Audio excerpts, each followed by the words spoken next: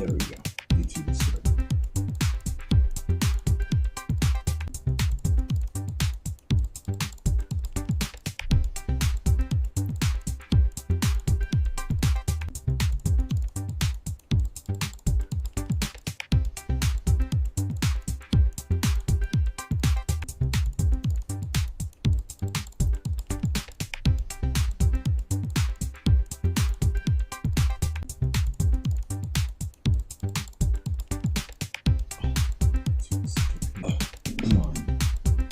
Come on, YouTube.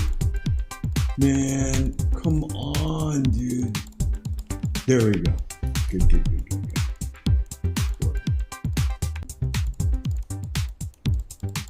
All right, let's go.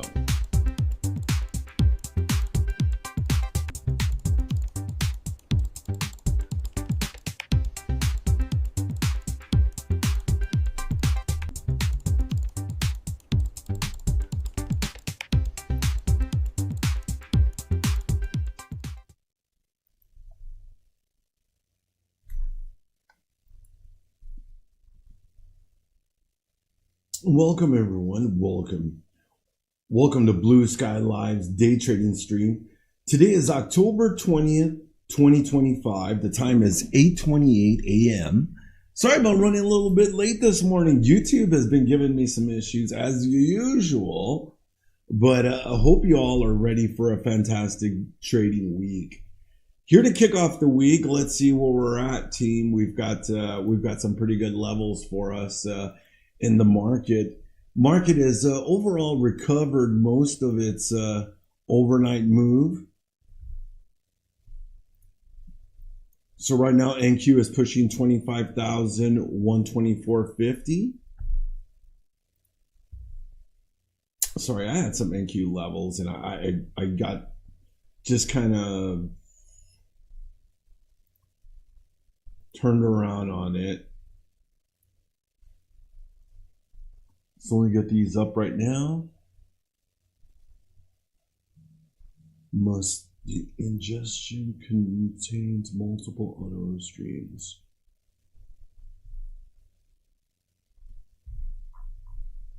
Okay, so I guess to start off our morning session, our NQ levels will be for a breakout on NQ, we want to break 25,195. First area of support below will be 24,350. Your overnight low is 24,511. If you expect NQ to break down here in the after hours session, then I would be looking for a breakdown of 24,212. And that should be your levels there for NASDAQ. Now, for our gold traders out there, they'll be trading gold this afternoon.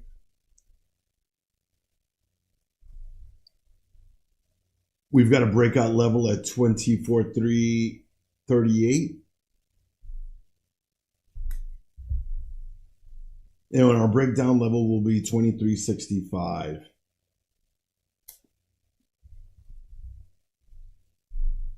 And ding, ding, ding, there is our bell, team. Good luck to you all in the trading day.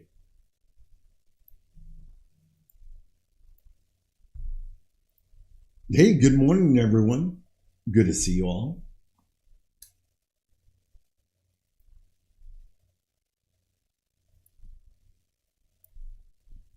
All right, let's see if I'll drop in the link to the YouTube stream for you all.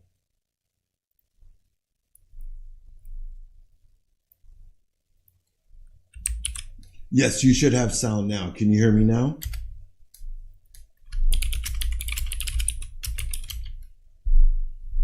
Yeah, you should be able to hear me there in Discord, guys.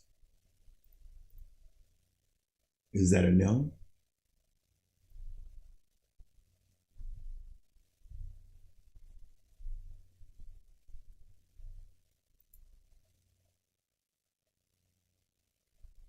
Yes. There is a Project X.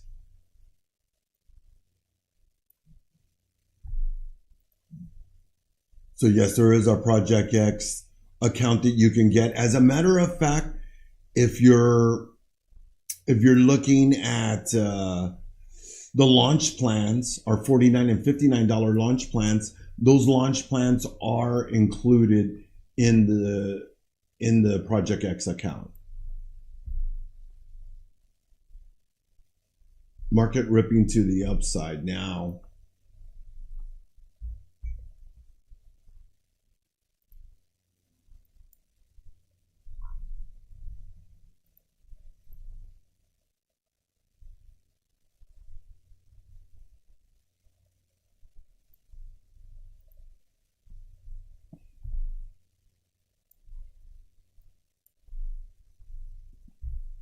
Let's see. Let's just make sure.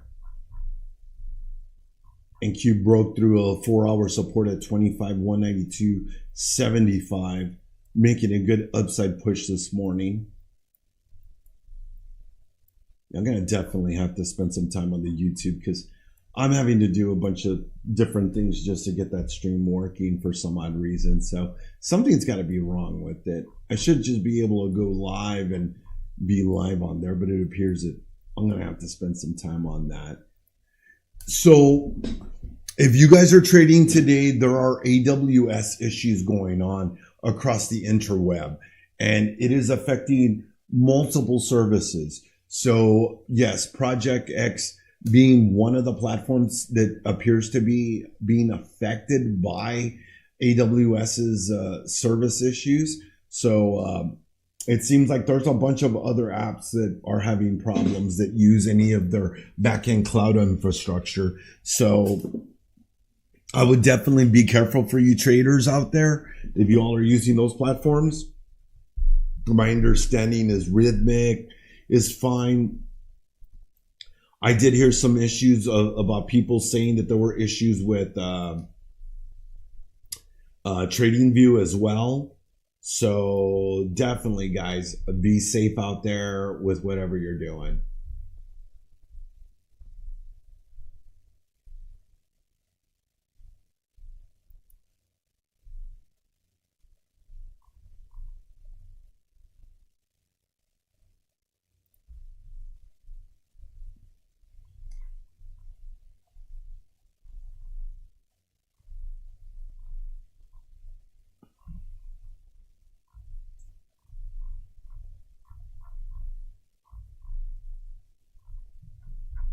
I have no idea. Whoa, the market. Yeah,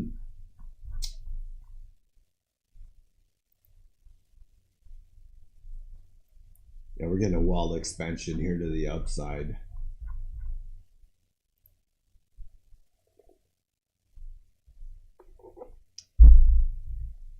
Did you guys see the move on gold on the overnight session?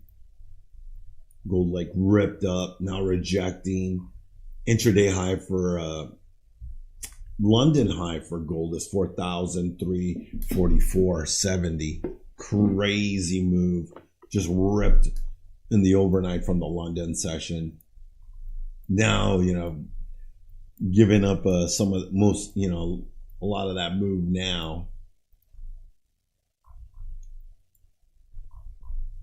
Yes, broke past Friday's orb high. That orb high was 6,738.75.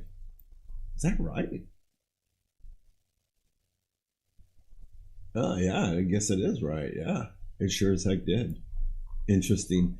Approaching a 4-hour resistance at 6,754.50.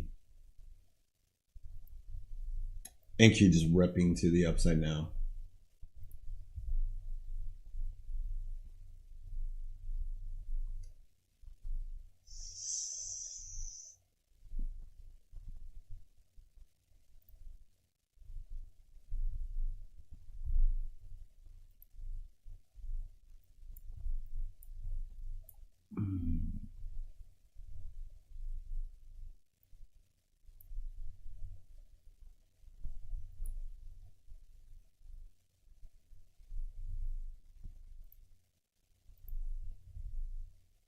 Wow.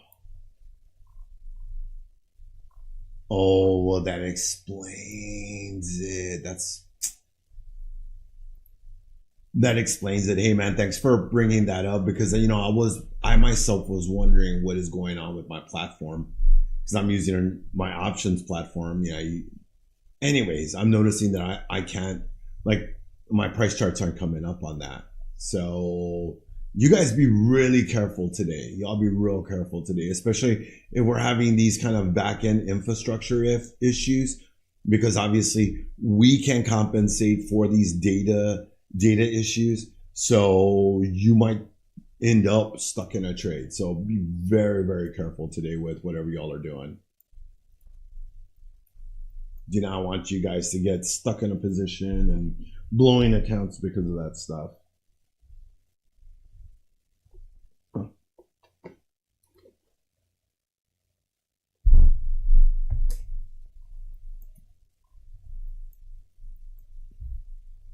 Let's take a look at what gold's doing. Gold is continuing to sell. Sheesh.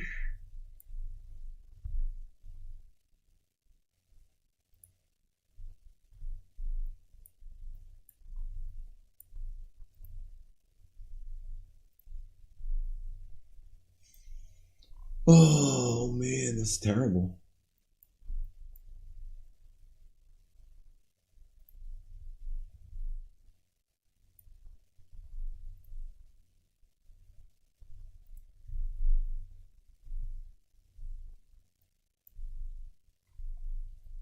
Yes, kind of running out of steam here.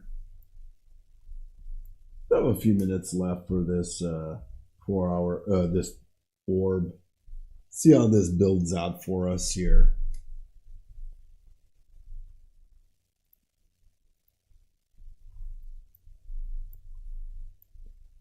Bitcoin looks like it wants to come in on itself. It's a nice strong move on NASDAQ. Still rejecting that 225 area. Let's see if it can penetrate past that.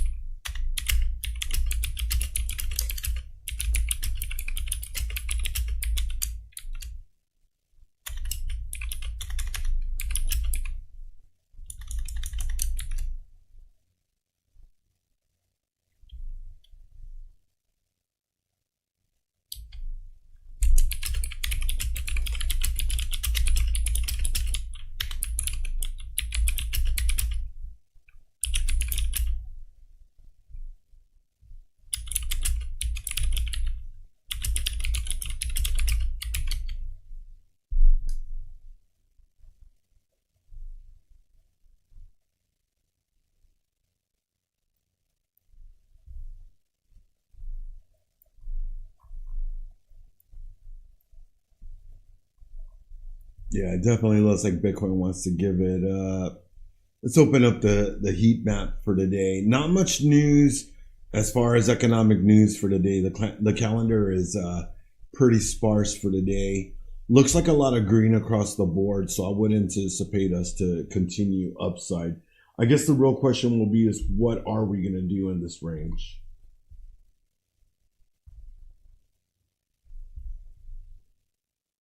Are we going to continue to just have a slow grind? Looks like gold is catching a bid. Oh, oh, oh, oh, oh.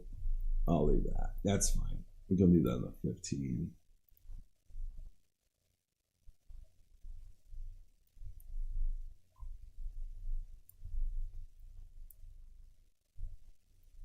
Looks like we're not getting much of a move here on NQ. Might be running out of steam here.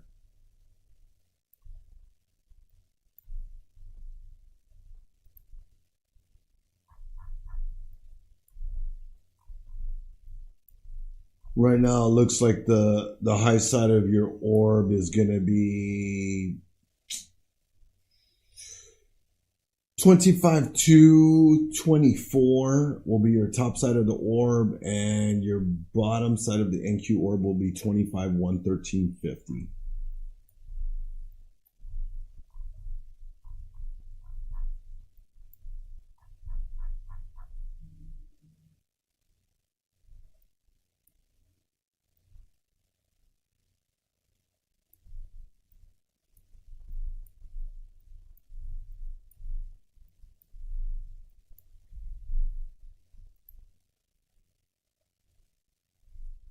Yep, that is correct.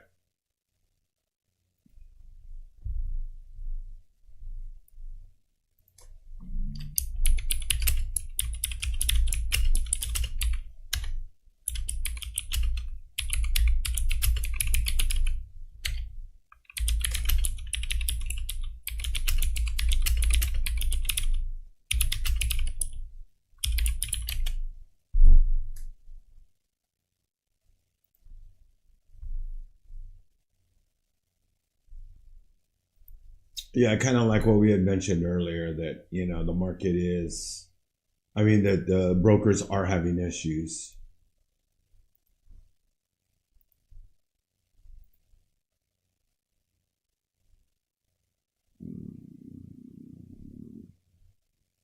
Saddle.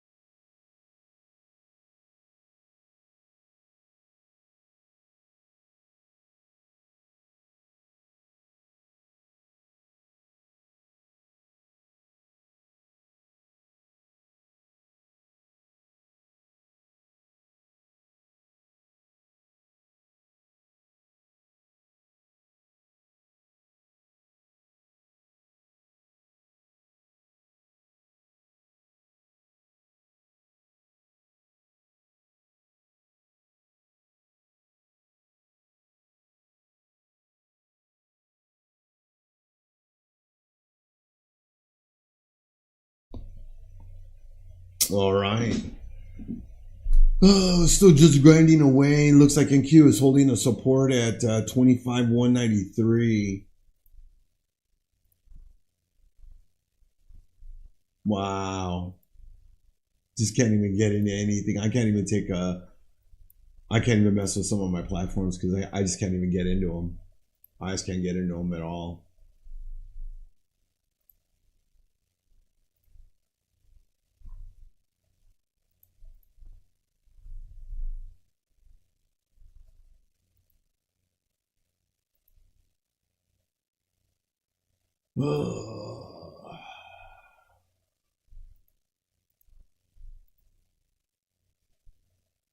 Sorry, team. I'm just kind of, wrangling through the platforms trying to see what I can figure out.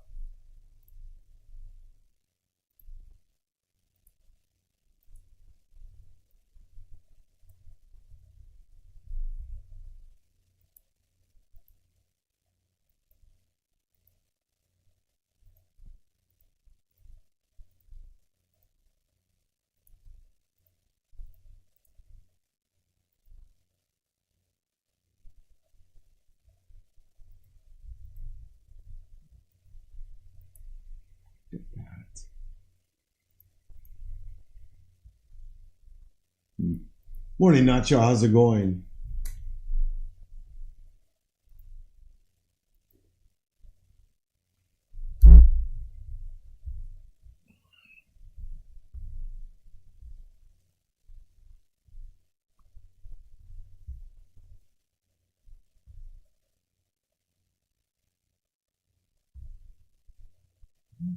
Oh my God. Build. Reopened. That's interesting. Man, I can't even get into my platforms. I can't even get into anything. This is this is frustrating.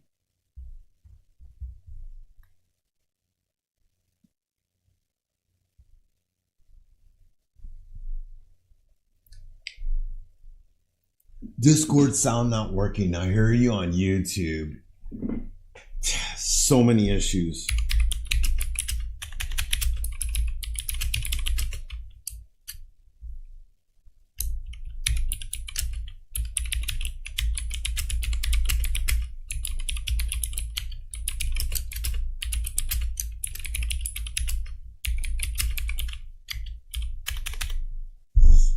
Yeah, I'm not really sure what is going on here.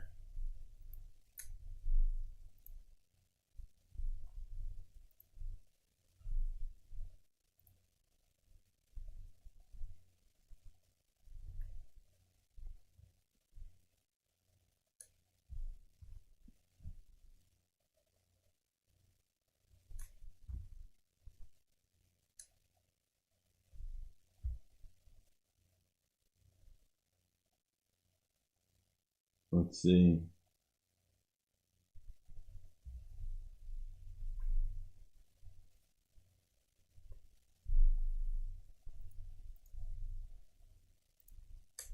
Maybe I should try to see if I can get in. Oh, man, this is...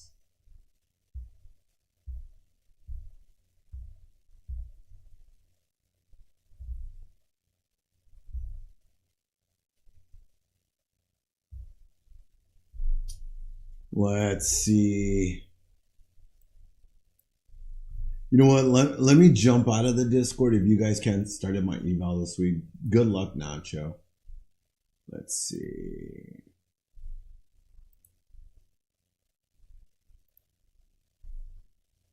All right, team. Can you all hear me in here now? All right, perfect. Let's see. Perfect. So you can hear me now. Fixed. Of course. Just like it always is here, right? Oh man, what a crazy day. What a crazy day. You guys be careful. If you guys haven't heard me, there are issues with AWS servers. Now I realize that YouTube has a 3-second delay. Man, you couldn't imagine what kind of hoops I have to jump through every day to get the YouTube stream running.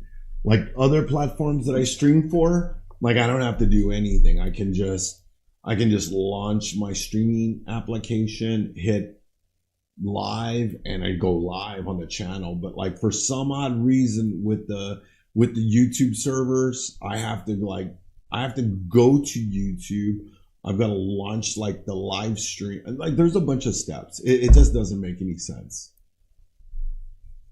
And then sometimes it just doesn't work all the time. Like I've got to toggle it a few times and then it catches it. And then it's like, oh, you want to stream? Yes, I would like to.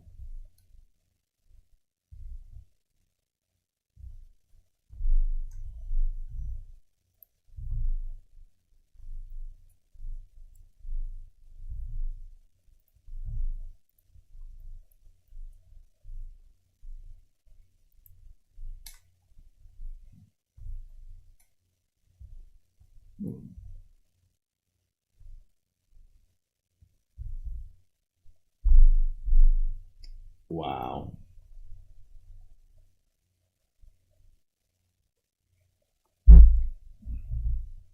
Yeah, you guys are gonna have to be very careful today because looks like with those AWS servers, you're gonna have platform issues throughout the day. I'm having platform issues. I can't log into a couple. So just to reiterate. Okay, market is overall green. We've got ES sitting at 6,750. It is 0.72% green for the day. We've got an NQ sitting at 25,222 and a quarter, green 0.95. Got Bitcoin green at 110. It is 2.19% green. Got gold at 4,333.20. It is 2.84% green. Crude oil at 56.69, down 0.8%. And silver at 51.17, it is positive 2.14%.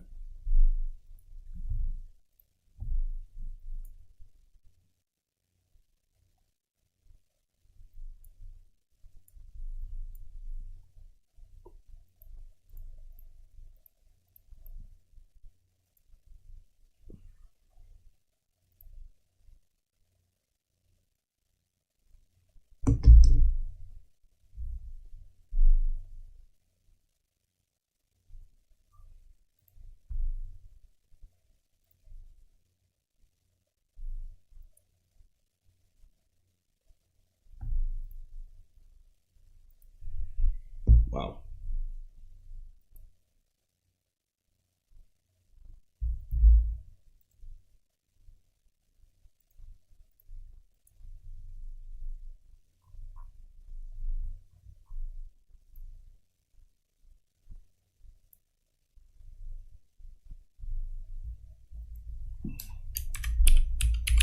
I wonder where that came from.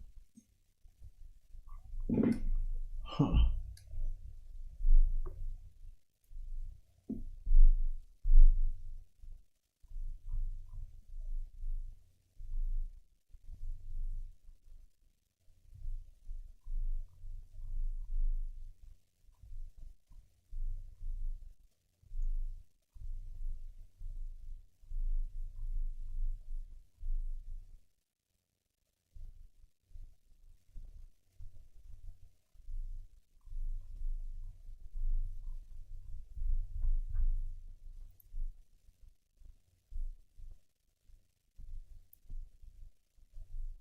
That's weird.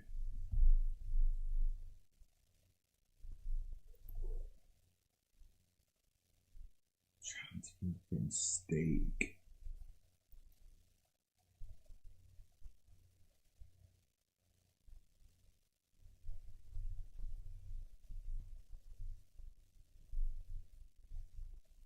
Hot wallet.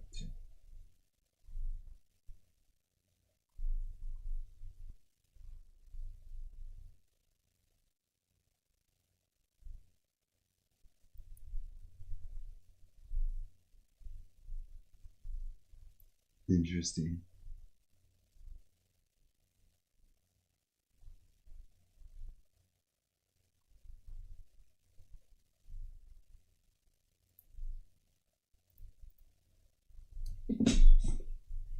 Hmm.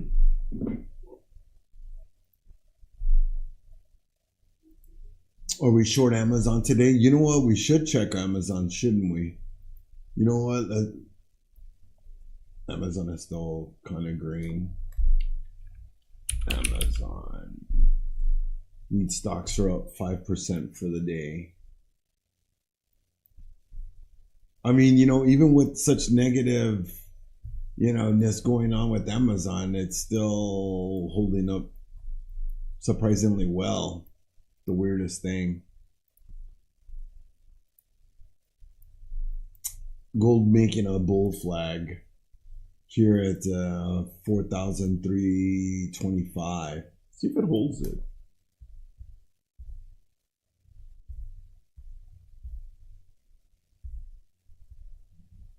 Oh. Wow.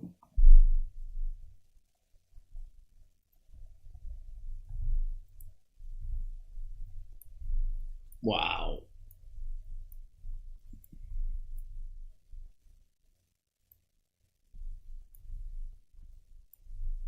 What?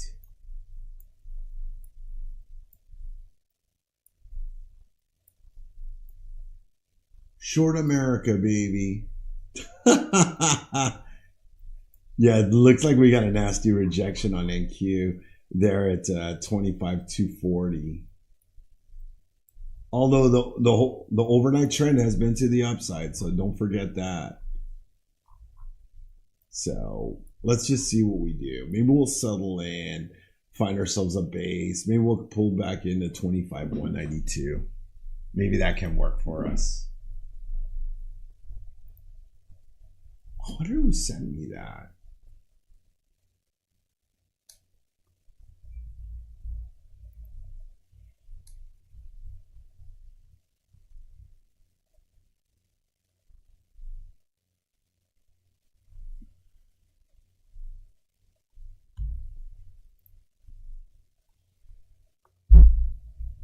Mm-mm-mm.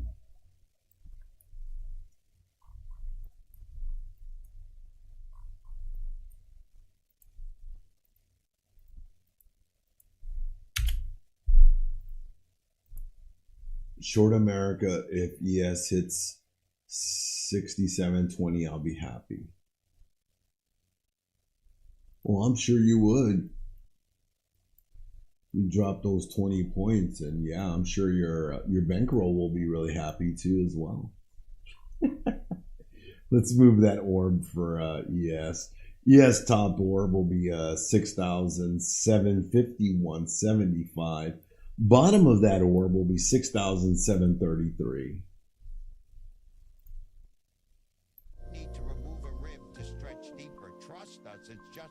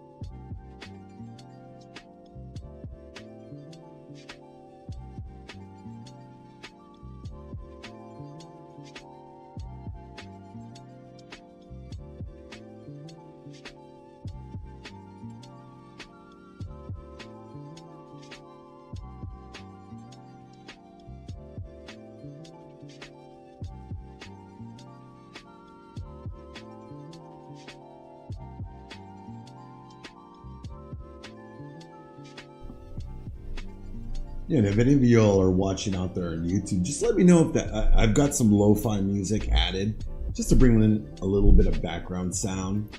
Yeah, I noticed that the normal stream was just a smidge too quiet, so hopefully that background sound will, help a little.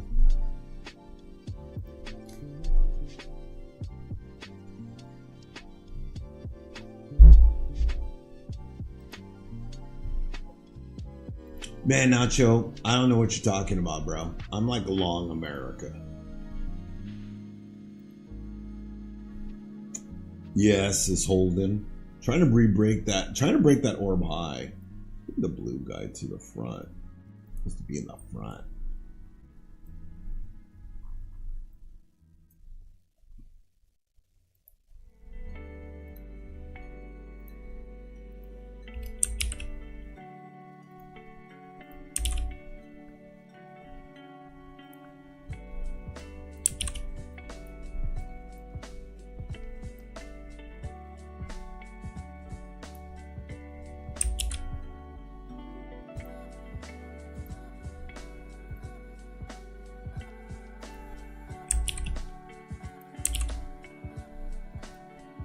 I actually took a long on Bitcoin on Saturday. Got lucky on it. I was trying to take it in my crypto account as well, but I ended up getting liquidated on my entry. My entry was nowhere near as good as this one. Went long at 6,736. Just took that one trade and then just been holding it. I've been holding it since. Earnings season. Yep, that is correct, sir. It is earnings season.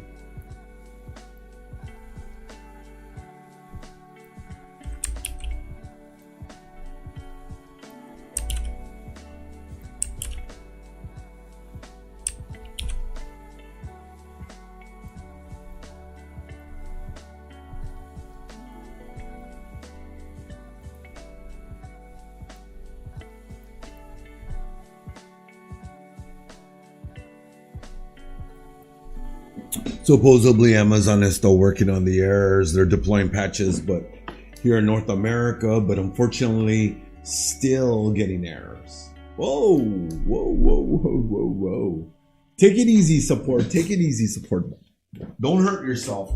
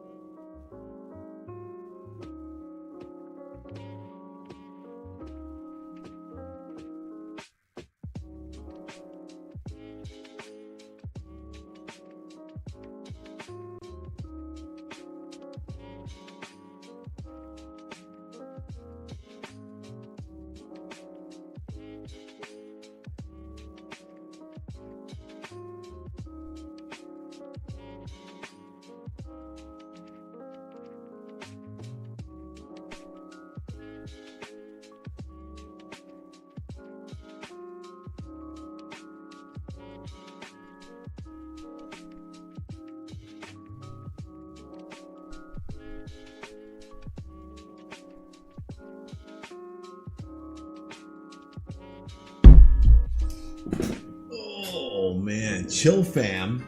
Oh, he just deleted it. Man, the bot got deleted. I tell you, man, it's tough here, man. It is tough here.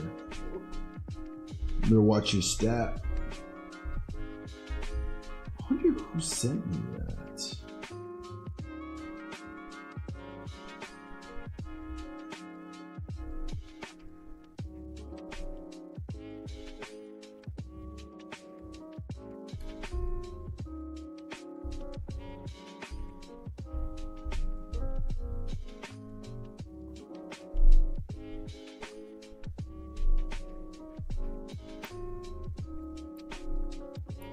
Well, we're going to get that next breakout level here on NQ.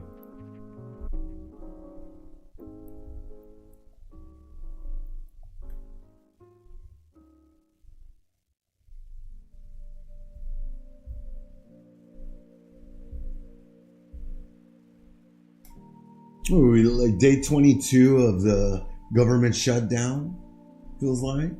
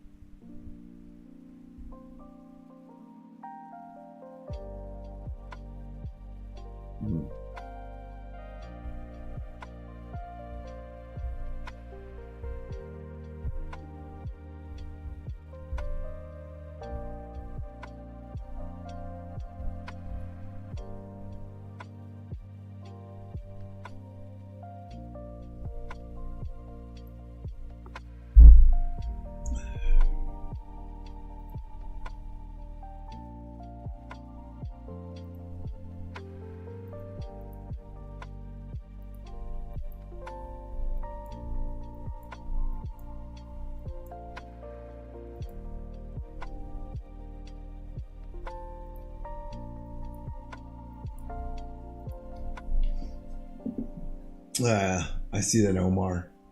It looks like the market wants to just rip, though. It looked like it's just, we got a big old bull flag right there. Yeah, we just formed that bull flag here into the opening session. I mean, I like that.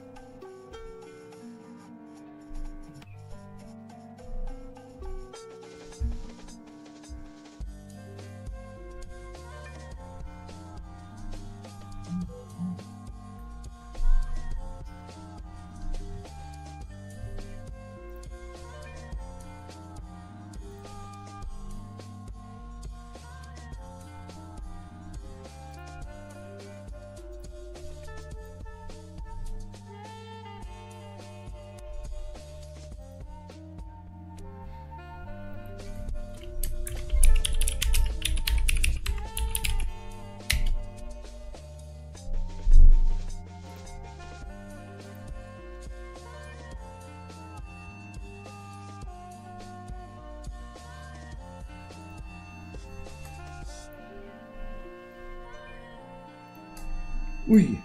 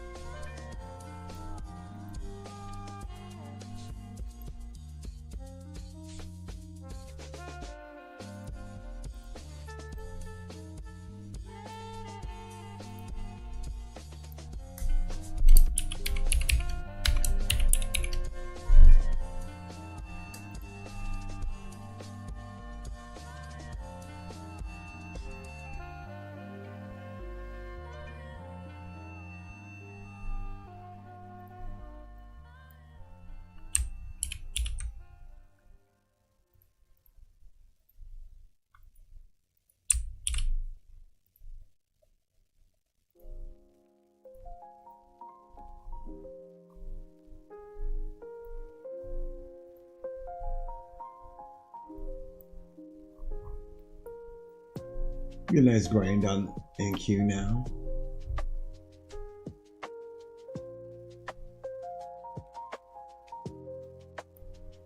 Yeah, I just got a post from from Weeble, as a matter of fact, and they're experiencing that as well. So yeah, it looks like it's ongoing. You know, you guys just, like I said, y'all be careful. If y'all are in any trades, please be careful. You know, last thing you want to do is blow an account because you can't manage the trade properly. And it seems like this might be one of those days that we might experience that. Yeah. NQ pushing 25,250. ES pushing 6,757 here in the morning session. Looks like we're getting a slow grind up to the upside. Nice recovery. You got previous week high on NQ or ES at 6,766. So got about a 10-point target to the upside on ES if you guys are bullish here in the morning session. Still looking for that upside. Good luck to y'all. NQ holding above my next 4-hour support at 25,244. We've got a range above. Our next resistance would be at 25,354. So I'll be keeping an eye out for that kind of target there for the intraday.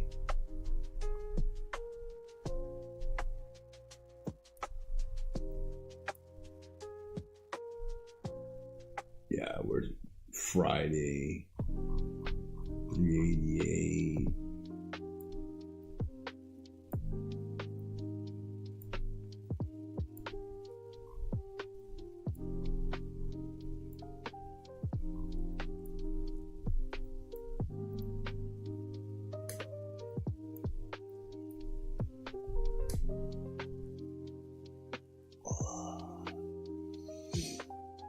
Good trade, RQ. Good trade.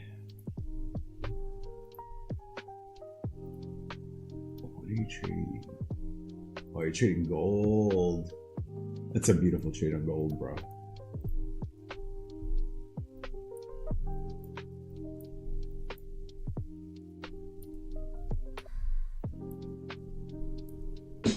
There's going to be a vote today for the government shutdown. So let's see what exactly comes to be.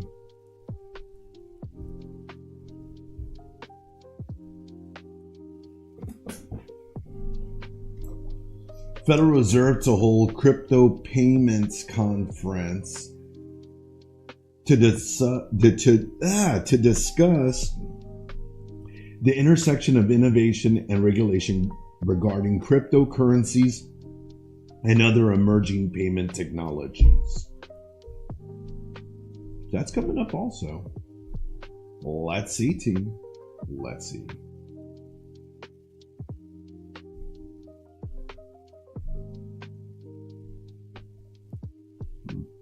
Interesting.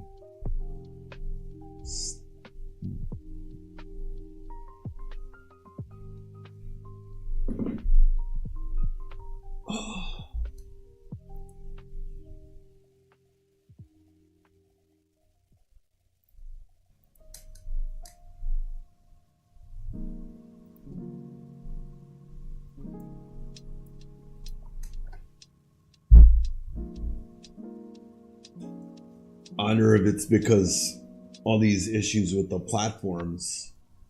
It's a beautiful day to be working in support. Oh my God, I'm so sorry, RQ. But you know what? Thank you, and thank you to the rest of our support staff. You know, don't forget, guys, if you guys are having problems with the platform issue, yes, there are AWS server issues that are outside of our control here at Blue Sky. But our support staff is working diligently with our vendors for updates and any related info to ensure you guys are able to trade. So we've got, support working on it hand on hand with our vendors, making sure that you traders are able to get back on those charts. But again, please be careful with your trades if you want to trade today. Wouldn't necessarily recommend trading with the way the infrastructures are kind of just having network issues. I would definitely recommend against trading today, but hey, you know what? Scared money don't make money, right?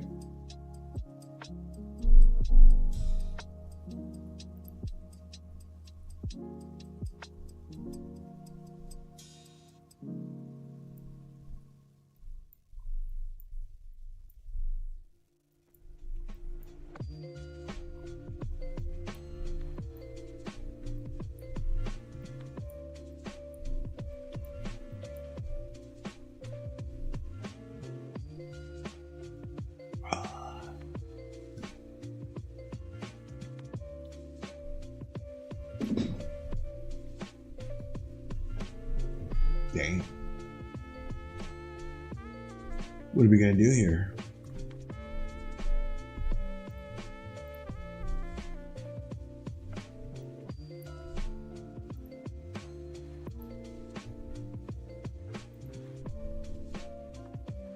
You got to pay to play. That's right. You do.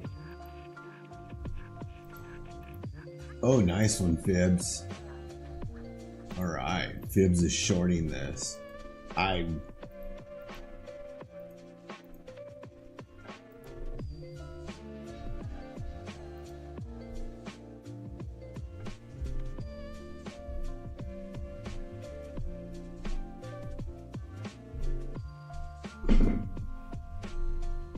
Fibs shorts America. Yeah, it looks like Fibs is shorting America.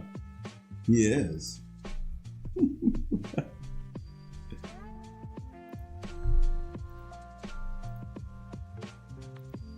And I am still hearing news related to AWS's server issues. So it just seems like people just,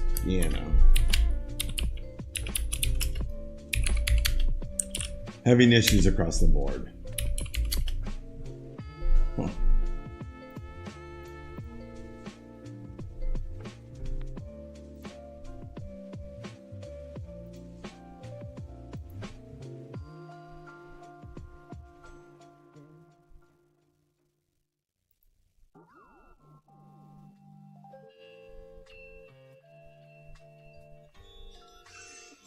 Hmm.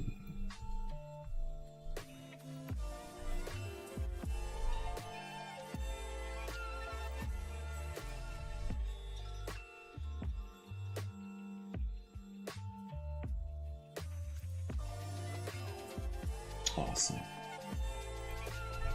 Oof. Is that Sal? Dang, dang, dang, dang, dang, dang.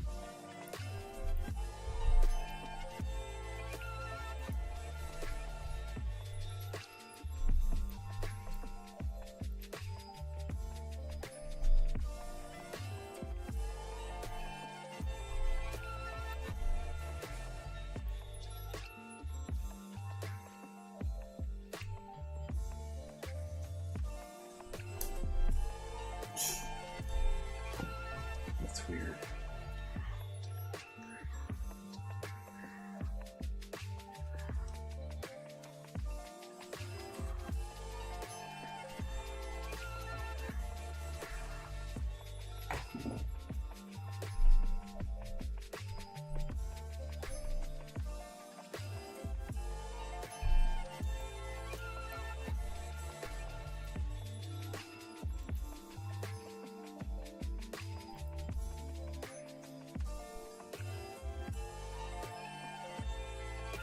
Nice virus flat now. Yeah, we're just. It looks like those AWS servers are really just affecting so many services right now across the board. Like I said, you guys be careful if y'all are in any trades, because can't guarantee whether or not you'll be able to manage the trades. I can't guarantee whether you'll be able to enter or exit a trade. So definitely be safe, guys. Definitely be safe. It's a rough. Yeah. Last thing you need to be doing is having a bad day trading and then can't even log into your platform. So yeah, if you guys got other stuff to do, I would definitely probably work on that for the time being until, some of this, some of these Amazon server issues are resolved.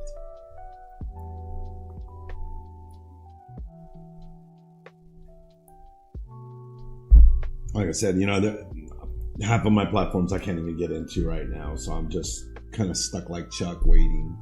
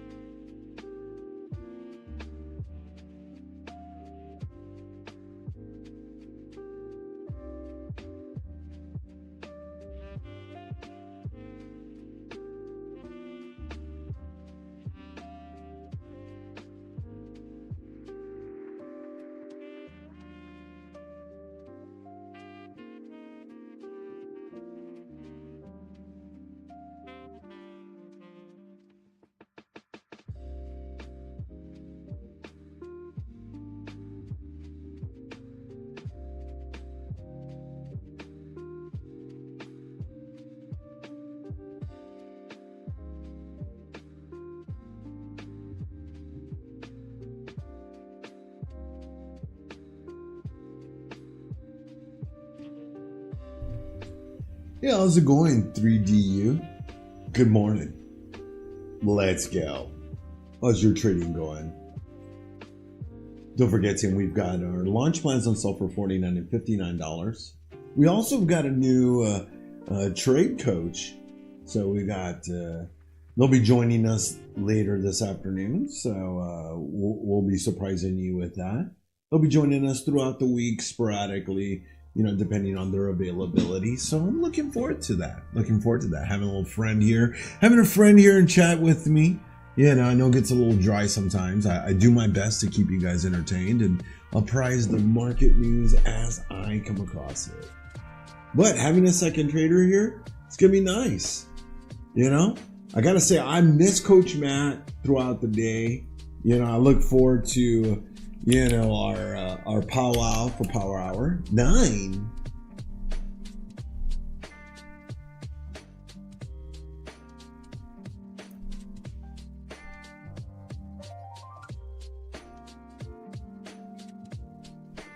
So, White House senior advisor has it. I think the shutdown is likely to end sometimes this week.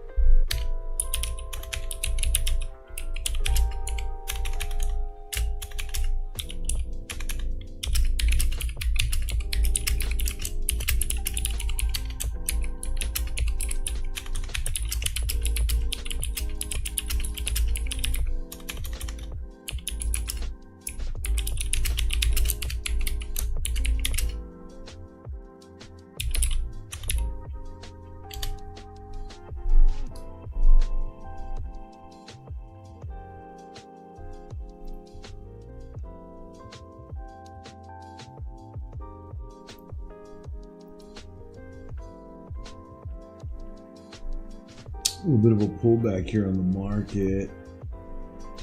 A little bit of a rejection at 25,322.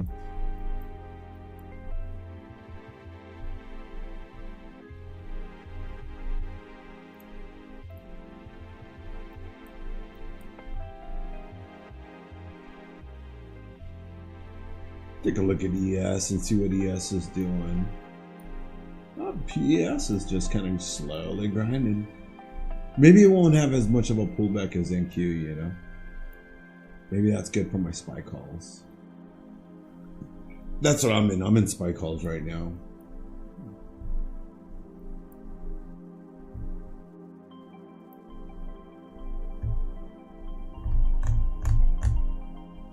This thing, I swear. I can't even do anything. Platform is just... Can't even get to the trade.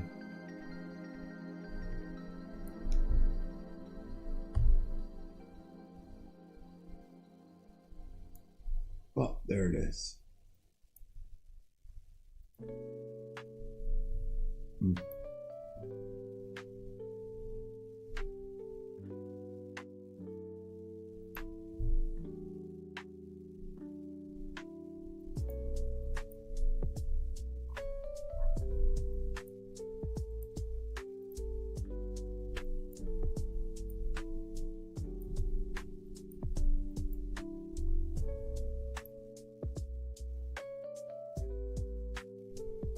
All right. We're 5 seconds away from the top of the hour. That leaves us 30 more minutes left on London's Power Hour. That's right. Our friends across the pond will be closing their positions for the end of their trading day. And that will leave us North American traders to the market. It also puts us an hour away from New York lunch too. So don't forget. Let's see how this volume on the market just continues to kind of work for us. Any of you other traders still having platform issues out there in chat, either on YouTube or on Discord?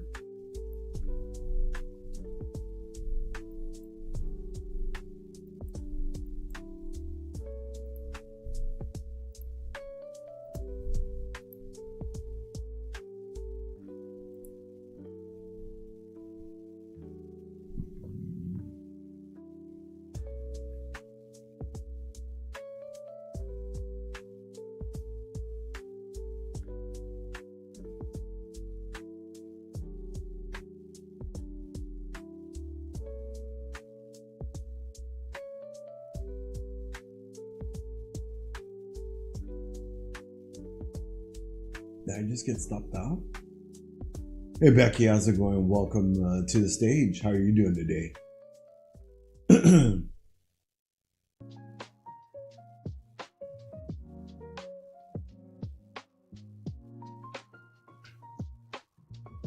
Hey Becky, how's it going? Welcome to the stage. How's your morning going so far?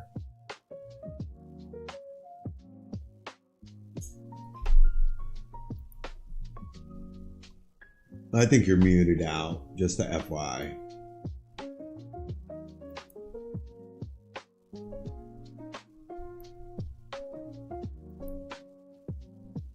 Oh yeah, Nacho, your platform isn't making you money. Shh, I tell you, bro. I'm still in this trade. I got my stop.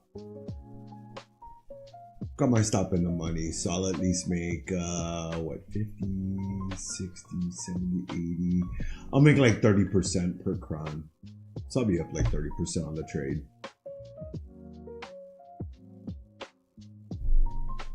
I think it's got enough room though, that it can breathe. We'll see though.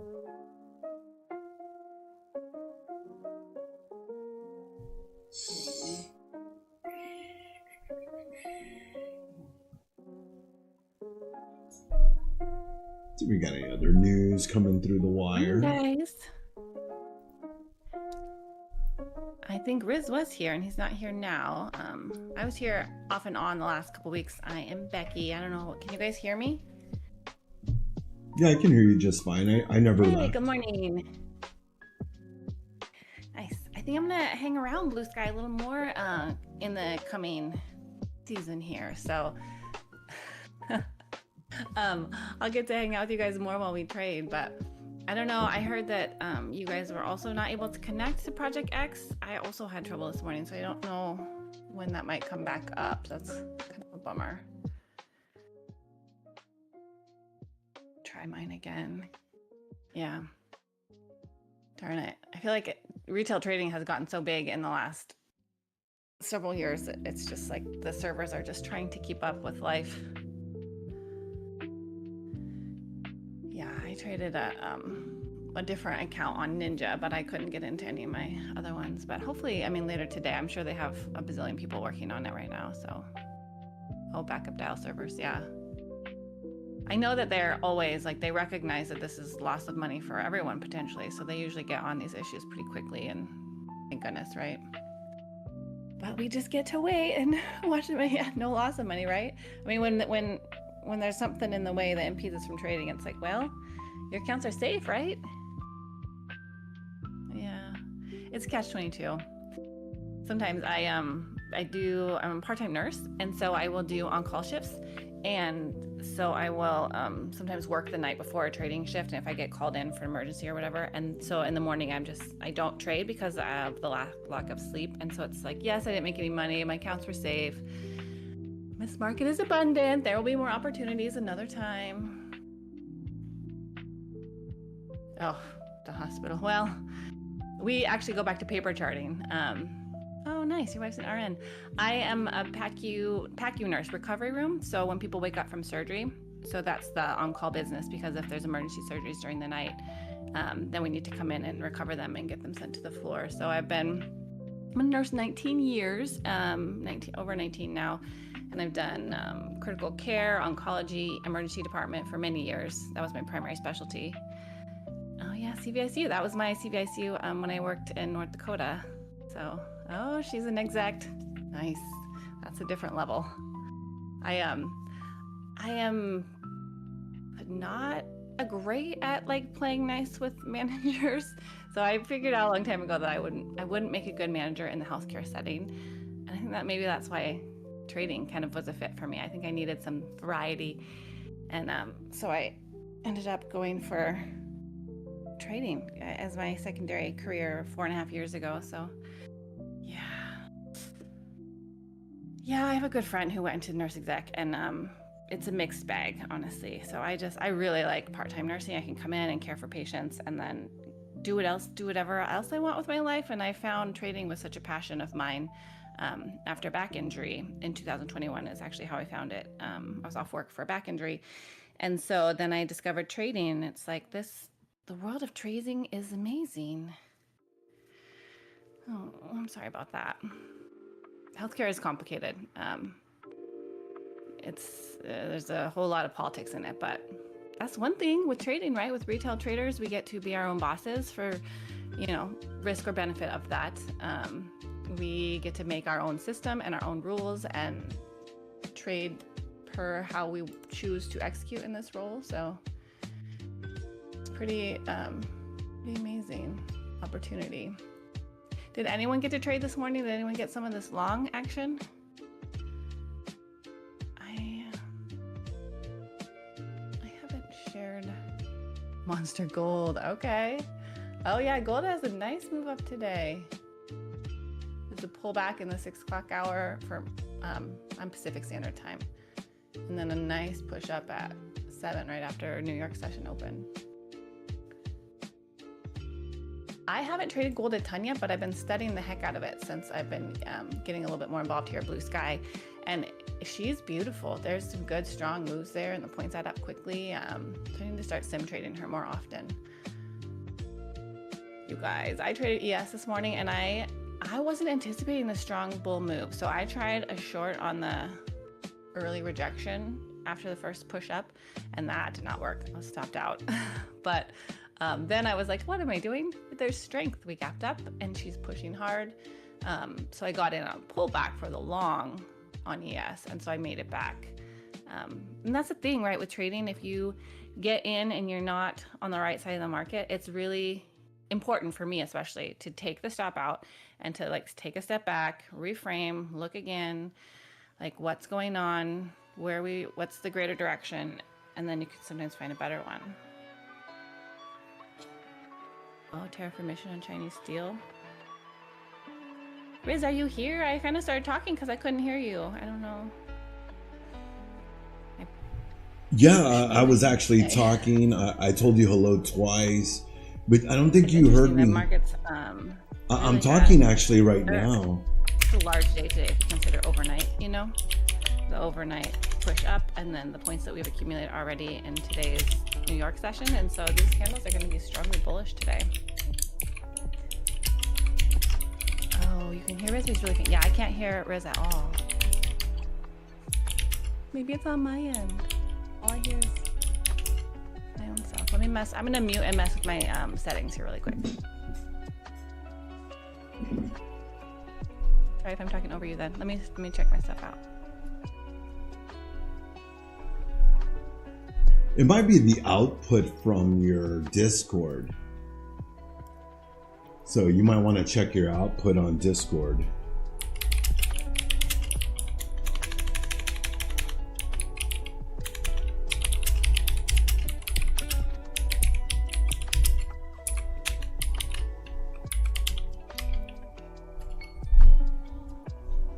Hey Becky, are you able to hear me now? I muted out so you can speak, If you want to chit chat, you're more than welcome to take the stage.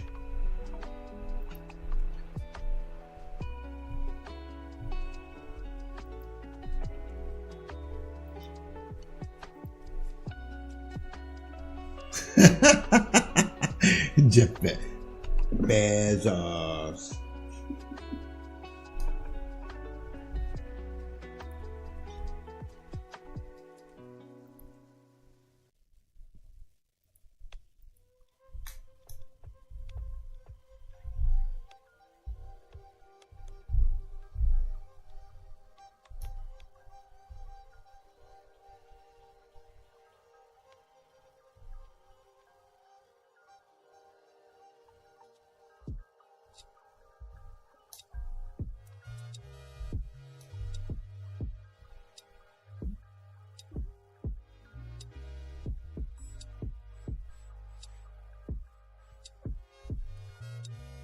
Can you hear me now?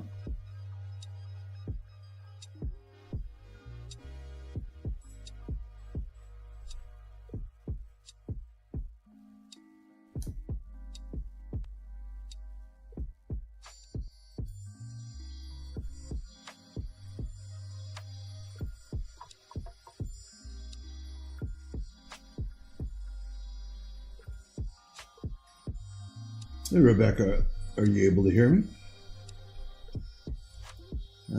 Let's see here. Yeah, I guess it really depends on what your output is. Yeah, I mean, if you have it out to your monitor, I don't know if you can get sound from there, if you use a headset or what you use for speakers.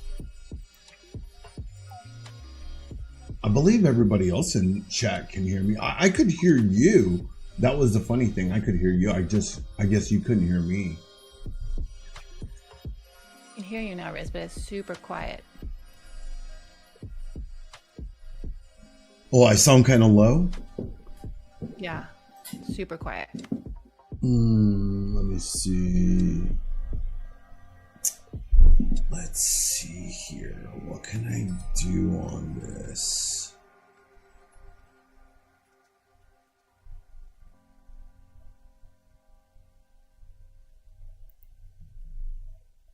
I just got stopped out on my lawn.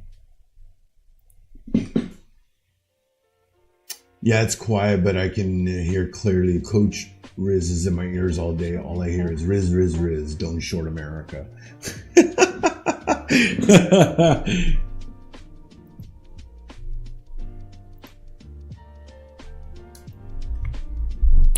Sorry if I was talking over you, Riz. I don't know what the deal was with my audio. I guess I gotta go lock that in and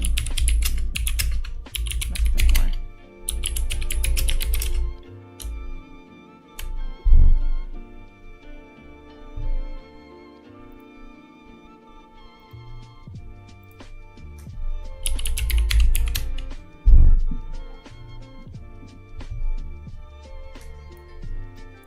We're 13 minutes after the top of the hour. Probably get a little bit of selling just because of us going into the close of London.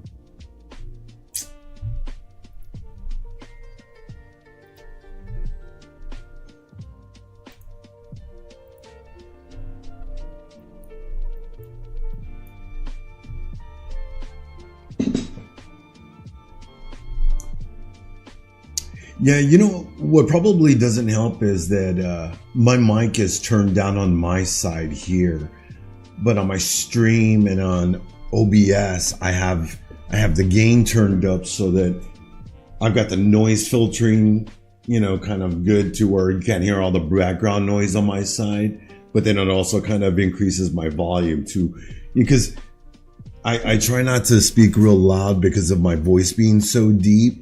And my voice carries in the whole house. And then if I speak too loud, it sounds like I'm yelling. You know, it sounds like I'm losing my mind. And I hate to sound like that because I'm not, you know, and, you know, I've become kind of self-conscious of that now. Don't yell at us, Riz. That's funny. Exactly. That's exactly what it is. Don't yell at me.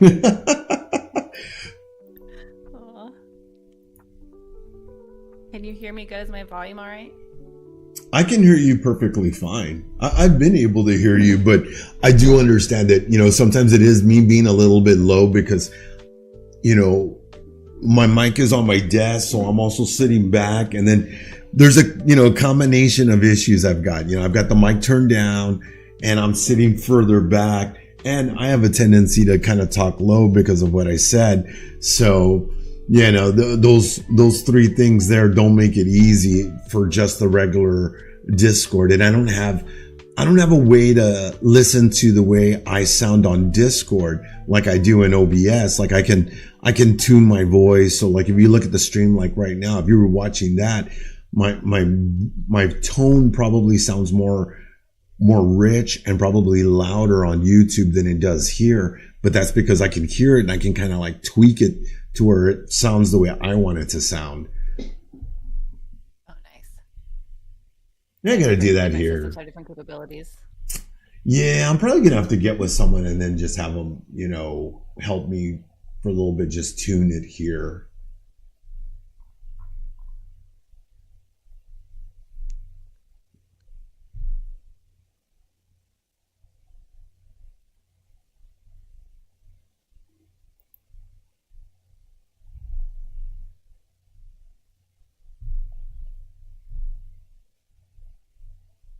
Let's see if this sounds better. Wait, no, that's. Oh, let's see here.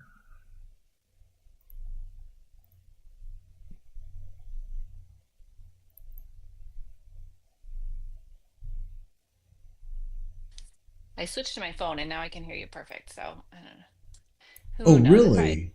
yeah, it could be like maybe my speaker on my, but the speakers on my computer are subpar. I need to upgrade there. I don't know. That's the strangest thing, I tell you. It's always something, isn't it? Seriously. I feel like I got so used to like got my system all set up for the podcast episodes, and so I just like turn it on and I expect it to work, but nothing's ever perfect. No, it never is. I run into that problem with my YouTube streams that I actually have to go to the YouTube studio and have to sit on the live screen and I got to toggle on and off to go live. So I'll leave like the Roku stream on, but I have to toggle the YouTube for it to engage it. And it doesn't always do it the first time. It's random. Sometimes it can be the third switch. Today it took a few tries for me to finally get it. So like sometimes I'm actually fiddling with that. I actually start my day pretty early. Today I was up about an hour and a half, early. So I woke up at well, it was a little after 6 a.m. Yeah, it was like 6:30, maybe 2 hours before market open. Yeah, it was up like 2 hours early this morning. So, and usually start off early. I get my levels, I get my quote for the day and all that good stuff. Start getting on socials. And yeah, but my roadblock is always YouTube. And and I hate to start it sooner because as it is, I try to start 15 minutes before, and it always ends up that it takes me about 5 minutes to finally get that YouTube stream up specifically. The rest of the streams go up like quick, no problem. But that one, that one just, It's a troublemaker. yep. Yeah, it's a troublemaker.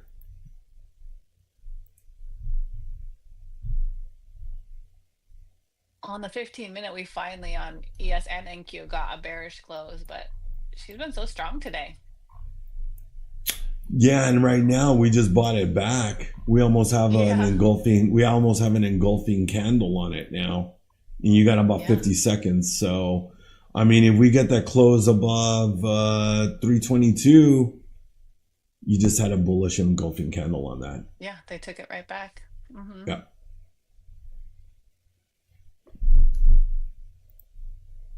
Yeah, this is so far, it's the trending day of little pullbacks and then pushes and breaks to new levels.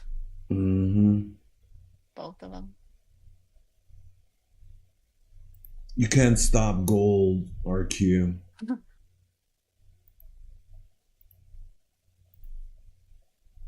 Yeah, it looks like at New York Open, there was a little pullback on gold for a half an hour and then boom. Yup. Bulls were there. Stop, no, and don't. Hmm.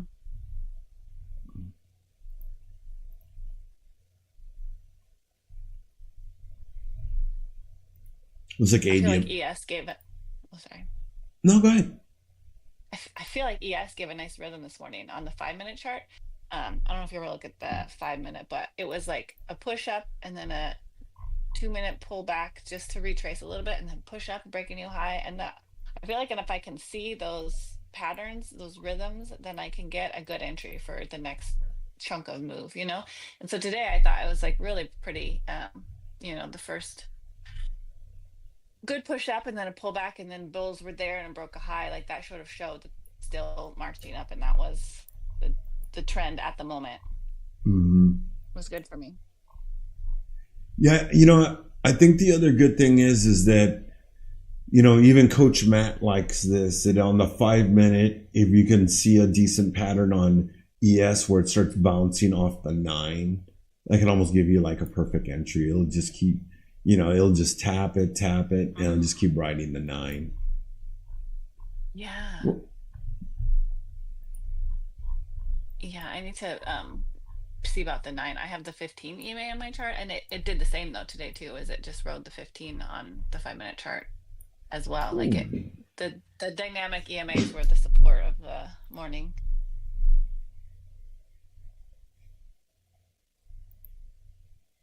Nice and easy, right? Yeah.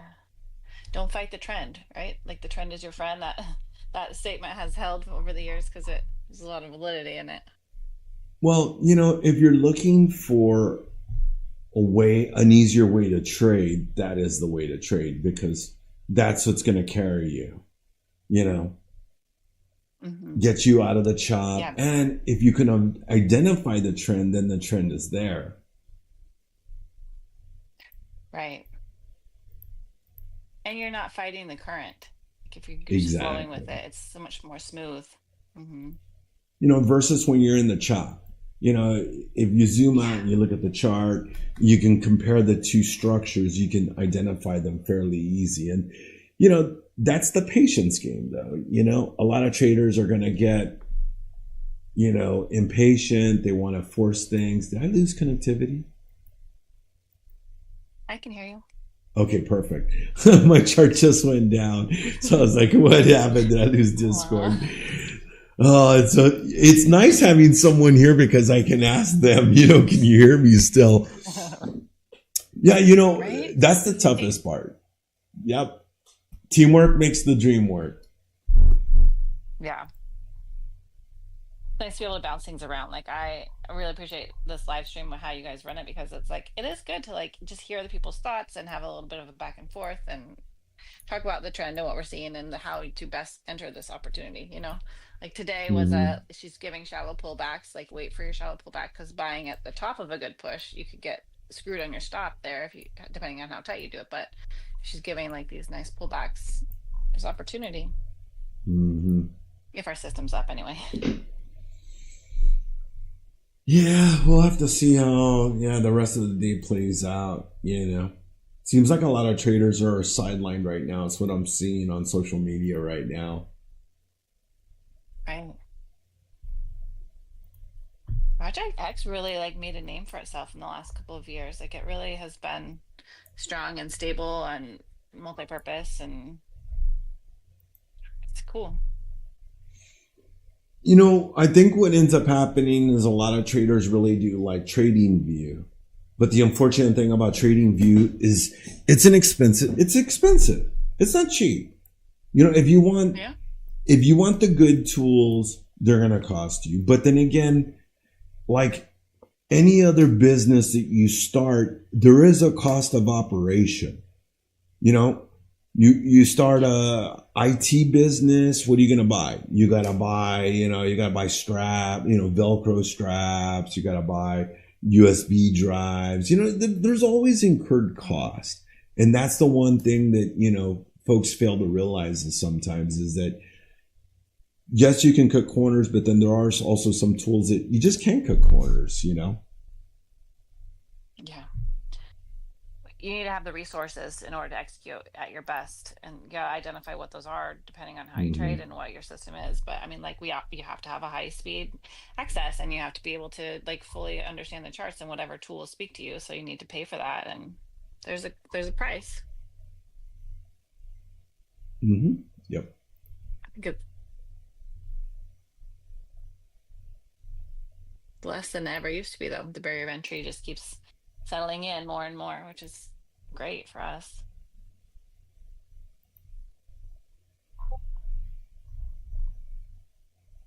Oh, I can't even get the rest of my. Can I get my Gmail? I don't even think I can get my Gmail.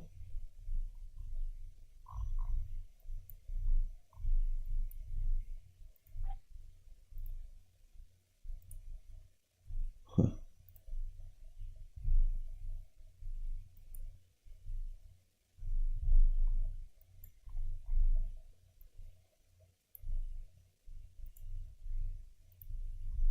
Yeah, There, just there got was another an. alert that the AWS outage is continuing. Oh yeah, yeah. It almost seems like it's getting worse. Yeah, I can It's see the definitely not. status.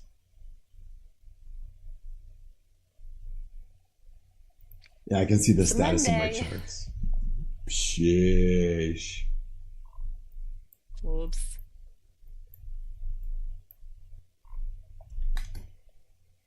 No, other times I don't have a rhythmic account. I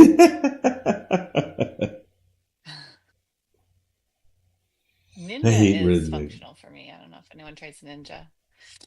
Yeah, Rhythmic is special. Well, that's the data connection for Ninja. So if you're using Ninja, then you're on Rhythmic's data feed. And I think it's so old Yeah, Rhythmic has. school. Mhm. I'm sorry, go ahead. Oh, they've definitely had a lot of issues over the years. Like, I mean, I've been trading with Rhythmic for years now, and there's been times where they're out for the whole day too. I mean, they're far from a flawless system for sure. Yeah, yeah, for sure. I agree with you on that. I've had instances that I remember that too when I was first getting into trading, that they would have just outages, you know. And I think that was just where they were getting overwhelmed because around that time there was a lot of traders starting to move into futures, and I don't think they were as prepared for it as you know what they got attacked with, you know, new signups and stuff. So Yeah. I remember the outages, you know, especially like on news days they'd go out and stuff like on FOMC and stuff. Mhm. The higher volume they couldn't maintain. Exactly. The high volume days, they would crash. Yeah. Yeah, half my stuff is just going down now.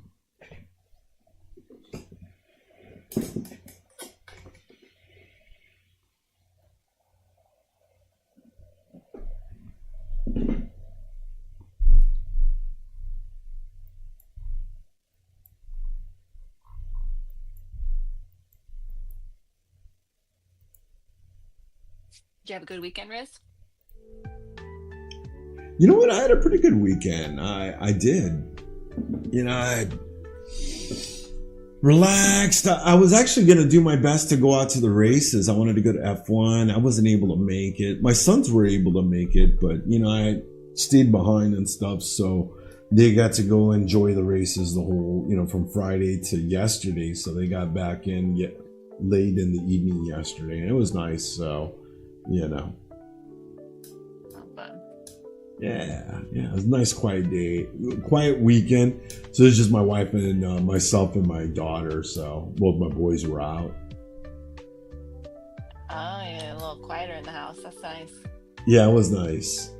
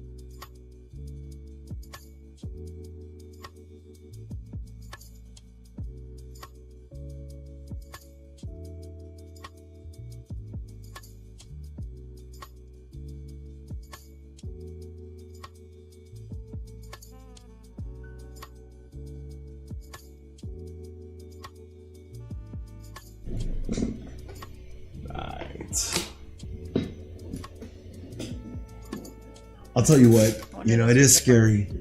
I'm sorry. Go ahead.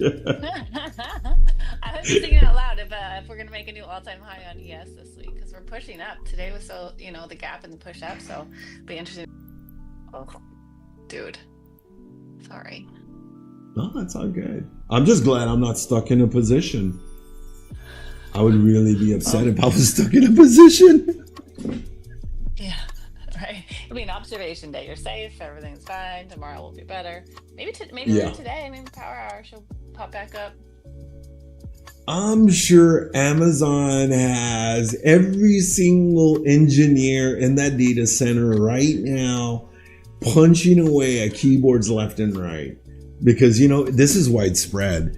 This is very, very widespread. It's not even just isolated at brokerages or trading platforms. I mean, you have a bunch of just different programs. Gmail's down. I mean, it's pretty big, Yeah. Yeah, I think they get on this type of stuff if it's widespread. I mean, that was my first thing this morning. It's like, why the heck won't these load? And then I also looked and other people were reporting it. So you're right. I'm sure they have everyone on it.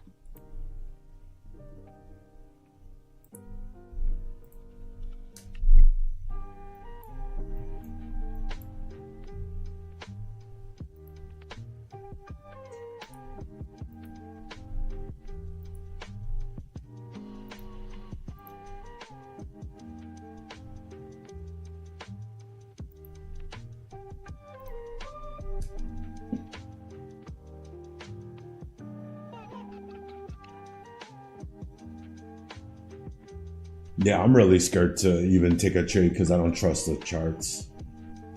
With the data and it being a wishy-washy connection. Right.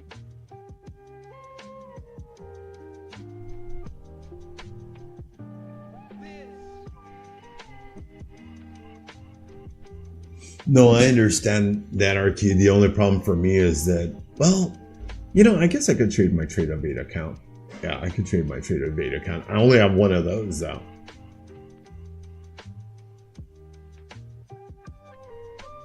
My other two raw accounts are fine. No, the trading view issue is related to AWS because that's what they use on the backside.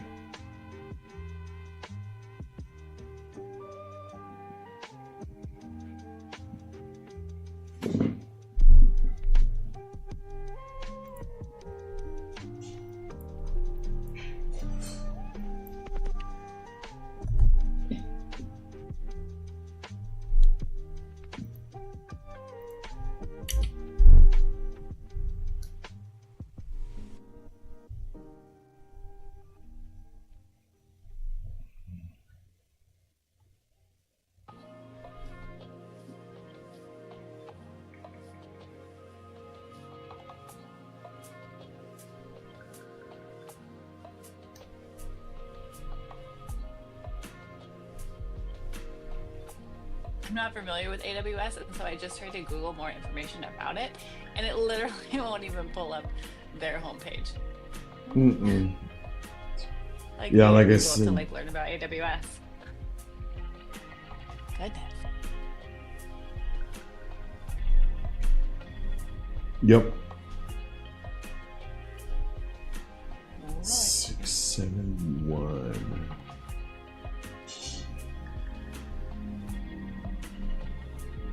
I got stopped out on my entry.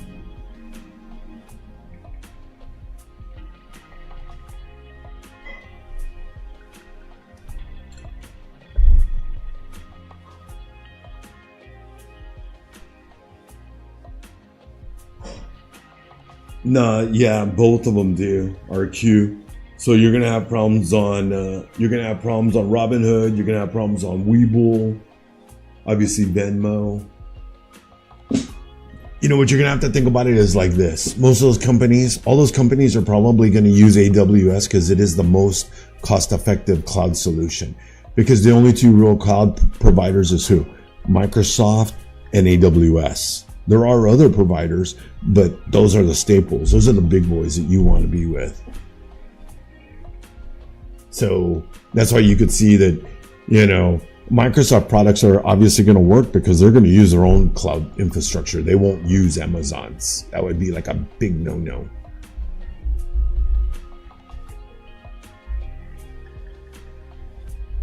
Yeah, so that's why you'll see a lot of, all those other vendors going down like that. Venmo, Cash App, you can only imagine all of them use AWS.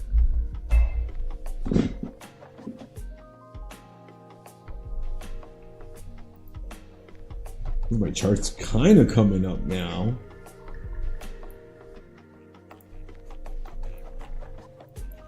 Doesn't know how accurate the price is though. My NQ chart hasn't loaded up.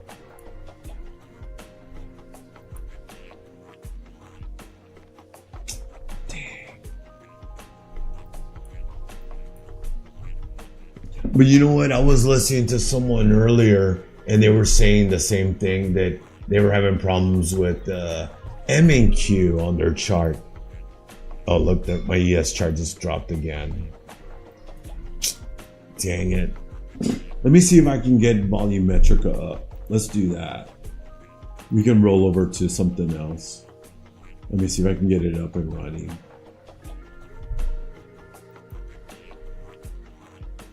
Yeah, that's exactly what I saw another friend of mine that I was in a chat group with this morning. He was saying, I wasn't trading just yet, and the candles weren't forming on the chart. He was in the trade and the price was moving, but there was no actual candle on the chart for him to see. Oh my gosh, that's so stressful. Like, just let me out. I'm done. We'll pretend it's Sunday. Yeah, that's why I said early on, I was like, if it's going to be like this, probably best to stay sidelined. You're just going to incur a lot of risk. Where's the reset button? Help. Let me out. Oh my God. Yeah. This is the world, retail trading. There's a lot of factors.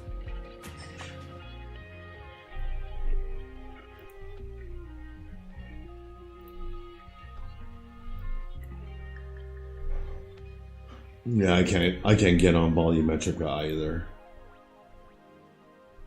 I wonder if they use AWS also. Maybe I can get a Rhythmic account. Let me talk to Teams and see if I can get hooked up with a Rhythmic account real quick.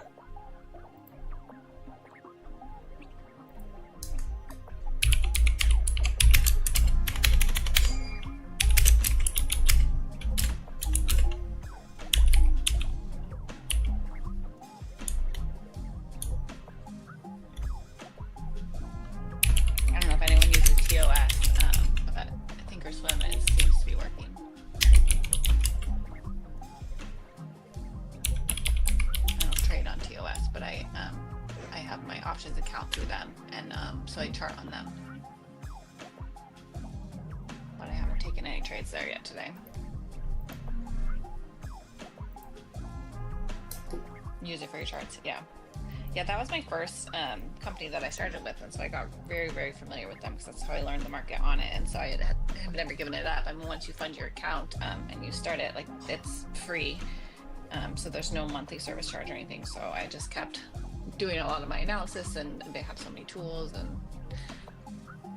like wild how in trading you start learning on one thing and you pivot and people introduce you to different products. Like I have a trading view account, of course, and it just sort of expands. You try different things and figure out what works for you, and certain things you keep and certain things you let die. But TOS has been a consistent one for me, because it was my first. Back in a second. Okay.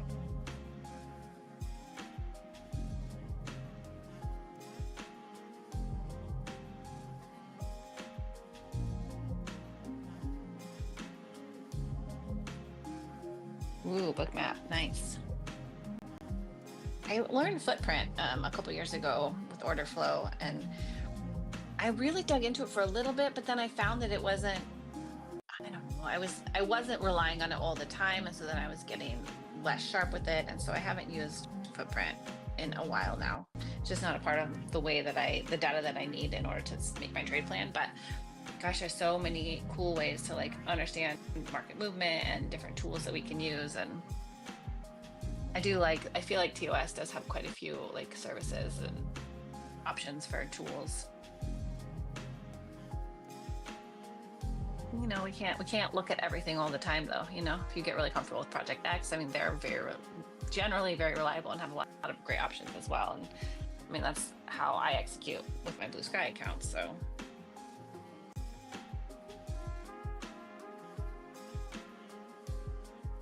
I view volume areas, and so I use that tool on Thinkorswim to see like, the volume and value migration. So again, different tools.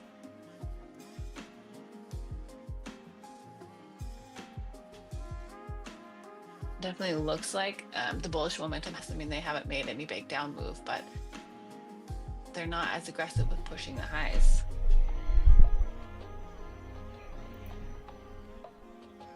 Clock Tower.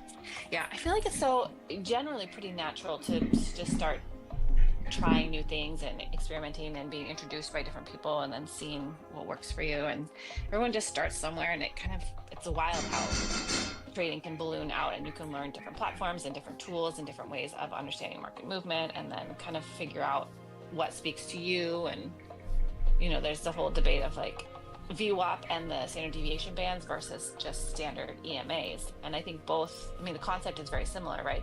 It's a dynamic band that is showing, are we holding supportive above or are we holding below? And so it's just different ways of, for me, how I see it is different ways of like just gauging the movement of the market. And if we're holding at or above a level or breaking it and sliding down. So I think just, you know, start putting stuff on your charts and then study them and watch how they move and figure out if it's an edge that works for you or not, and then kind of refine from there. It's so cool how we can like really make trading our own and play on strategies and learn from different mentors and grow. The unique opportunity.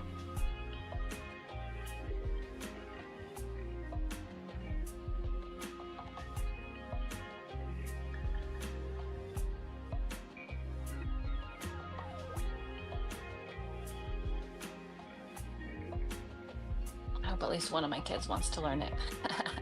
I feel like it's not for every personality. I have 3 boys that are young still, so TBD on what they're going to be when they grow up, but start showing them different tricks too.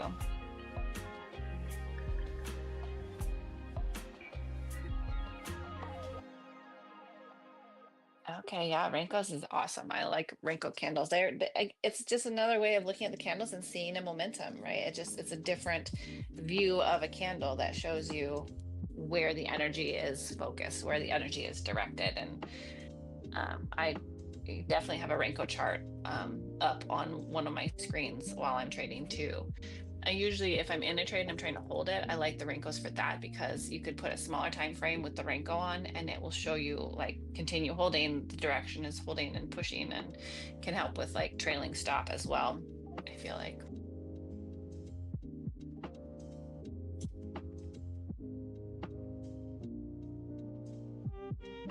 Right now on the Renkos, it's on the 5-minute Renkos, there's a lot of wicks on both ends, right? There's a lot of indecision, and that could be a factor of like traders are just not here, like they're experiencing different outages, and like Riz was saying, you know, this is not ideal conditions to be executing and to be risking our capital in our accounts, because if you can't trust the system and that it's going to hold, like call it a day, you know, go for a walk, go handle some chores, do a hobby. I mean, I would love to be engulfed in the trading world all day, but I mean, if it's not going to be a reliable setup, maybe that has something to do with how volume has dried up and the price hasn't moved a lot in the last hour.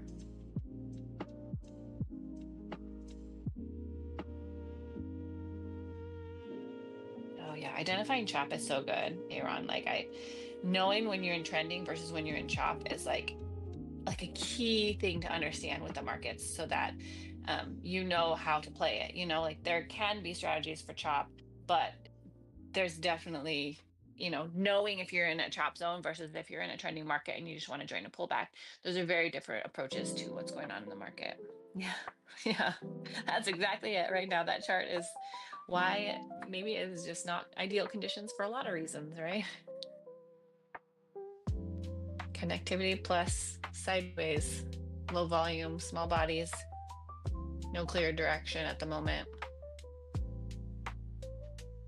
Makes me wonder if this bullish trend has reached its apex for the day. I mean, the day is still young, but she's definitely flagging out at least. With this flag, I mean, you could, as it develops, draw, lines around it to see the containment of this consolidation and then where she wants to break at some point. But I mean, all the connective issues, it could just be this day's just going to fizzle out and traders are moving on from trading because they're frustrated with the infrastructure issues. Yep. 13 minutes from the top of the hour. So yeah, we're coming into New York lunch. Or, I'm sorry, New York lunch. What am I talking about? Well, yeah, right? Yeah, New York lunch. Yeah, I think so. Yeah. With the way the action has been and all these other issues, it's got me all kind of like topsy-turvy because my normal is not the normal, Right. Everything's not functioning right. Like you said, what you said couldn't be more true.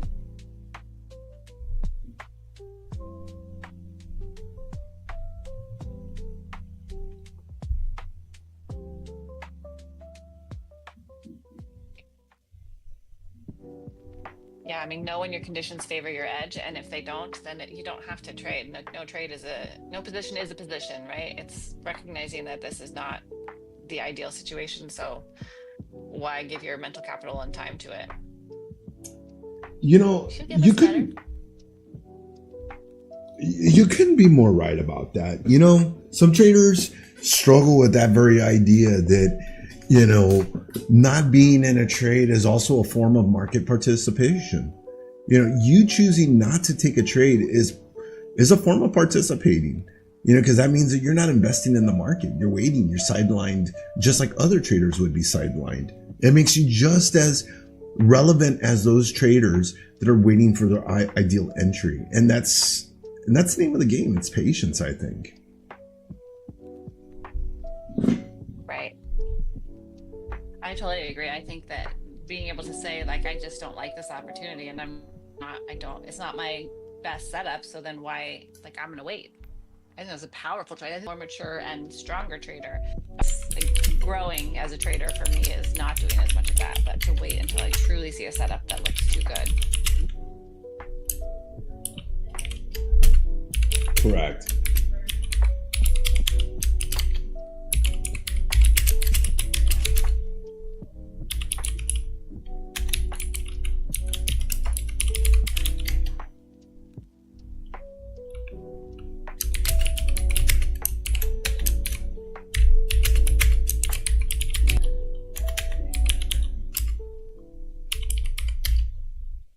People in my other group are DMing me. What's going on? Why is nothing working today?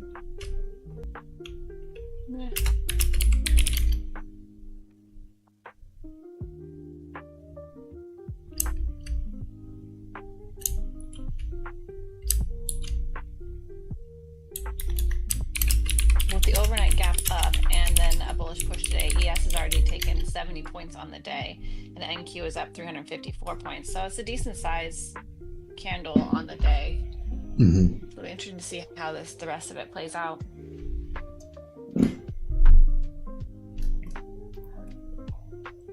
Pushing up into the resistance where last week we saw that, the Friday before we saw that giant dump. So approaching that resistance will be interesting.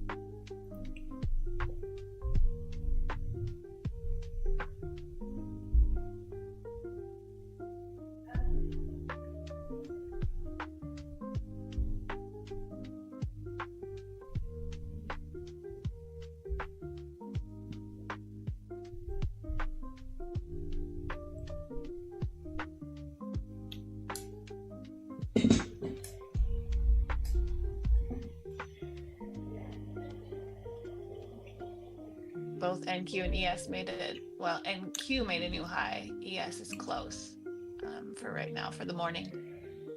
The bulls are still there. Wow. What a grind. Yeah.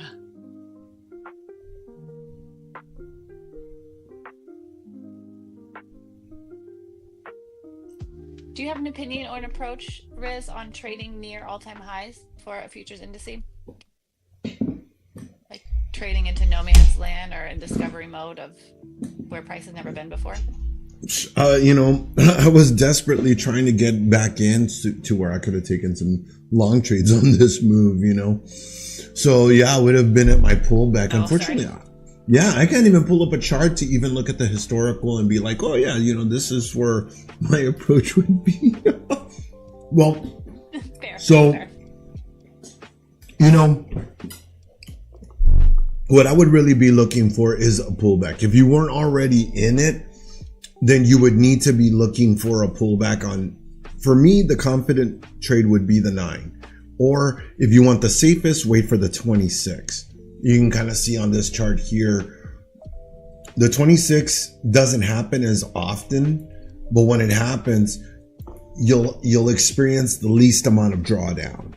And if you nail it right, you can almost find like this beautiful move up, because it's almost like the market kind of sees that it's that low, that 26-day low, and then it just picks it right back up, and then it just goes. So that's ideally my favorite entry for when we're at all-time highs, or if you got a bullish market and you're trying to find an entry on it, that's my sweet spot. I look for the 26. Okay. To join the direction. Yep.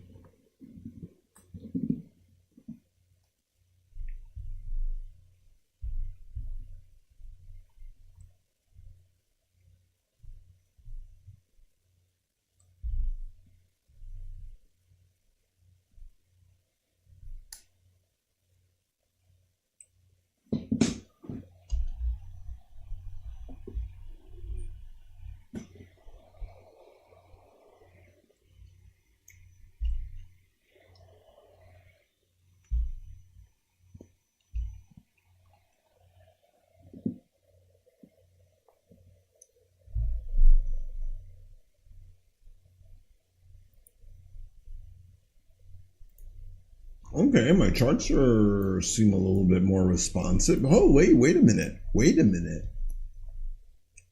Are we back? Mm-hmm.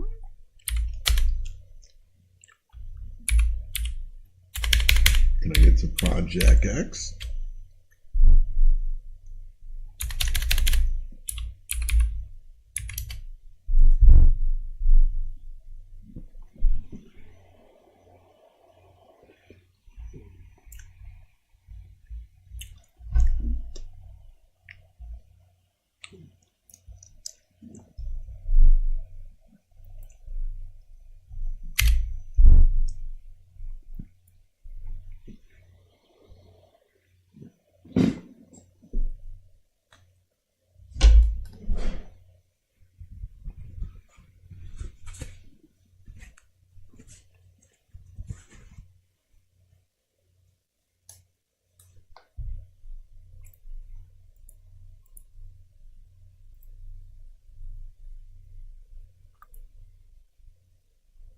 Oh, that's an ugly rejection on NQ. Yeah. Doesn't reject them Wow. both. Yeah. That was interesting. NQ poked a new high. ES tried, and they both found some sells. I just got a quick Mm, scalp on that 5 minute, just 5 points on ES. That candle 5 minutes ago, I guess at 8:50 my time, was strong. Like it was like a push.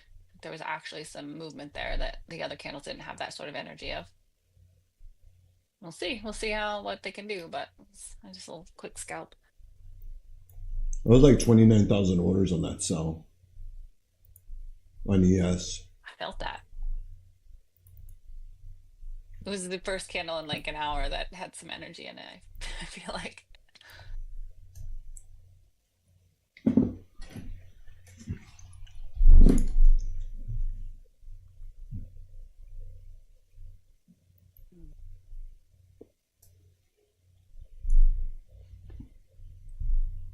It's not Taco Tuesday. It is Chalupa Monday. Tomorrow. Side note, my very first job was Taco Bell Really? back when I was 15. Yeah, My 15-year-old Taco Bell to earn my car. my first job was Peter Piper Pizza. Okay. Oh, the food industry as a teenager. I wanted to work in the game room. It was the only way I could work to like get started in a game room, so that's how I did it. What kind of a game room? Like arcades or? Yeah, so Peter Piper Pizza is like Chuck E. Cheese. You know what Chuck E. Cheese is, right? Mm-hmm. Okay. Yep. So yeah, that's like I guess a Texas rendition of Chuck E. Cheese is Peter Piper Pizza. So same thing except without the animatrix or whatever those robots are and stuff. So, just another kid's, pizza place with an arcade. So, yeah. That's so fun. Yeah, I definitely know my kids loved that when they were younger. It's a good time. Yeah, like I said, I wanted to be a game room attendant. I wanted to work in a game room, and they wouldn't hire me without experience. So I came up with the idea that I'm going to go work at the Peter Piper, and I would get into the game room, which I ended up doing. So I started off in the pizza area, throwing the dough, cleaning the bathrooms, and then at some point I was able to work in the game room, and they realized that I was kind of like, kind of proficient with electronics, and I was fairly good at fixing the game. So I got assigned to game room attendant. And then after that, I got a job in a game room. I showed that I've been working at the Peter Piper Pizza for a couple of months in the game room, and they're like, "Oh, you got experience? Well, come on over." And it was one of my favorite jobs. I love that job. It was awesome. Got to play video games all day. Heck yes, that's a dream, man. Yeah, To build a resume and what you want, play games, hang out with gamers. exactly. It was so cool. I was like, I gotta play video games, give out free. I'm that guy at the game room. Yes. Nice. Dude, that's it in life, right? That's a metaphor for life. Like if you want to do something, like get in the room, get around the people, like start figuring it out, like make a name, show up, get good at what you're doing, be a resource for the area. Started you, young, Riz. you know what? That couldn't be more right. Because I mean that's basically how I did it in this space. Just talking to people, meeting people, sharing, ideas, stuff like that. And that's basically how all of it, came to be. And I was like, all right, cool. Let's, slowly but surely it evolved into, me expanding my footprint in this space, without me even really realizing what was kind of happening. Yeah. It makes total sense with every community I've been in. I'm a talker, like I'm comfortable talking, and I feel like when you start talking to other traders or people who do what you want to do, you just gain from every conversation. Like whether or not you would be friends personally, like having any conversation around what you're trying to get good at is will help just put more information in your ear for better or worse. Then you can start fine tuning and find your people, figure out who's good, who's not. It's just that's how you build anything, I think, is showing up and learning. Yep, absolutely.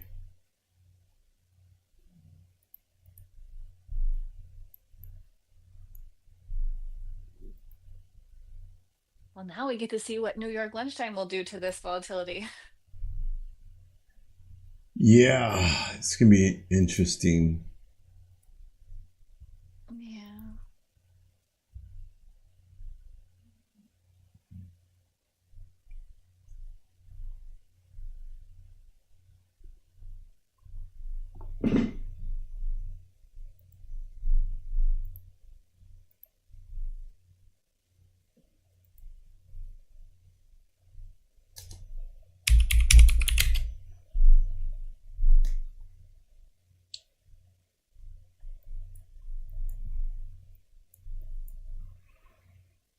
Yeah, my Project X still won't load. I don't know if you got yours up. No, I couldn't get it up either. I got to the login screen and that's about it. I was trying to go back to X, but yeah, it looks like my charts are going down again.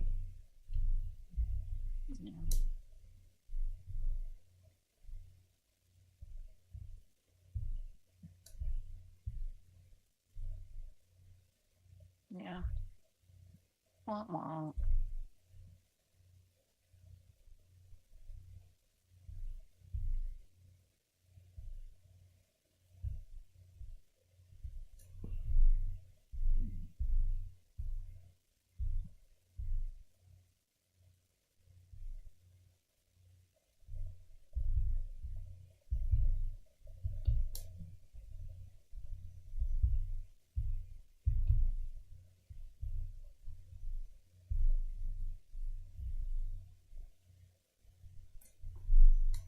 No, I can't even get X to launch. Sheesh.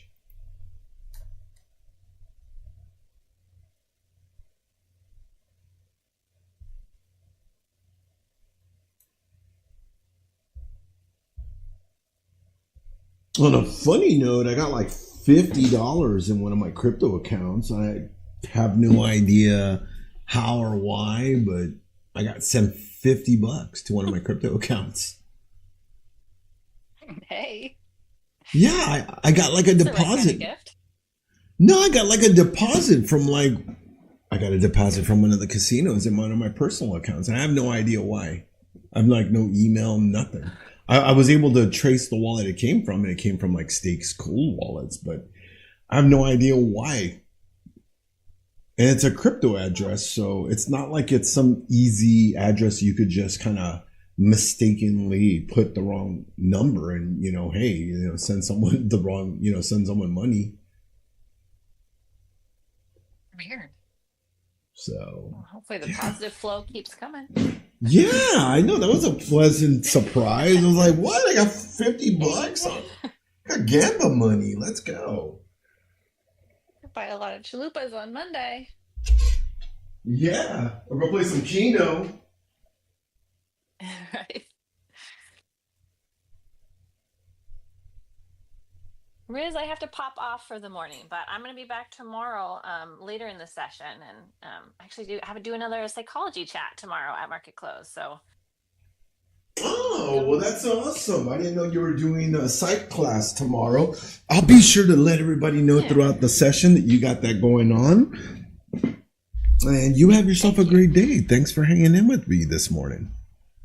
Yeah, it was my pleasure. And hopefully we'll get this Project X up so people can see about later, but we'll see. Thank you for having me. Hey, no worries. Have a great day. We'll see you tomorrow. Sounds good. Bye.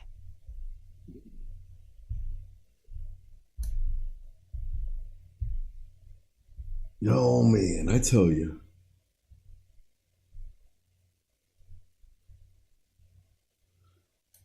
Justin, Trump says China could face 155% tariff if a deal isn't reached by November 1st.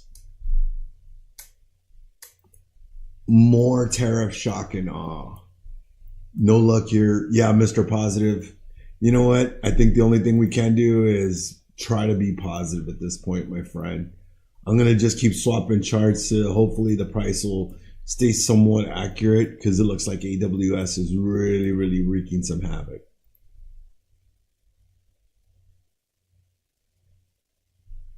That's it.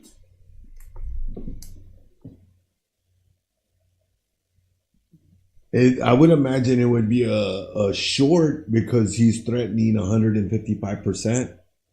Just relax. I am so relaxed. It's not even funny, Mr. Positive.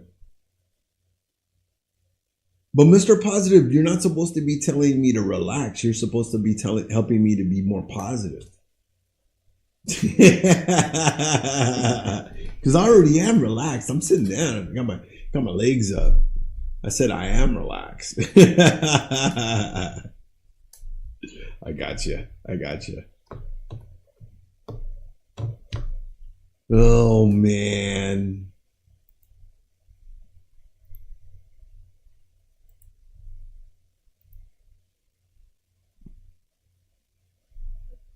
Bet you those Amazon servers are probably just getting hammered by requests. People just refreshing, waiting for them to go on.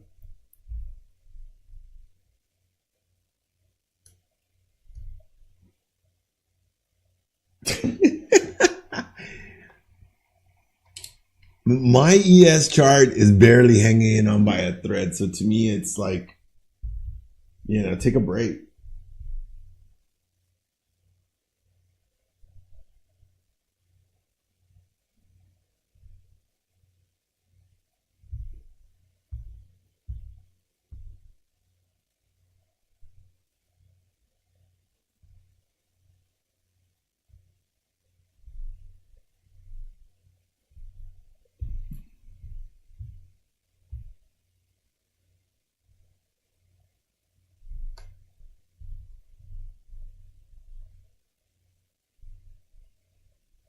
Trump declares that Hamas will be eradicated if necessary. Man, he's going off on it this morning. He's got a lot to say this morning.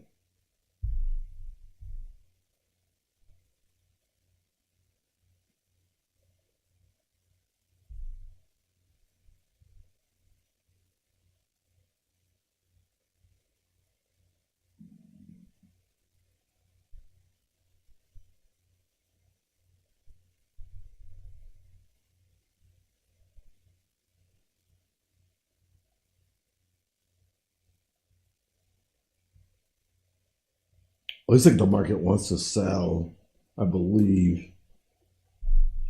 Looks like we're getting that push down, that rejection going into New York lunch now, ladies and gentlemen. We're about 9 minutes past. Sorry, folks. It has been a troubling day with AWS servers affecting a bunch of brokerages across the industry. So, I'm having issues with TradingView. I'm also having problems with Project X. I'm waiting to hear back from support. Maybe I can get myself a Trade-Evade account or a Rhythmic account. I should be able to have a better working chart, not what we're kind of dealing with here. So I apologize for that. Yeah, if someone was long before the crash, they should be all right. It would just be, and it would probably be like the last hour and a half, 2 hours of that, so they would have probably gotten in around 6,757. In Q, I couldn't even tell you. Let's see. I would probably figure, I could tell you what it is. That would probably be around 25,272. So if they went long around there, and that's probably where I went long on my SPY long.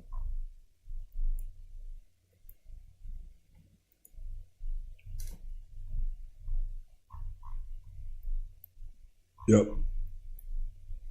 So it would be right around here, that 930 mark, because that's where I went long.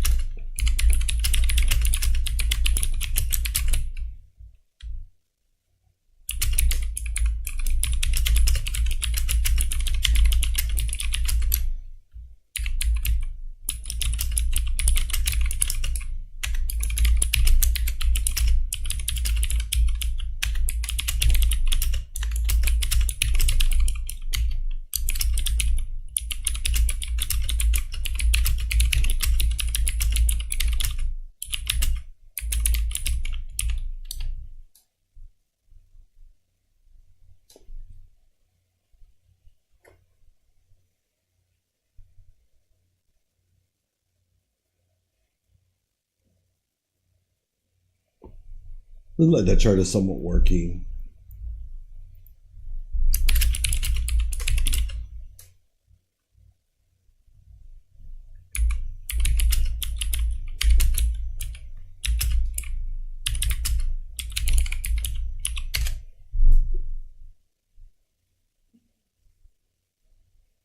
Well, even with the issues we're having, we can talk about some other stuff. Hey, don't forget, gang, we've got our meme contest going on.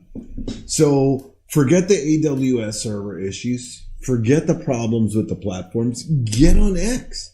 Get those memes. Post a meme, send a meme so you can get yourself a free account. That's right, guys.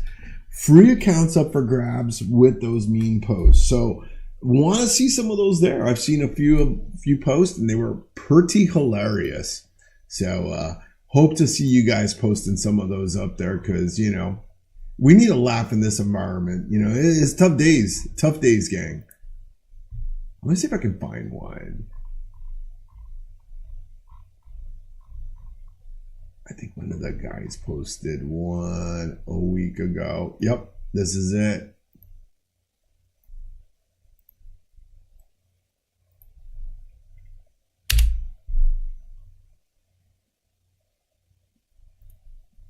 So check out the meme contest.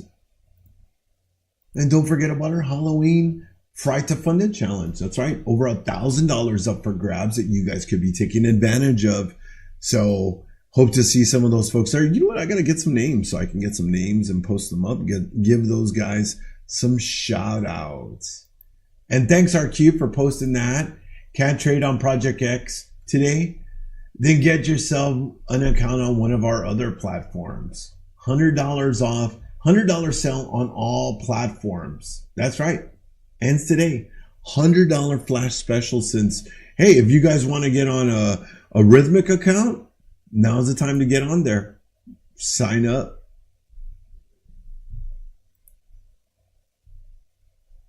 Oh man, this is terrible.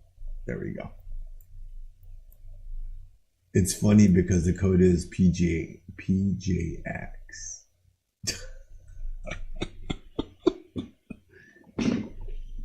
It is funny, right? It is funny.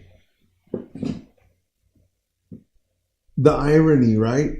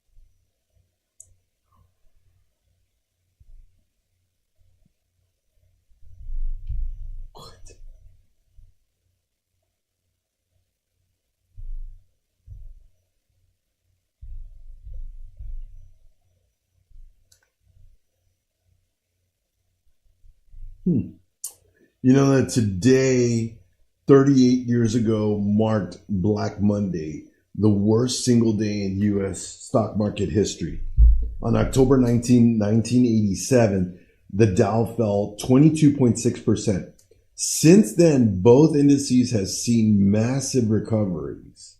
Dow Jones up 2,571.5%. The S&P up 2,882%.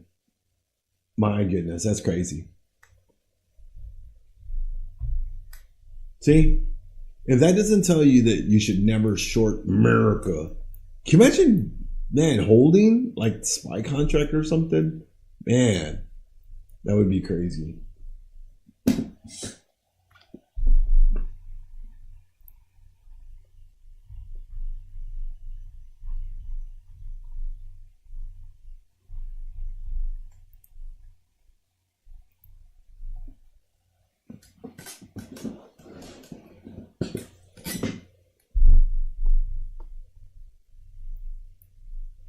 Oh, my music stopped again.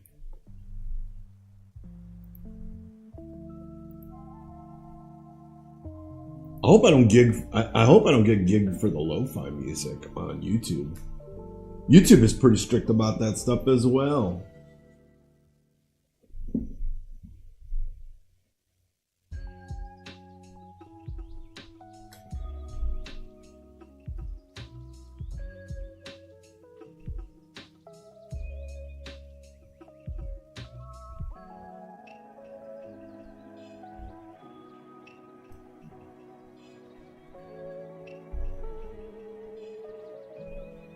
So Trump says I think China will come to the table because of tariffs.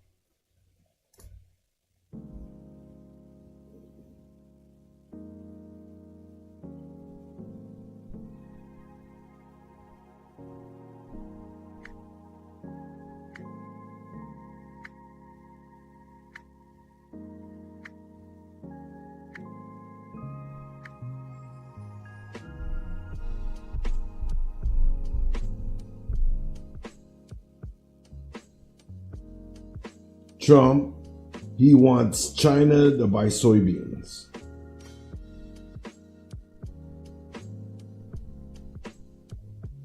Trump, I've been invited to go to China. I love my relationship with Xi.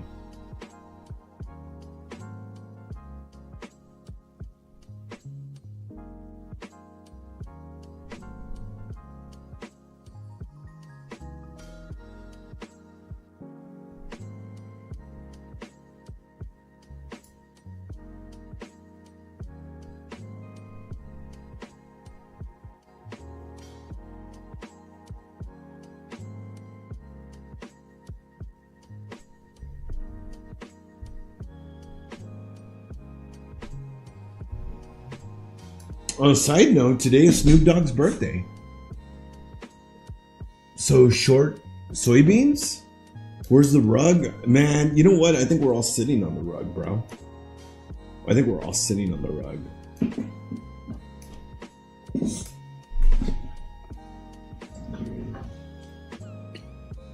Heck, at this point, RQ could be selling us the rug at this point, you know, and that wouldn't even surprise me. It's either him or it's Ace selling me the rug. A nasty rabbit hole to dig yourself in, honestly. I learned the hard way. If you need to trade, there's nothing wrong with paper trading.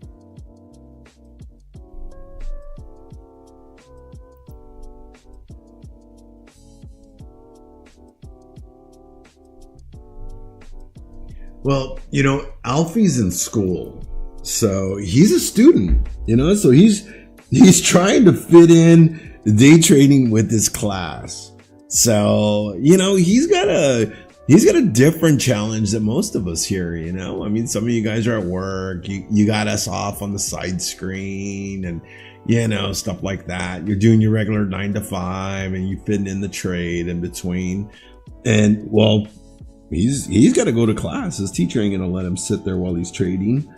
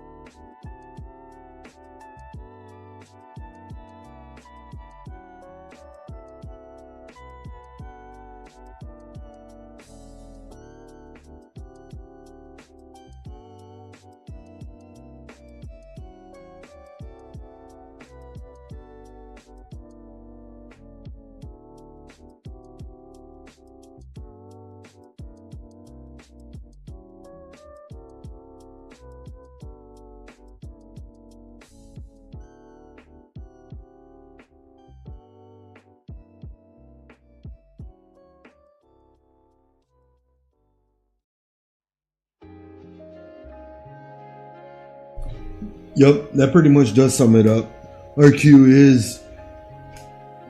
is a bull buying it all up. He's buying all the shorts. So he's secretly, plotting against us. It's all like, go short. He's all like, boom, gotcha. Knew it. Hey, Steve, how's it going? If it was don't get text and the code was text.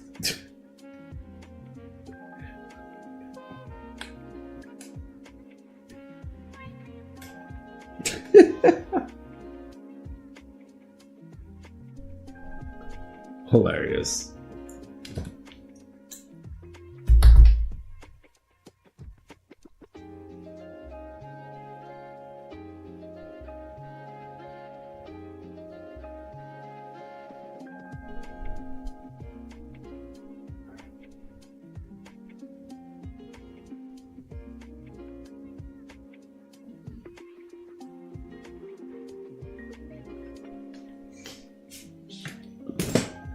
Don't forget, no rug pulls. That's right. No rug pull Monday. Now let's go to Kent Y.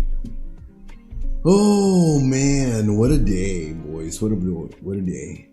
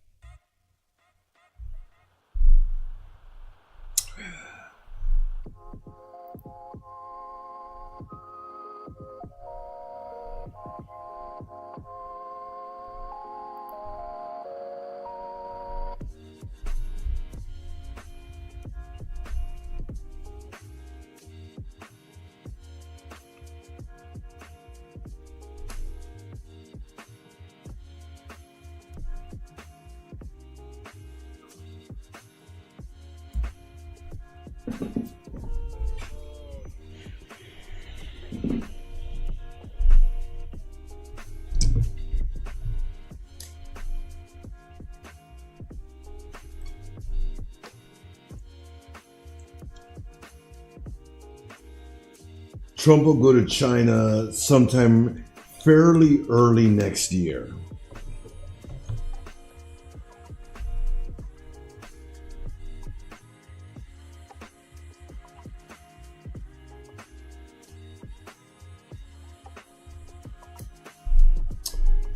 Trump not going to allow China to punish U.S. farmers.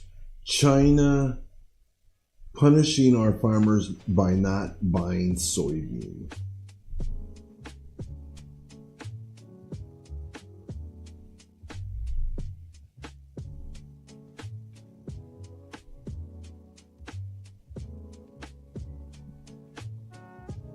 Trump says China is in big trouble if they don't do business with us.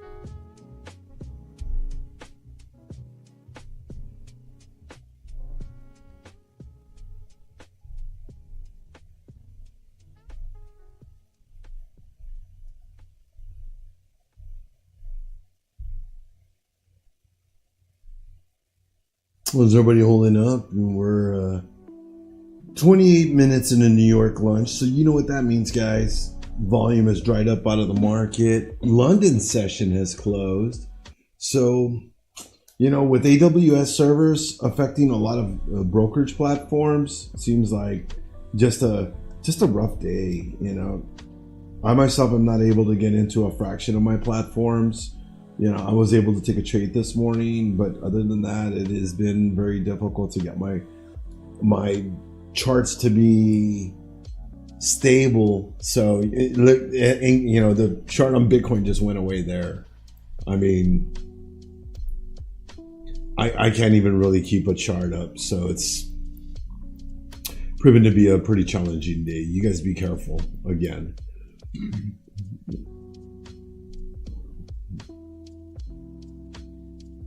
That's right, Tip. And there's still time in the day, bro. There's still time in the day. Hey, don't forget, Tip. You can take advantage of those $100 specials, man. No, not right now, man. I need to leave all the trading for myself. I want to be the lone trader in the market. I don't want nobody to stop me out.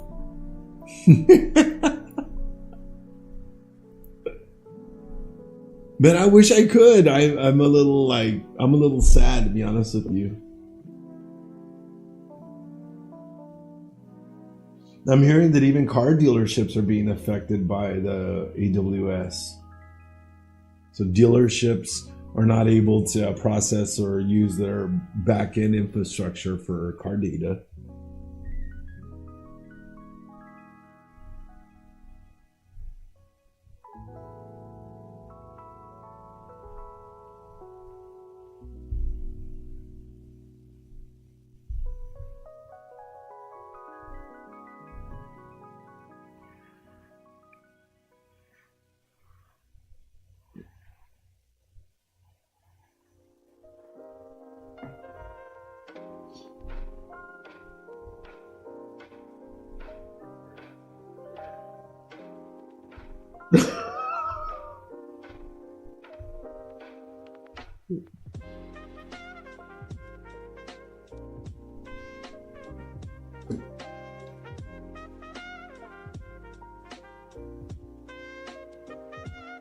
Oh, yeah.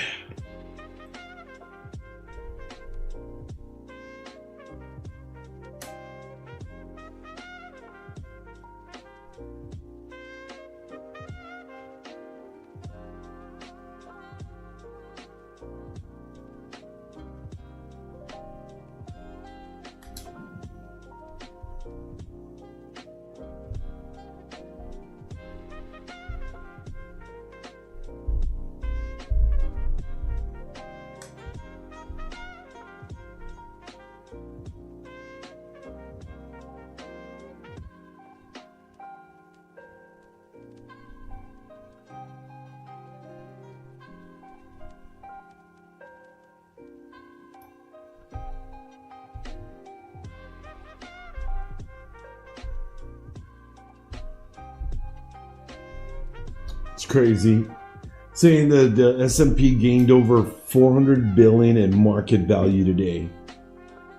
That's all powered by the rally in the Magnificent Seven. Apple is leading the charge, hitting its first all-time high in 2025.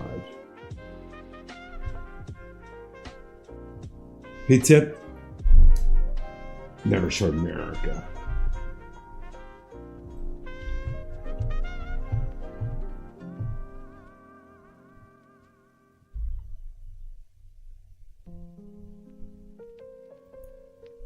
Apple's a scam.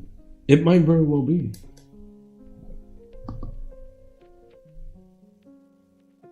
Wow, they don't even work. What a shame. My buttons don't work. Even my buttons don't work. AWS has me all messed up today. Short America.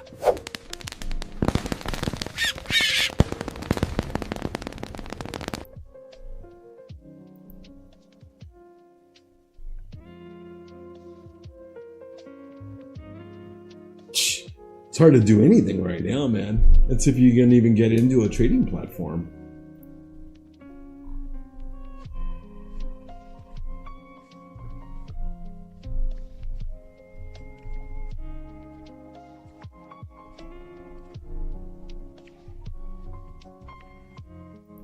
Yeah, see, ES just went down for me again. Just lost NQ and okay, we still got the gold chart up.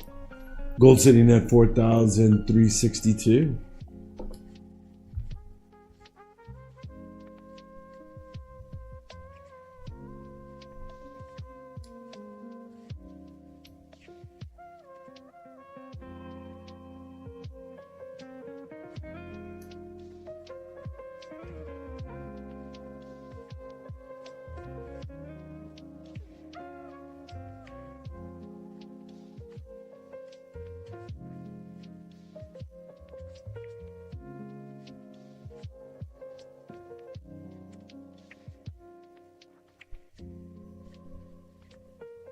Oh, that's cool. Do you guys know that they came up with a new Rubik's Cube? They came up with it's still a cube, but it's a digital cube now. So like the sides on the cube are screens.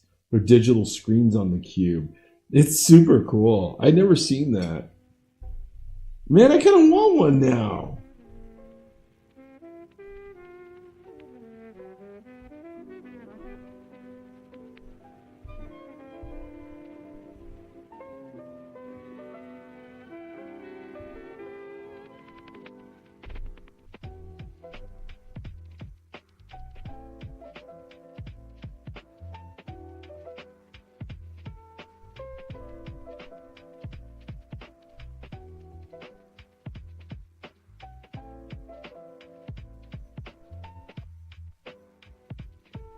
Oh man, this thing is $300.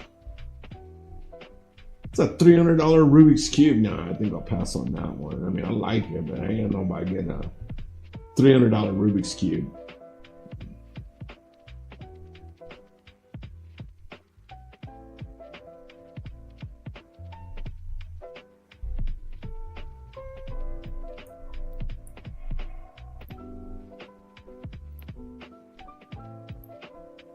I saw this chess robot at Costco the other day. Really?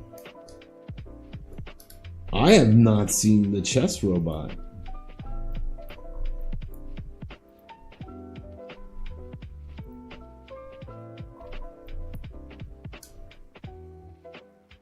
Coaches you how to play chess. It has an arm that moves the actual piece. Oh, that's pretty sick. I gotta check that out.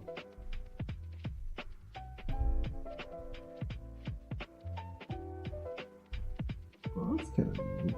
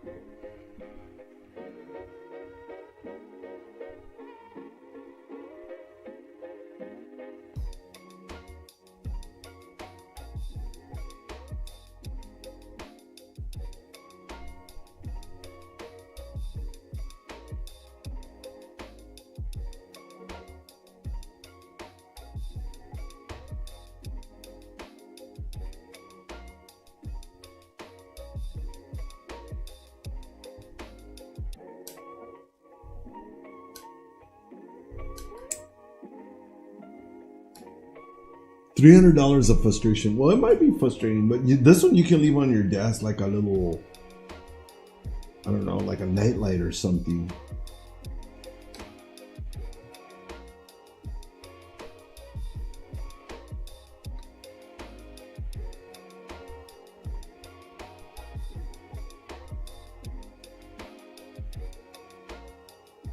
Yeah, you can put it on your like side of your desk. It's a little night light.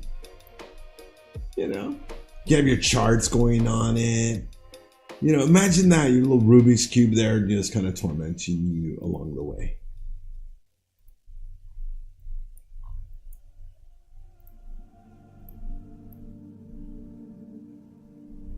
This is crazy. Crypto coin monopoly. You know, there's an actual, there's one kind of like that. It's called Bitcoin. Oh, I just saw it. I actually just saw it. Oh, where is it? Let me scroll through my social and see if I can find it.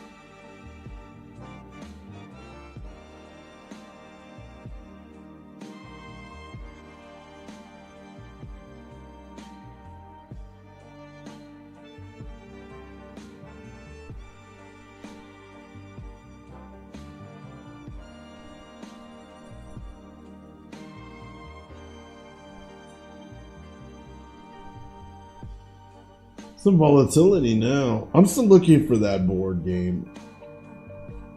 I actually had just seen it.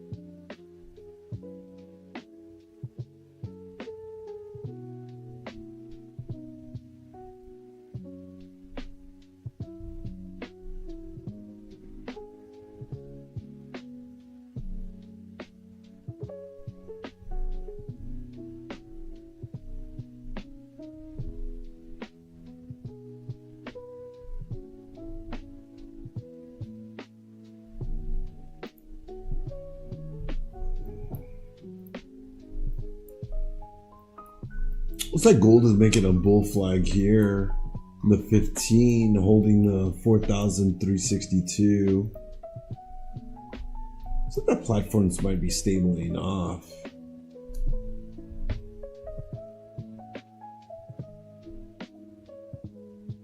Trump talked to Putin about attacks on civilians. Said to stop.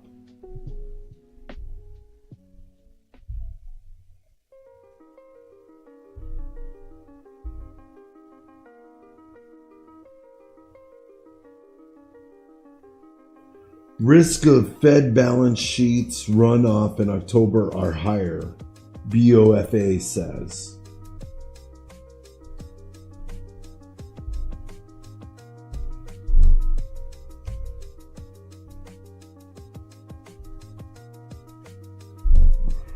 Wow, it's actually not bad.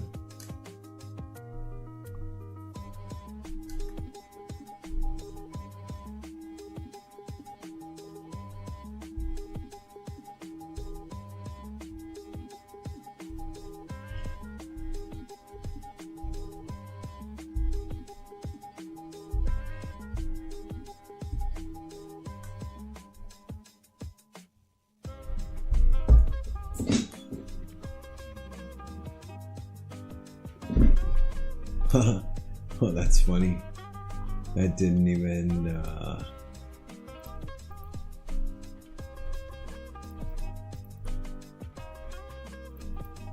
Jesus. This thing isn't even loading. Things are starting to finally move faster in terms of web stuff. Yeah, it looks like services are somewhat going back online.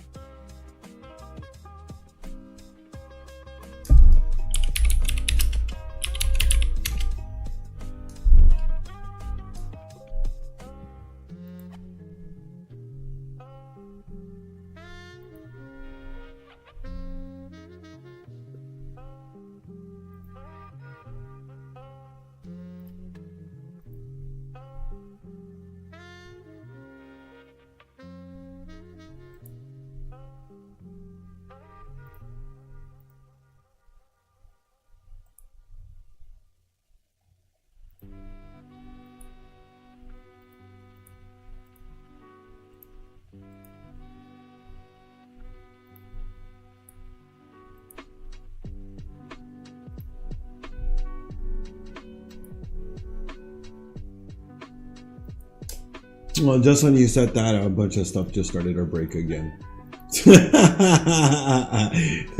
Just as you said that, a bunch of my services just went down again. God darn it, man! This is tough. This is tough.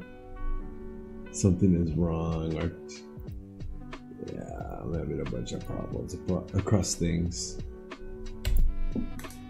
Man, what a rough day, right? One of those days, you know. Oh man, smoke him if you got him. You got 15 minutes to the top of the hour, but man, you know, rough session. You know, unless you got that long in the morning, otherwise you're just kind of like stuck with, you know, some of the platform issues we've been seeing throughout the day.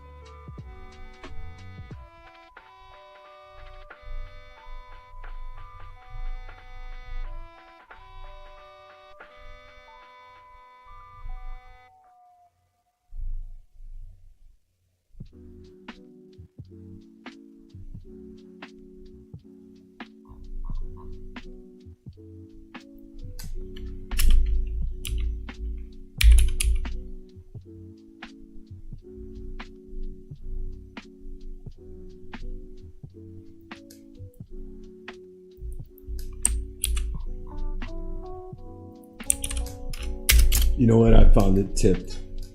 I actually did find it. I don't know how I found it, but I found it. Let's see if it'll actually come up. The thing is I'm up 5,000 on paper account, and I started it again on the same day as my email, but I'm $100 down on my starting email account. Definitely have been more aggressive on paper. You know, you have to be sometimes, you know.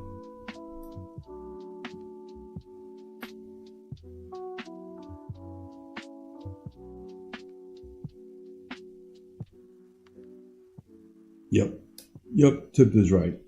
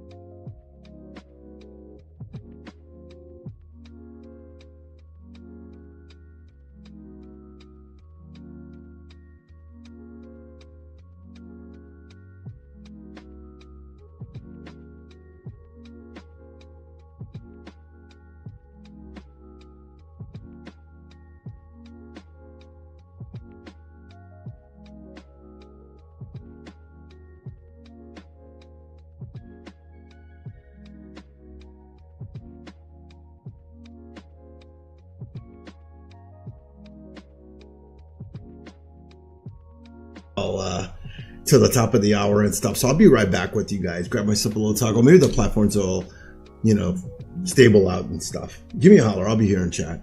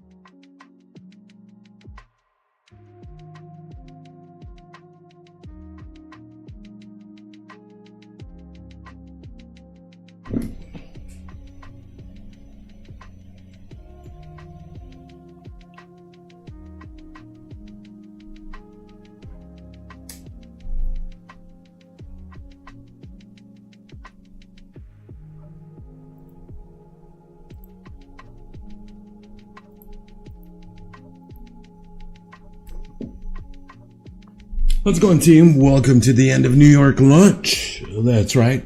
We've got a whole 3 hours left in the New York catch session. So hope you guys have had a good day so far.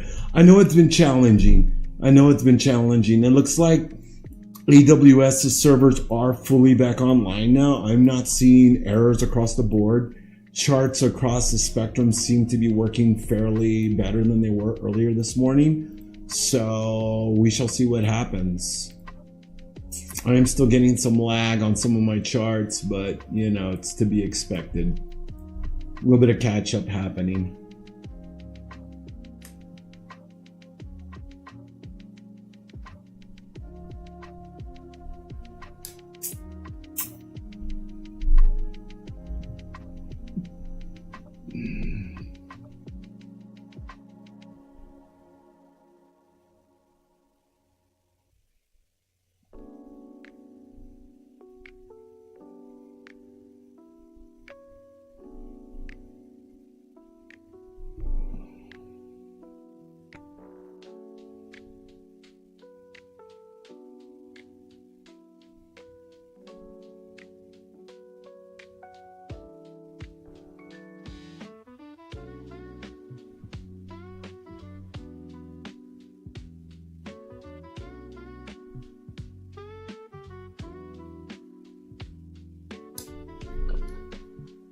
Yeah, Herein, I feel you on that. You know, that's all of us, you know?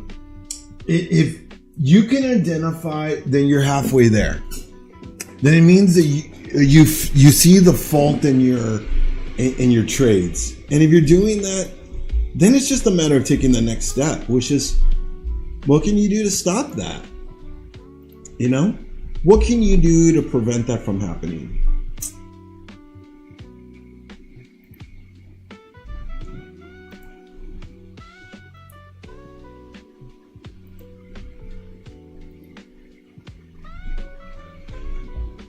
All right, let's take a look at NQ now here, 4 minutes past the top of the hour. NQ sitting at 25,330.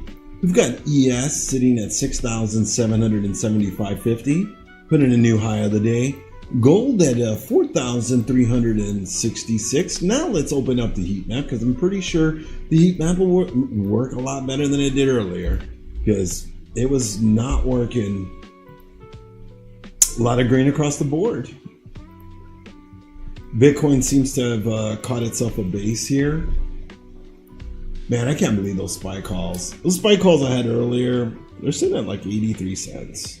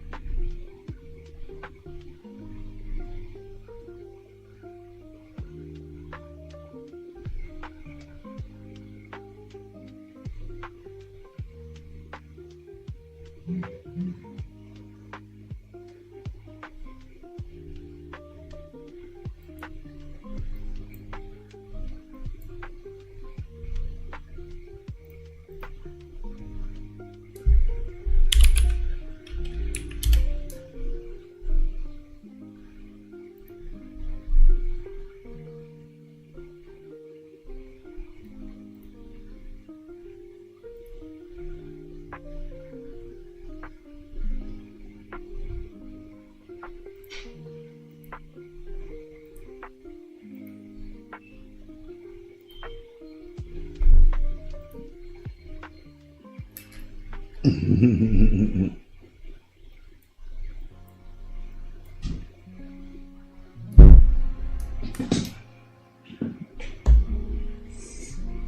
looks like Project X is still having issues. Can anybody get into Project X? I still can't.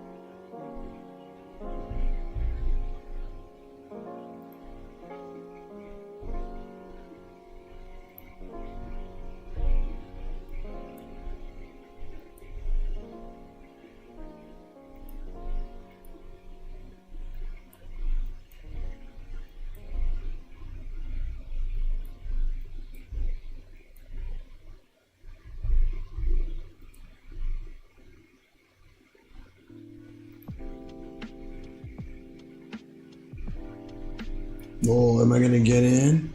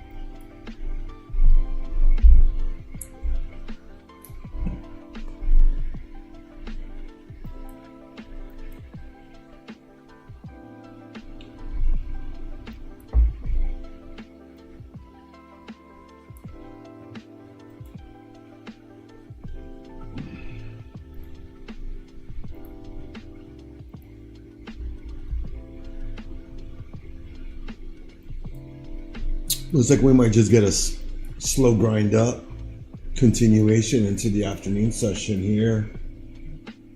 High of the day on NQ is 25.3, 45.50. News feeds are kind of quiet right now.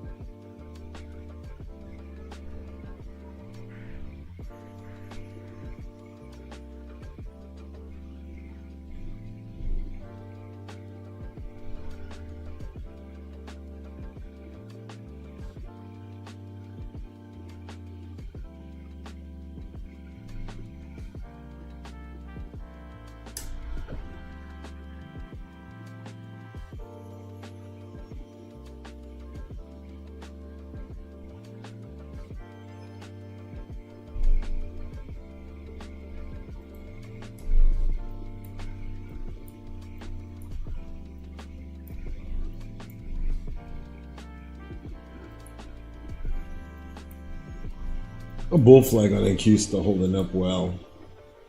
I like it. Let's hope it holds up.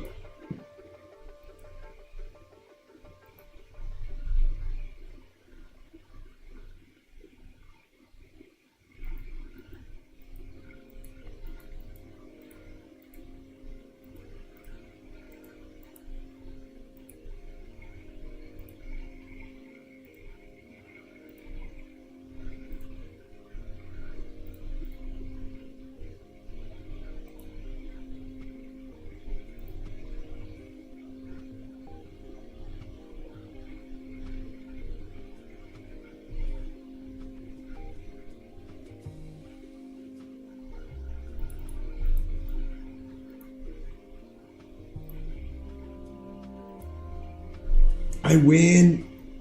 Of course you win, bro.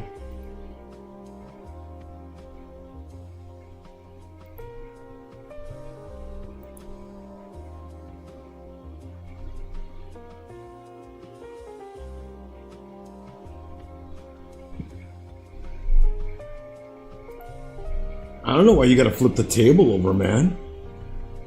Not only did you flip the script, you flipped the table.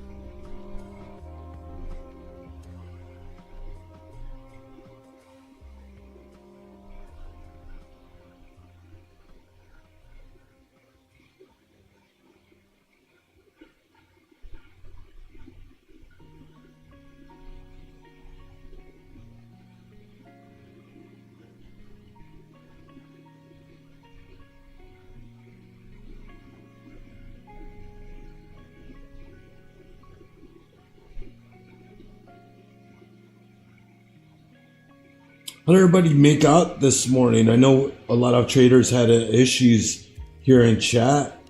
You guys all right with your positions? Everybody make it through okay? Other than maybe missing some opportunities?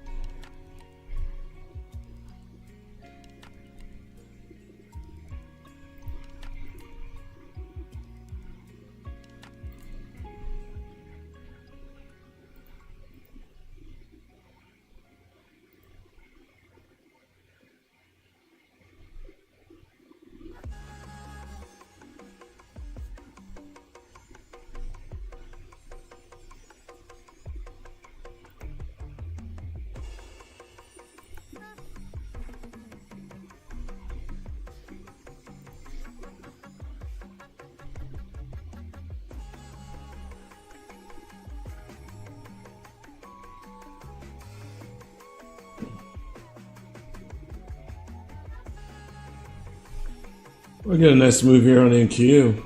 Setting a new intraday high, pushing 25,346. Let's go.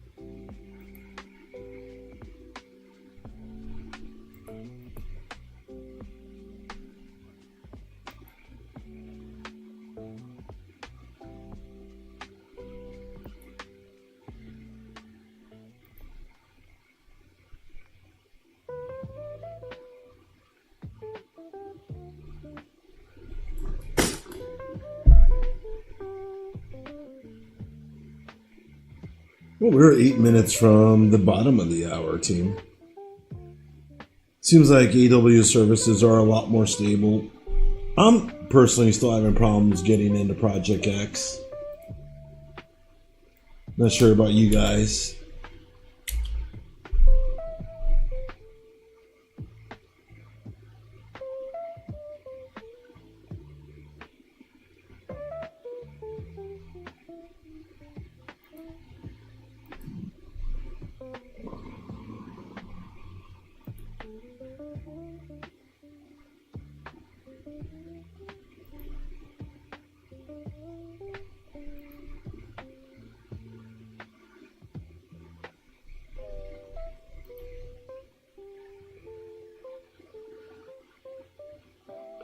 Sounds like Amazon's domain name server issue has been fixed, so name resolution for URLs should be working again. Maybe.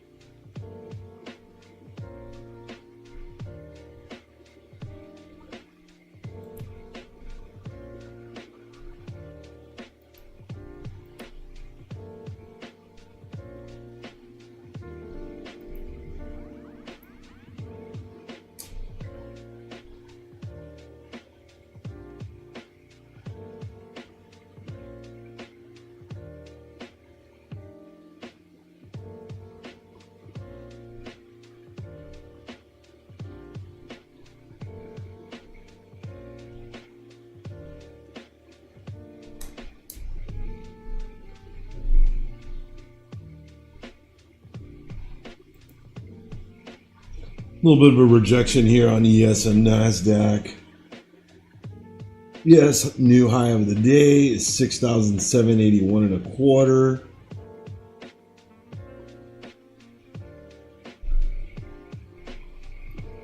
Take a look at gold here. Gold still flagging, holding 4,364.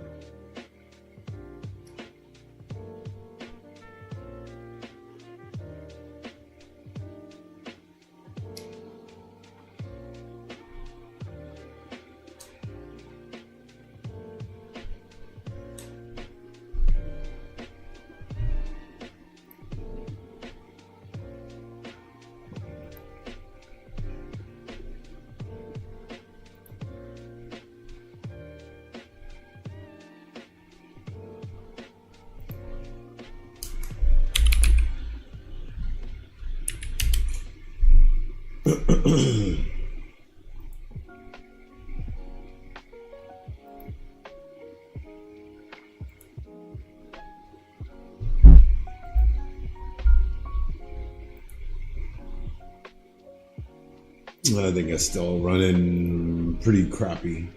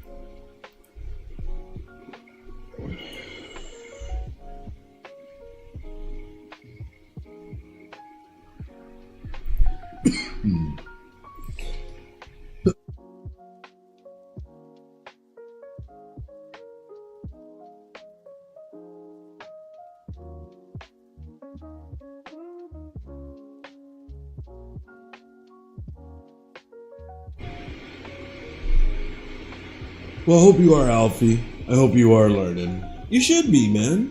You know, you show up every day, you listen, you throw in your tidbits, bat those ideas around, and you'll get better.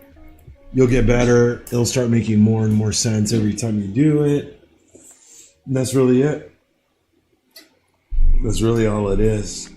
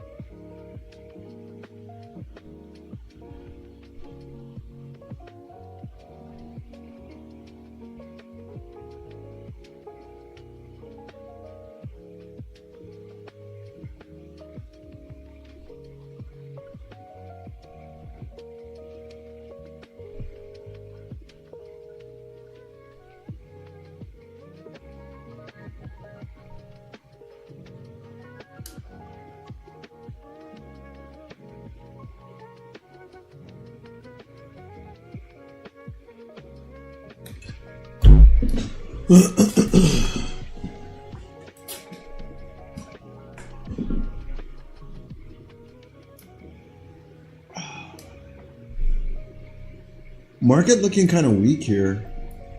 Running out of steam, just slowly grinding.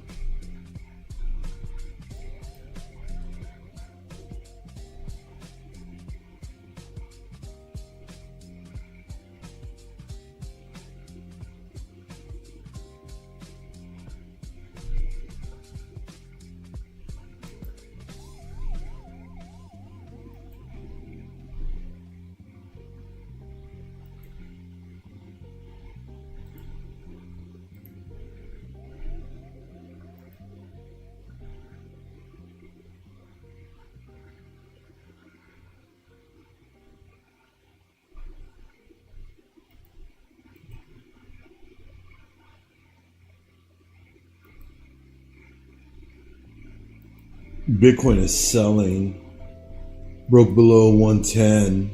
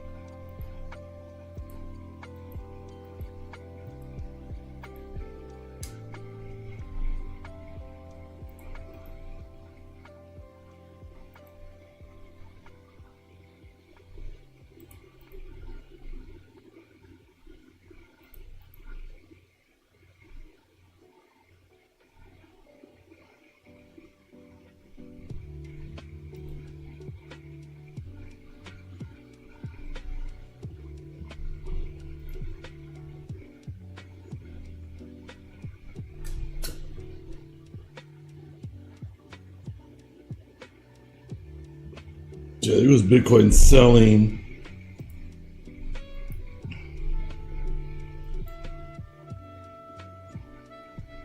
And Q at a resistance level at 25,344.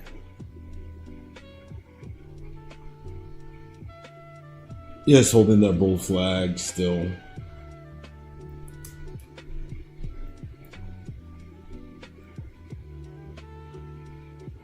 Gold holding that bull flag. Gold entry. Shh. Yeah. That's a good trade, bro. Congrats. All I got in was just that good SPY trade, and then I got stopped out on it, and now I'm just I'm just kind of sitting here waiting.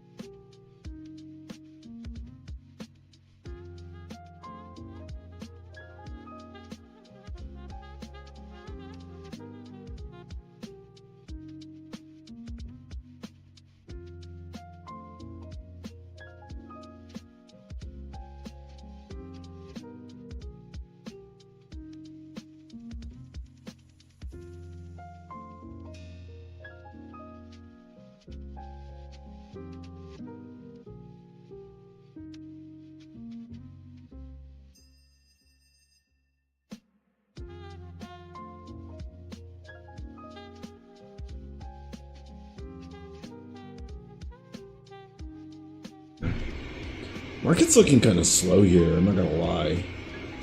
Not really digging it.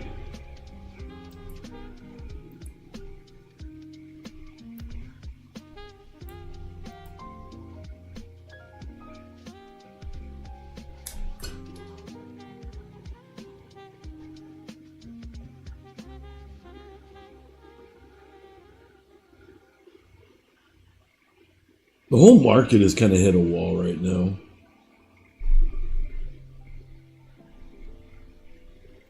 But in all honesty, I mean, I'm hearing a lot of traders having issues and stuff, you know. Like even Becky mentioned, you know, with platform issues like that, traders like me and you will just leave the market. They'll call it a day because they already know what they're subjecting themselves to.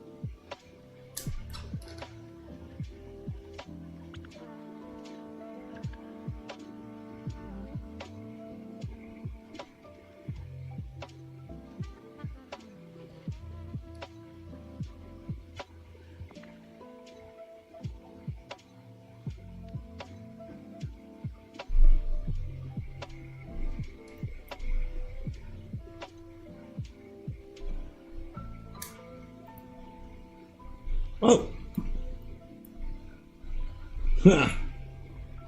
It's like Project X is back online. I got in. Can't believe it.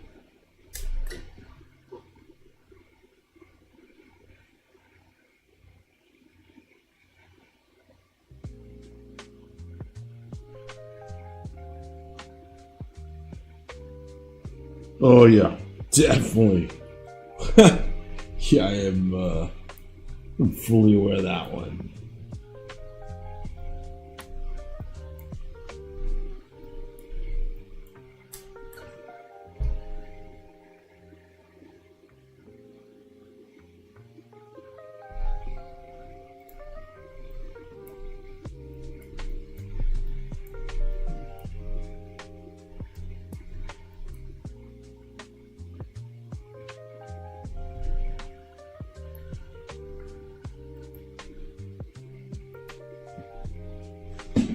Is anybody here watching the YouTube stream?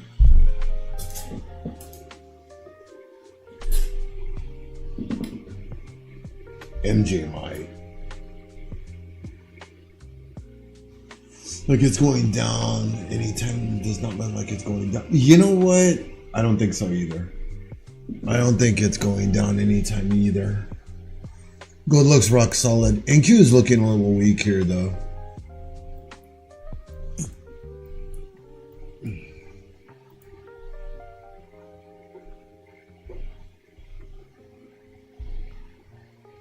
But we've been ripping for a few hours, so.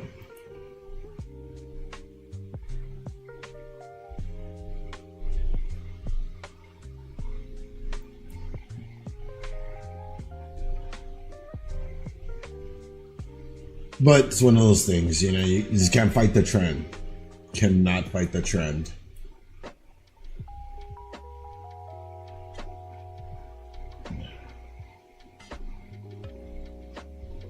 I wonder what will happen as volume and services start to come online. You know, more and more accessibility to the market, what will they do? Will you have people that are chase this, or will you have people just start shorting it as they are able to gain access to the markets? I'm not gonna ask RQ because I already know what that means. I'm gonna get like some kind of funny answer from him.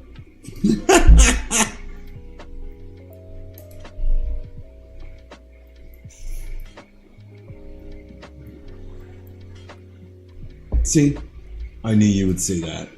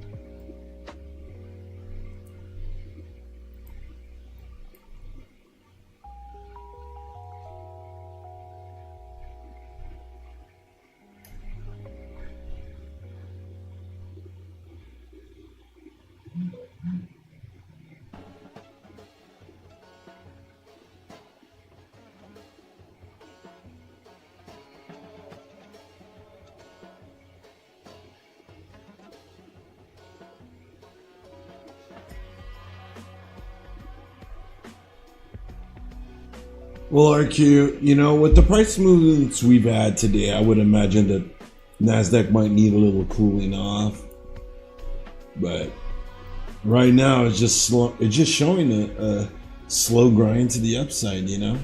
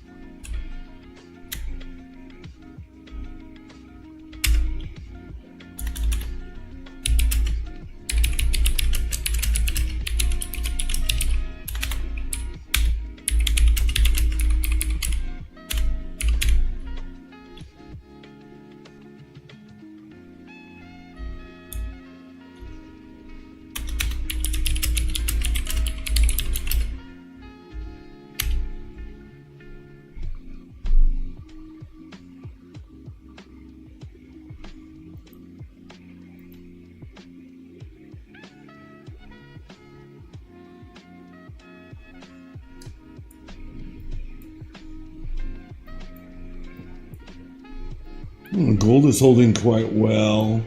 It's like in Q and ES are starting to get a little weak here.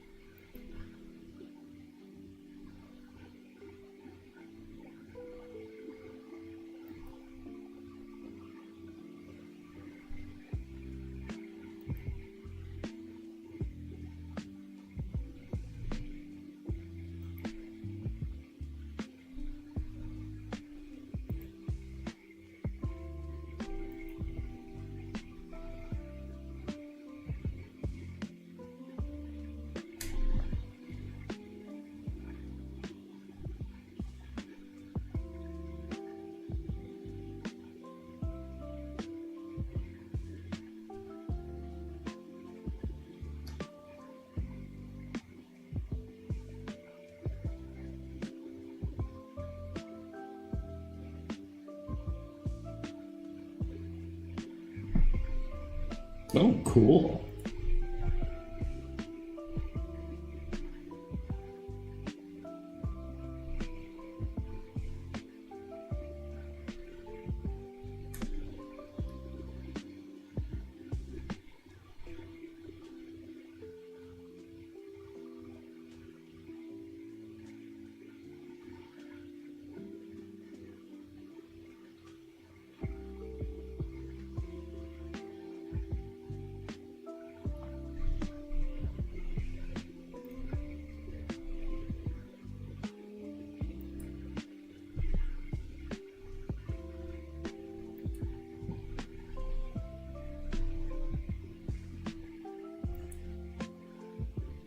Nope, keep pushing up, America.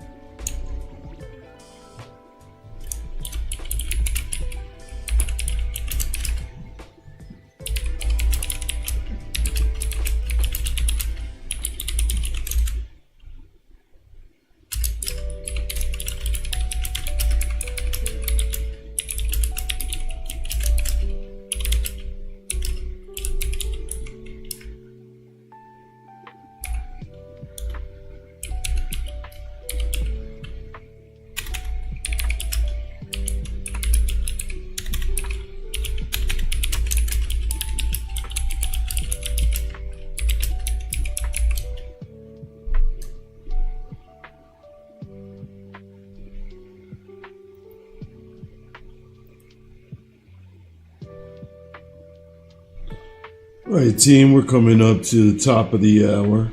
Market has just kind of slowed down, ran out of steam. ES sitting at 6,778. Well, what are we? We are 1.13% green for the day. NQ sitting at 25,333. Set an intraday high of 25,354. That was a prior 4-hour resistance that we respected. Could not break that.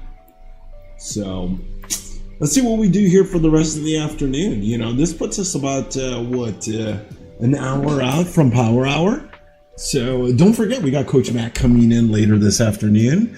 You can also catch Coach Matt's class every Thursday. You know, we had a phenomenal amount of folks that have joined in the class. I hope I contributed to allowing other people to find out about his class. But if you haven't taken advantage of it, then now's the time to ask yourself, why aren't you doing the same? Coach Matt goes over all kinds of fantastic strategies every Thursday. It's like having a mentor or a trading coach on your side every Thursday. And it's free. You don't have to pay for it. It is a free offering from all of us at Blue Sky. And I'm glad to be here, and I'm glad that, hey, you know, they do that for the traders, you know, always giving it back to the community to help you traders find an edge, become better. So check that class out this Thursday, or catch Coach Matt here at Power Hour every single day. So Monday through Thursday, you can catch Coach Matt here at Power Hour.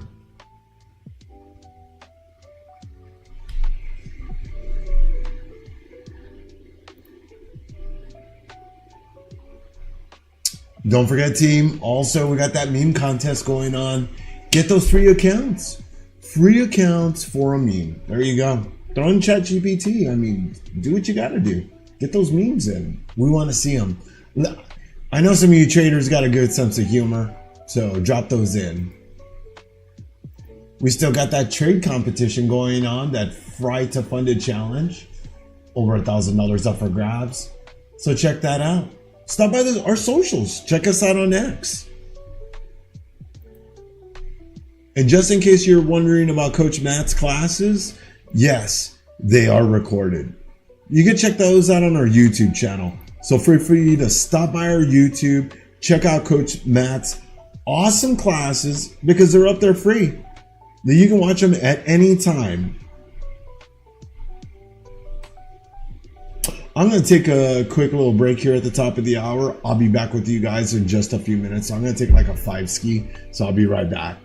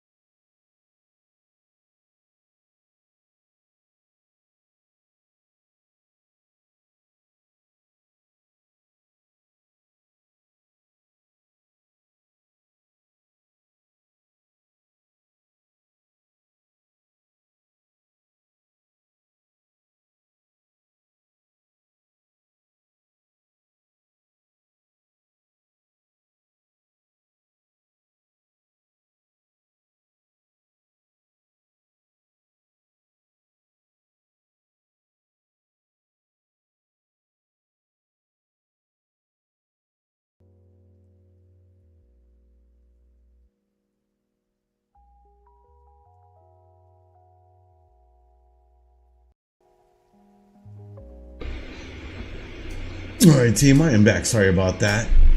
Rug pull. Rug. It looks like it wants to. It definitely looks like they want to rug it, don't they? Will they rug it? That is the better question, my friend. Will they rug it?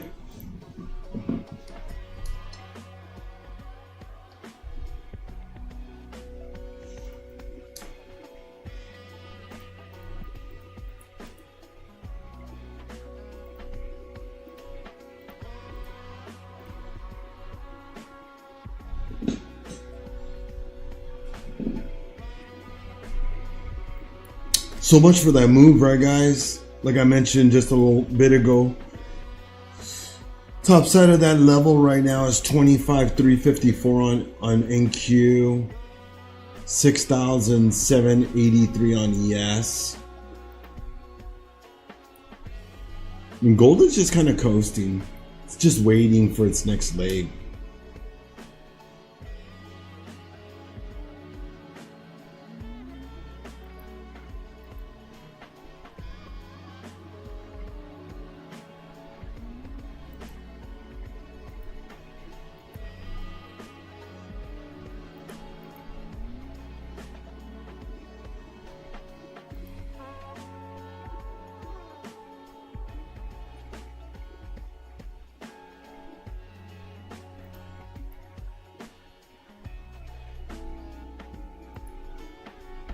What are you looking at, Jaja?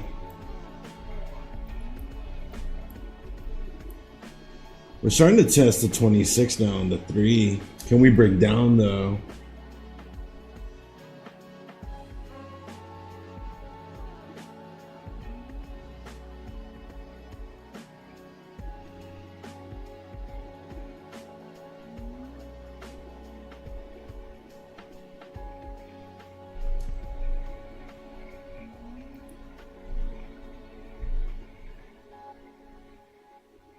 Market is sleeping. You know, I'm afraid that, you know, investors have lost interest here in the day, you know. They're not dumb, just like we're not dumb. And we already know what the latter half of the day means for us. It's like degen hour, you know. This is not the best time of day to trade. You know, so we've missed the majority of the move in the morning second.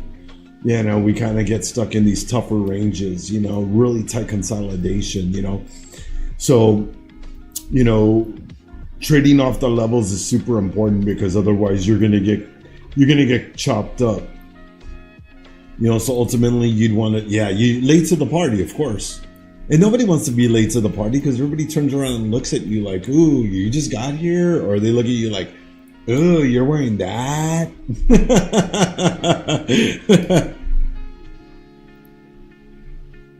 and nobody wants to be the center of attention. Well, most people don't. You know, I know some people that they love their attention, you know. God bless them. Bless their little hearts.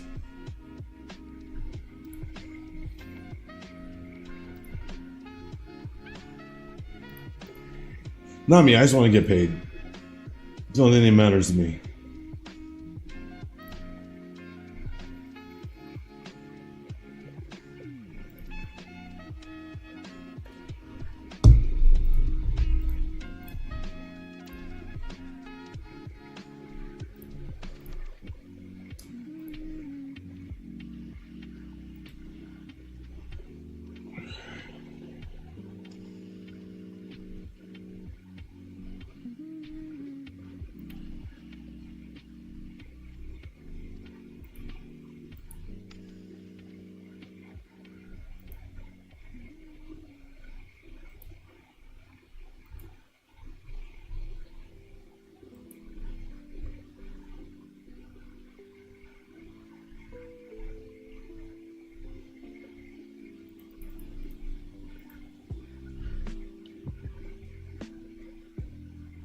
You know, I used to trade NKD.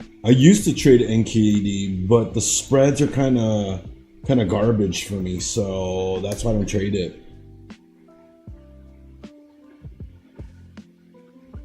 I'm sure you kind of get what I'm saying on that. I just don't like the way the fills come out because the spread's so thick, or wide. It's got good moves though. That's the only bad thing about it. It moves really good, but you just on the entry alone, you can take a hit on it, and for that reason, I won't trade it.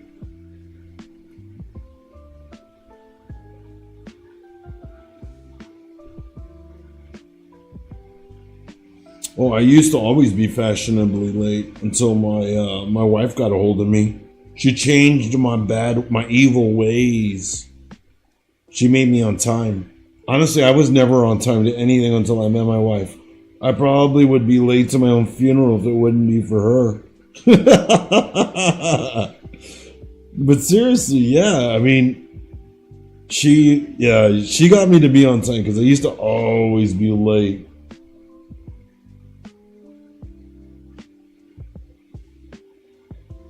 And now, well, I'm Mr. On Time. Call me Johnny On Time. It's a GTA reference right there. If anybody plays.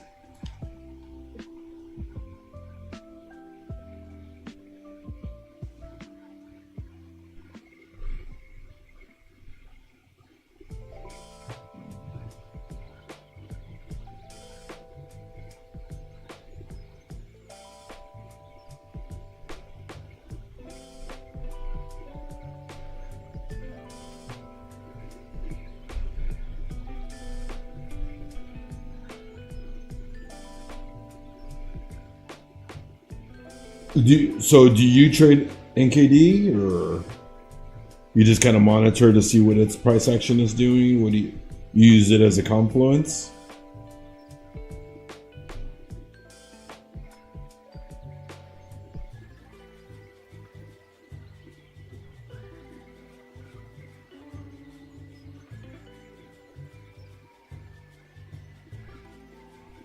I'm hearing that AWS's services are mostly restored now. So you guys should start seeing restoration of, online services that you might have been having issues with. Do you?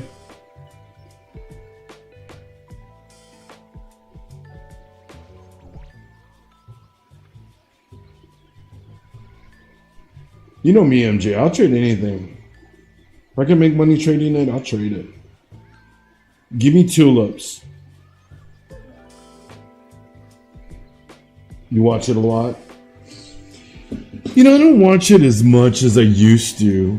I really don't. I really try not to watch anything that I'm not trading, because then if I start watching it, I'm going to want to trade it. And then it really boils into one of those of, do I want to trade it? Is it something I should be trading?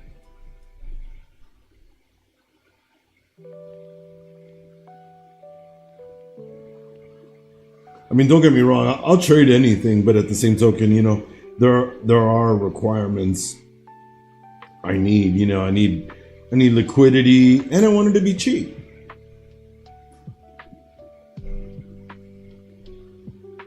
And, well, that's a good thing about us trading futures, right? We're using other people's money. Hey, use Mike and Blue Sky's money to trade. Why use your own? Sign up today with our fantastic evals. See how I just kind of transitioned into that? You want to use Steve's money? I don't want to use Steve's money. I want Steve to give me monies. I want Steve to give me all the monies. See, even RQ wants to use Steve's money. Okay. All right. We could create an eval with Steve's name on it. Maybe we should do that, right? Steve's fresh and what? No, it's got to be time-based. I don't know.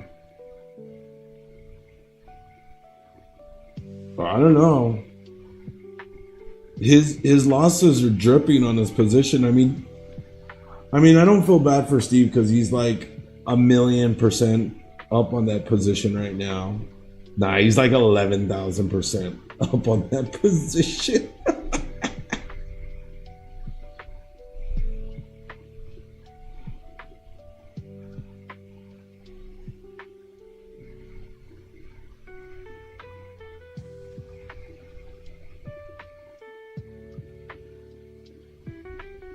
Is that his average of 60K?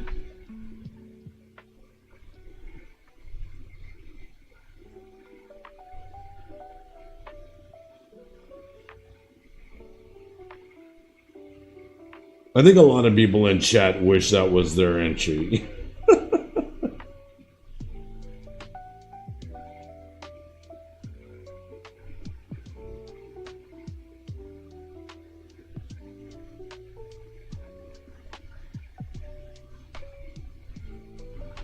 Hey, but you know what? Mining back in the day was super easy. You didn't have to do, yeah. Shit, I just lost track of thought. I'm like reading something and answering questions, so I'm kind of like, I was like, yeah, I just got a brain fart on that one.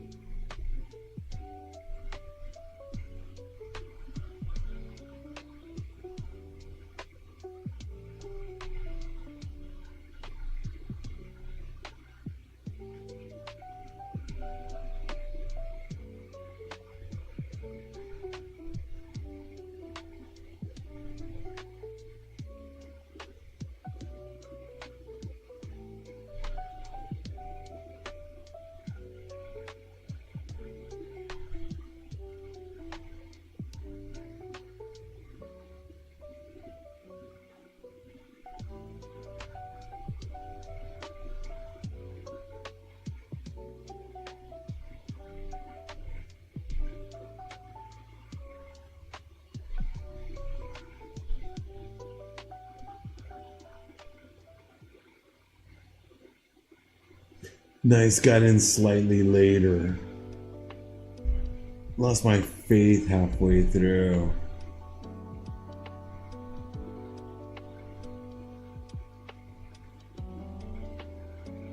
You're still holding that position? Wow. Oh, that's a new position. Wow. Congrats, bro. That's sick. That's insane. I love it.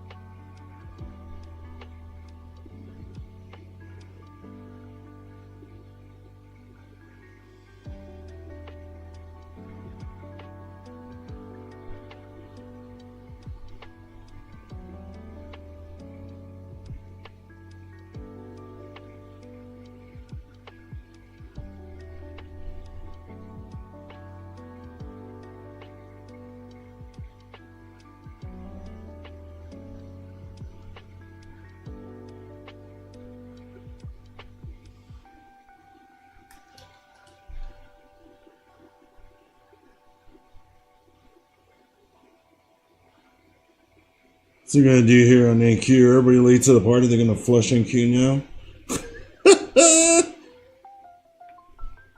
Flushy ass.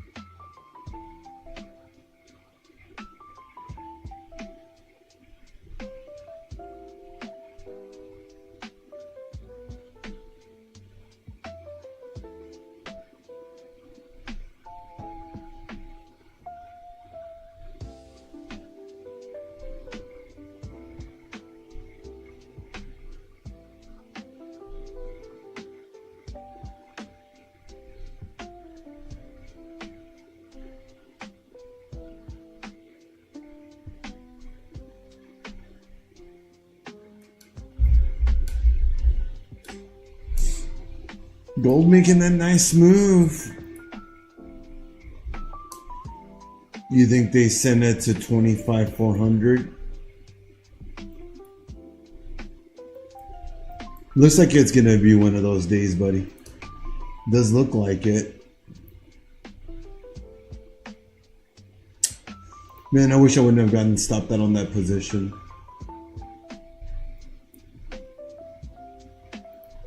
Man, those 671s got all the way up to $1.35.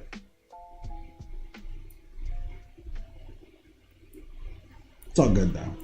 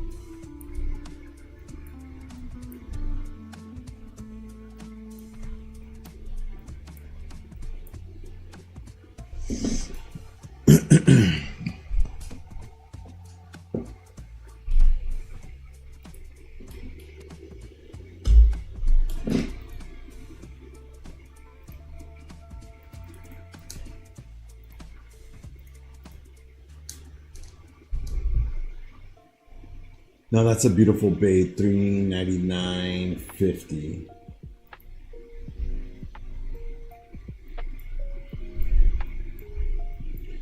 Yeah, it is looking downside-ish.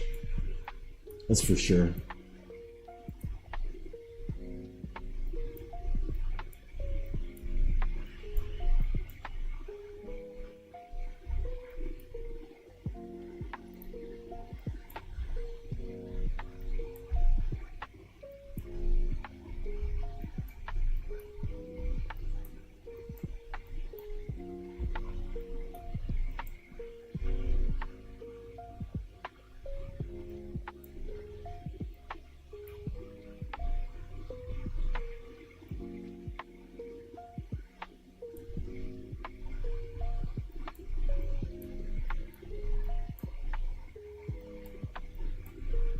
So what is the story here, guys? What are they gonna do? They're gonna dump it, they're gonna sell it.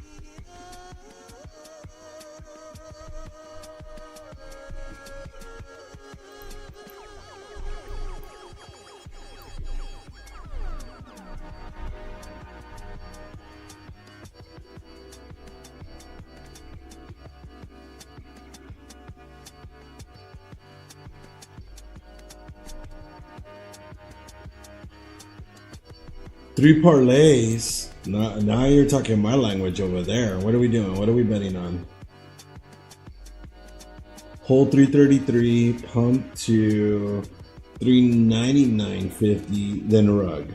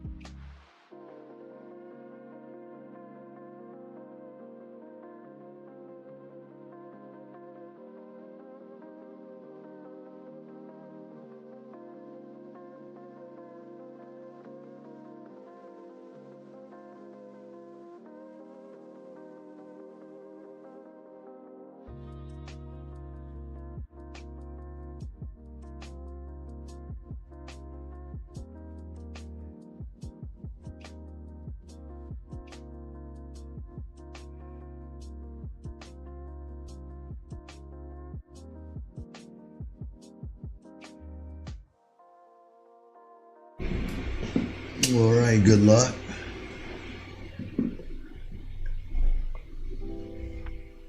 Would you pick up those 673 puts? Not financial advice.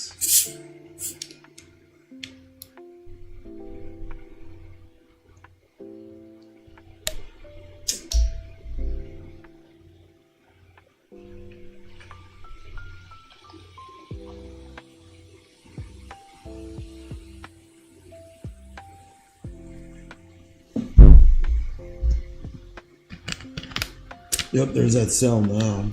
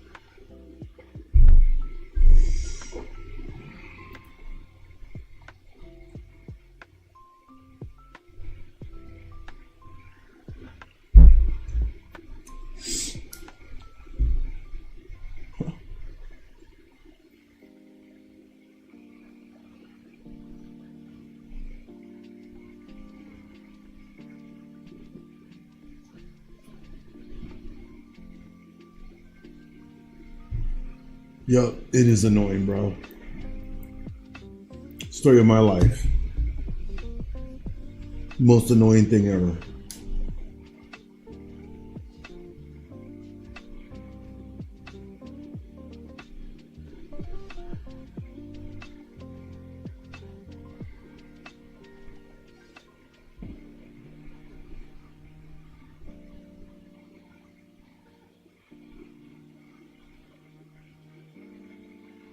Hmm.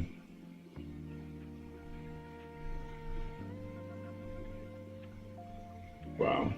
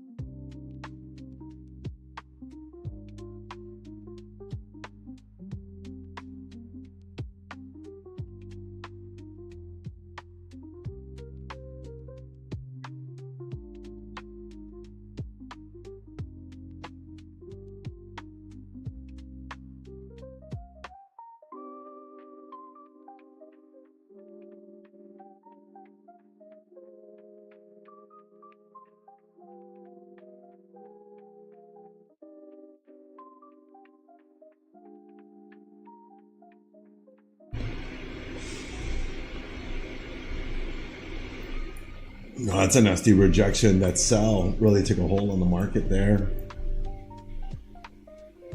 How annoying. No, it didn't. It did not just. You're almost there. You're almost there, bro. You got this. I know it's annoying, but you got it.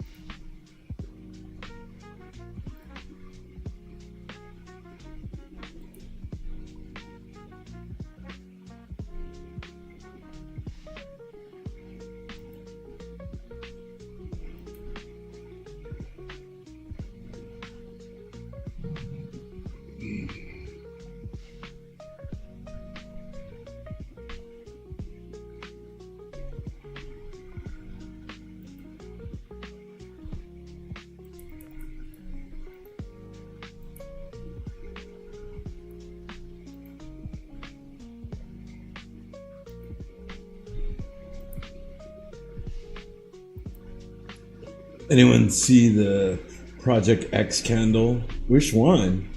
Oh, I'm looking at Hakanasi candles.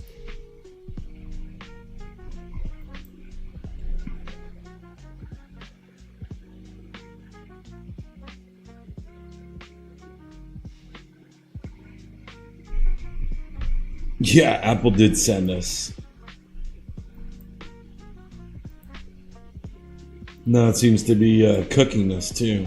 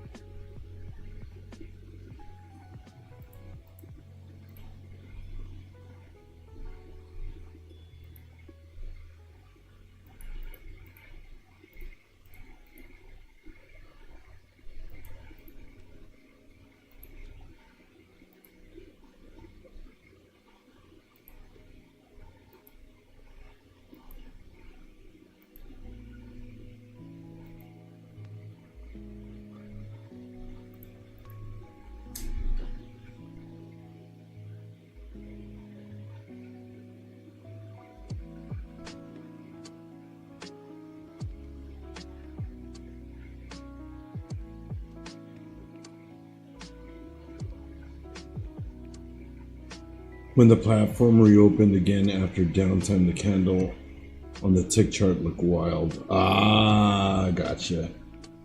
Yeah, I don't look at the tick chart, so to me, I don't see that.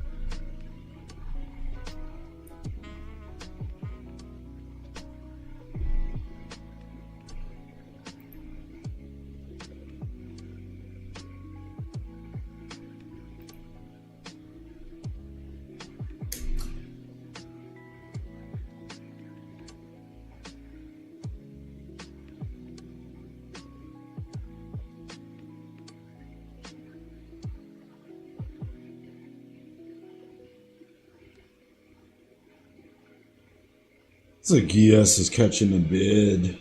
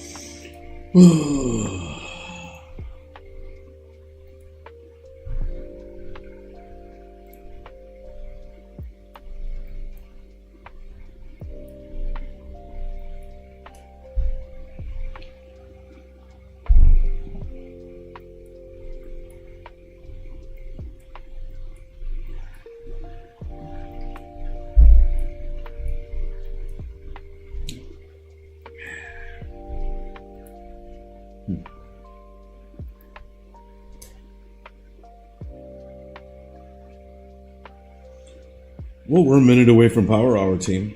That is right. Last hour of the New York Cash session. Looks like Coach Matt is joining us here on the stage. Welcome. What's up, Bruce? What's up, Coach Matt? How you doing, brother?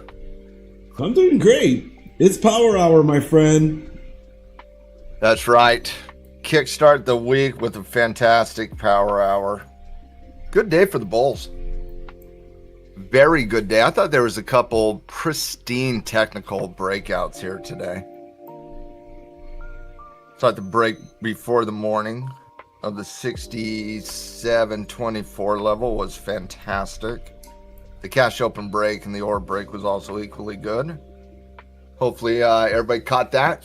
Yeah, like I was going to go right to gold after that. Gold, I was a little bit cautious on Friday on gold, but it gave a really good reversal. And when it broke this 4280 level RQ this morning, obviously I was sleeping, but man, that was such a good break, because that's like a 7:30 on the East Coast time, right? That thing was pristine RQ, like pristine, beautiful breakout right there. Oh, did you catch all of it? Oh my goodness, that was so pretty. It was so pretty. So, well, as long as you caught it, because that was fantastic. By the way, it hasn't been too shabby right now, and it's actually a pretty decent setup right now. I don't blame that, bro. I don't blame that at all. You had a good pump going into the cash open today. Why not alleviate that? You know what I mean? Like I totally understand 100% where your head was at. I probably would have made the exact same decision, because you had a good pump going into it. It was starting to slow down. And then, like you said, you could always reassess after that cash open. You know what I mean? Mm-hmm.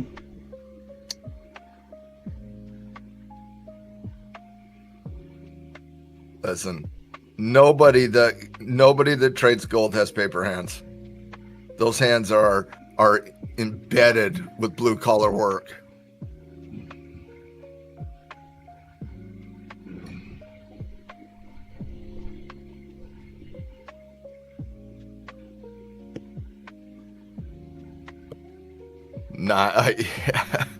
It might get there by like the end of October at this rate. Ace, like even last night I was breaking down gold with much traders I know, and I was like, guys, this is showing reversal, but it's also showing increasing volatility. Like there's a battle going on right now. That battle is not anymore. Bulls won, bears hid. And I think it's developing for the next potential breakout move here. Looks like it. Somebody asked me a question the other day, Riz. Matt, what is gold sniffing out? Because gold doesn't move like this unless there's some degree of concern, for example. And I'll ask you guys, what do you think gold is sniffing out over the last couple months? You don't get parabolic moves on gold like this historically, guys. Treasury bonds, you think it's a bond story, Ace? It's got something. It could be bonds, could be stable coins, could be reserve status. I think it's bigger than inflation, Jaja. I believe me, gold gets an inflationary bid, no doubt about that. But no, it's bigger than that. There's something bigger than that. RQ, that's all you need to know, really, brother. Just trade the gold breakout. Gold reset, a pricing event, something big. It's something big.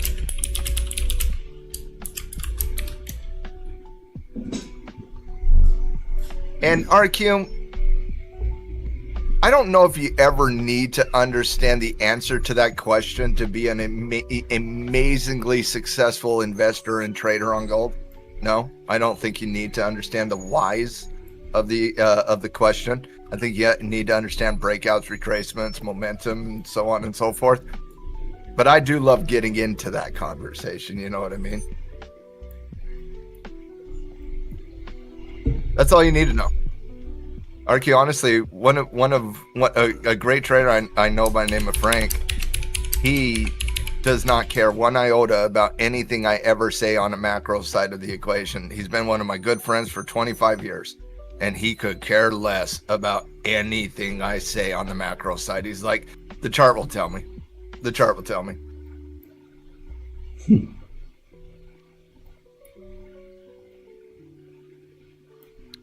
When in doubt, technicals tell truth. The great financial crisis of 26 to 32.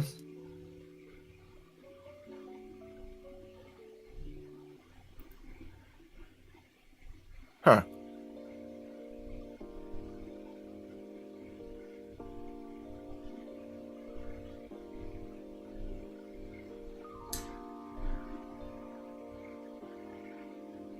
You want my big macro take? My big macro take is we're seeing a shift in the reserve system for the first time in 50 years.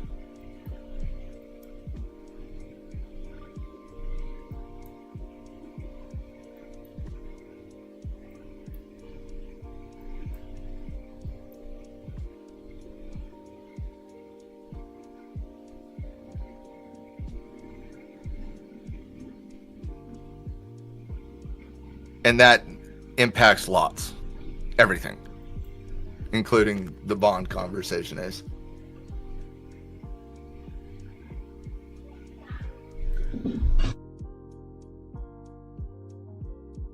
But regardless of the why, kind of like RQ says, trust those technicals.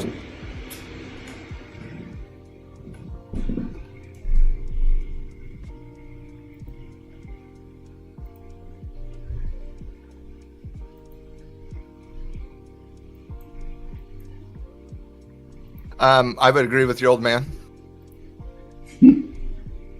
I am not an economist. I do play armchair, but I am not. But I would agree. And I don't think there's anything I've studied or researched more than dollar reserve status in the history of currency. I think it's my number one thing I've researched more than anything. And I would absolutely agree. I've felt that for 10 years, that we're in the process of losing reserve status, and I think we're now starting to see it escalate. It's terrible.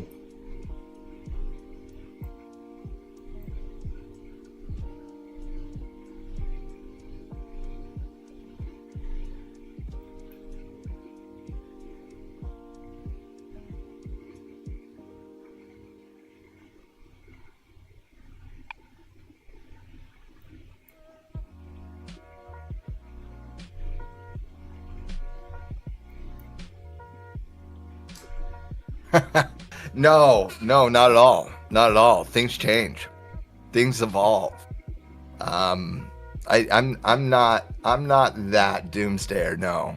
I think it's important to understand the evolution of the financial world so that you can always be in a position to take advantage of the next move. And if the reserve system is shifting, by the way, that doesn't mean the end of the dollar. That means the reserve system will go to a different allocation. For example, the US dollar will always be part of the reserve status. Like it's a matter of percentage wise. For example, RQ 30 years ago, the dollar was used by about 70 to 75% in all reserve trade. The dollar was used 90% of the time in all oil trade. Today, that number's less than 50% on oil, and that number's less than 60% on the reserve. Over the next 5 to 10 years, you should see the reserve or the dollar being used by goes down to the mid 40s. And so it's not that the dollar isn't going to be used in reserve. The dollar could simply go through an evolutionary period where you start embracing more stable coin analysis and you start embracing, other things that go in that basket. For example, I think the number one thing we're seeing play out in gold is the 60-year test of using pure fiat currencies has proven to be a failed system. And I think it's been proven to be a failed system in every single economic scenario that currency that is not tied to commodities has happened around the world. And so you saw that happen, and yes, it was Nixon during the Bretton Woods Agreement was back in the 40s, but it was Nixon in the 70s that basically, took that away and allowed gold to be traded on the open markets again. But I just think we're going through some evolutionary periods, and I think that's what gold is sniffing out, and we're at the stage where it's happening a little bit faster than what it has been happening over time. Oh, the robbery was the 30s, no doubt about that. The outlawing of personal gold.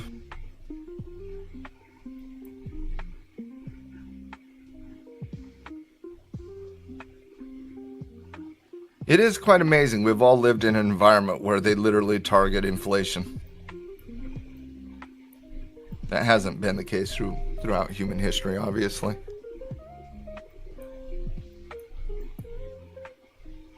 RQ, what's your read on the market here? Is it kind of one of those moments where it's like, had a real good day, market doesn't want to really kind of break here? Ace, I think that's most people in America right now. Yeah, I that's kind of where I'm at, RQ. Like, market looks really, really good. How much more can it edge out today? By the way, if you look at the weekly chart on the ES, we've now been consolidating for about 4 weeks. Okay. And that 4-week consolidation has created a high base on the weekly chart. And that's honestly, going into earnings season, that's a pretty good landscape to get a catalyst out of earnings and break that. And I think that's something to really keep an eye on this week is because you got a real clean zone of 6,800 that we're 20 points away from right now. The weekly chart has done nothing wrong in this uncertain environment from a daily chart perspective. If you get a positive earnings out of Netflix, if you get a positive earnings out of Tesla this week, those are the two big dogs this week. There's a lot of names this week, but those are the two big dogs this week. You could see a break of that 6,800 level this week, and that would be a pretty good technical break on a lot of different time frames. And so that's absolutely something that's on the radar this week, because we've been consolidating long enough that this could be the start of something new, and that would be very, very interesting to me. Why is Apple?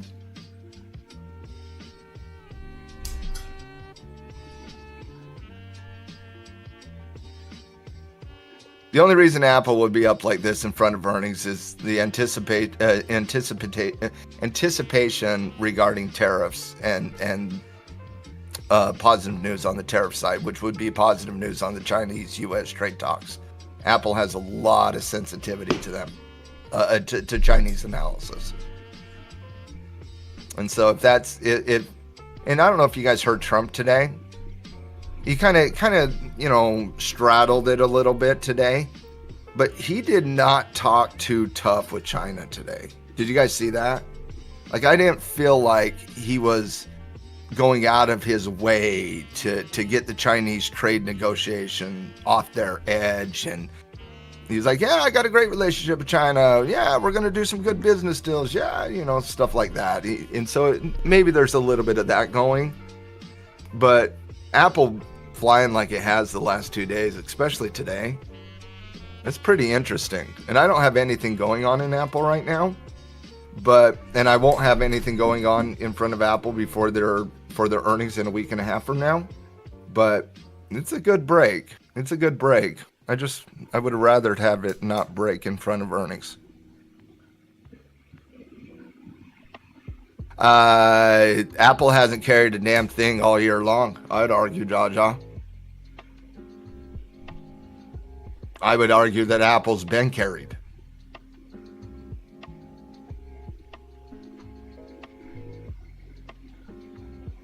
Go get it, Nacho.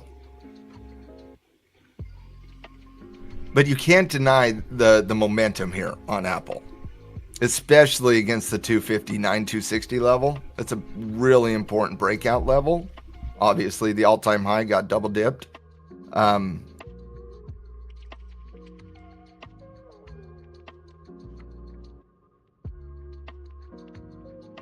It'll be a post-earnings conversation for me on Apple, personally.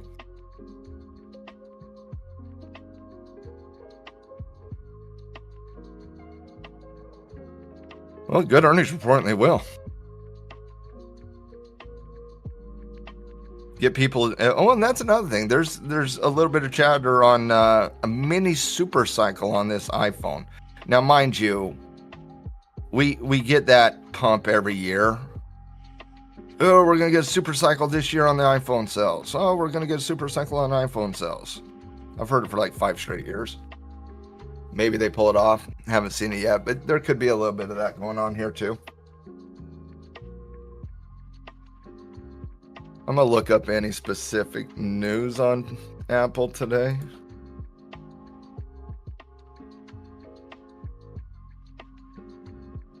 Yeah. Apple stock powers the Dow after iPhone sales.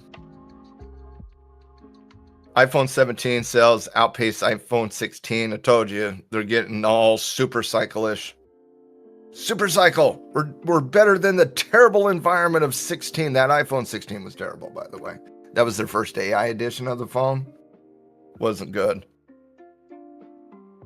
But iPhone sales outpacing iPhone 16 sales.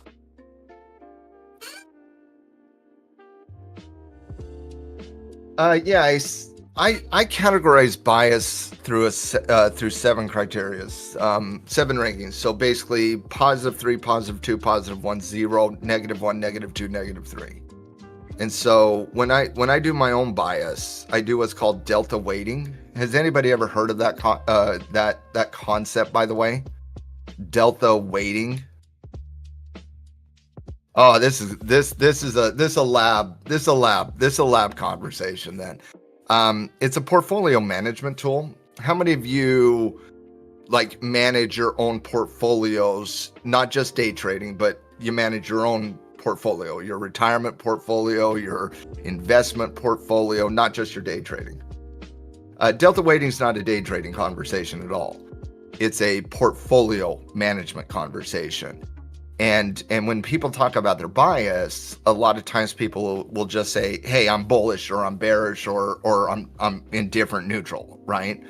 But we all know there's degrees of that. There's degrees of bullishness. There's degrees of bearishness. Not everything is bullish. Not everything is bearish. You have to take into account momentum. You have to take into account other things. Are you at the beginning point of a trend or are you at the ending point of a trend? And so one of the tools that I was taught a long time ago, how to manage your portfolios. You want your portfolio always moving in the direction of your bias. If you're bullish in the market, you certainly want a bullish structured portfolio. If you're neutral in the market, you want a neutral portfolio. I can't tell you how many times I met somebody who said, oh, I'm so bullish. And when I evaluated their portfolio, I'm like, well, you got $98,000 to invest in, but you only have 2 trades and 1 investment totaling $8,000 total dollars. Are you really bullish? If you're not even allocating your resources, are you really that bullish? I've seen many people come across the way saying, oh, I'm so bearish. I'm so bearish. I'm so bearish. But when I look at their portfolio, they have 80% allocation in aggressive asset classes that are not exactly meeting their bias. And so delta weighting is a concept to where you can accurately describe your bias through the lens of a number scheme. 0, +1, +2, +3. So 0 is neutral, +1 slightly bullish, +2 bullish, +3 very bullish, -1 slightly bearish, -2 bearish, -3 very bearish. And basically what you do is you take your net delta, because Apple, for example, or Google or Microsoft or whatever the case, will have an oversized impact on your portfolio. So you weight your portfolio from a delta perspective to the spiders, and then you have a mathematical calculation to determine exactly what your portfolio bias is. It sounds complicated. It's really not. It's just a matter of like going through it and understanding it. But I do think that would be a very, very cool lab conversation, because I find it to be extremely important when you're an investor.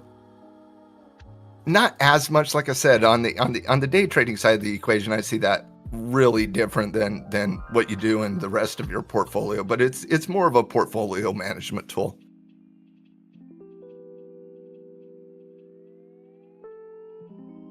At the end of the week, what I try to do is I try to get my portfolio always in sync with my personal bias.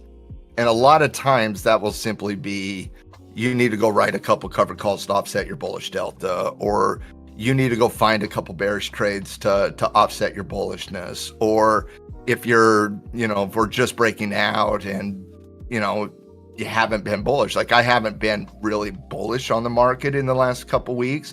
Kind of been rocking a little bit of neutrality, selling a lot of covered calls, stuff like that, outside of day trading. Well, if we break out of that 6,800 zone on a catalyst this week, will that be an indication that I want to get more bullish? Well, how many trades? How many covered calls do I got to bring back out? That's the delta weighting conversation. It's a numbers thing, and it tells me exactly what I need to find through either bullish trades or cash flow strategies versus bearish trades or bearish cash flow strategies. And so we'll have that conversation. If you want to learn delta weighting,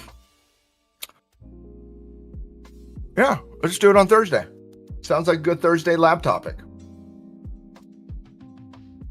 By the way, it's a really cool topic. There's also not an equivalent topic, but something called theta targeting. Theta, T-H-E-T-A, targeting, where you target the cash flow that you want to generate on a monthly basis. Theta targeting is equally a really, really good strategy. And then you could just say, I own gold. That's right, Ace. you can say that too. You can say that too.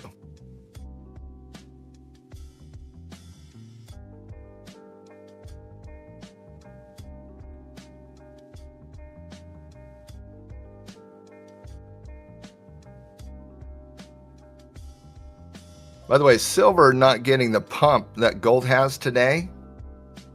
But if you look at the intraday analysis, it's just lagging.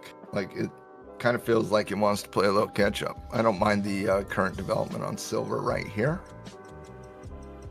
Something to keep an eye on.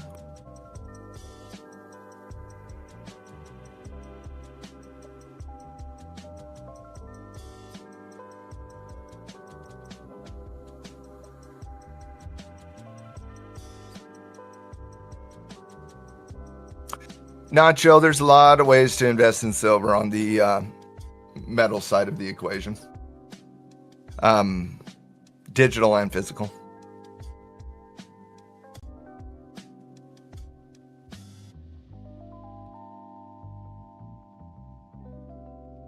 If you never bought any silver coins from an investment perspective, go slap some cash down on a glass table at your local coin shop. Tell them to give you some silver eagles. But you got to slap the cash down. Like you got to slap it down. Silver eagles.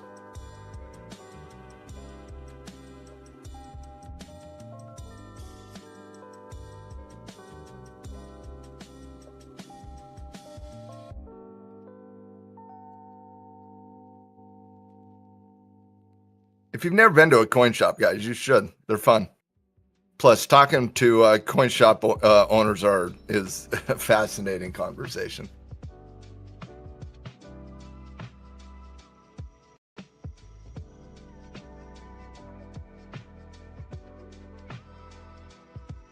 By the way, with all the pump in the commodity space today, crude oil trying its best to hold the 56 handle. That's a double bottom level for crude oil.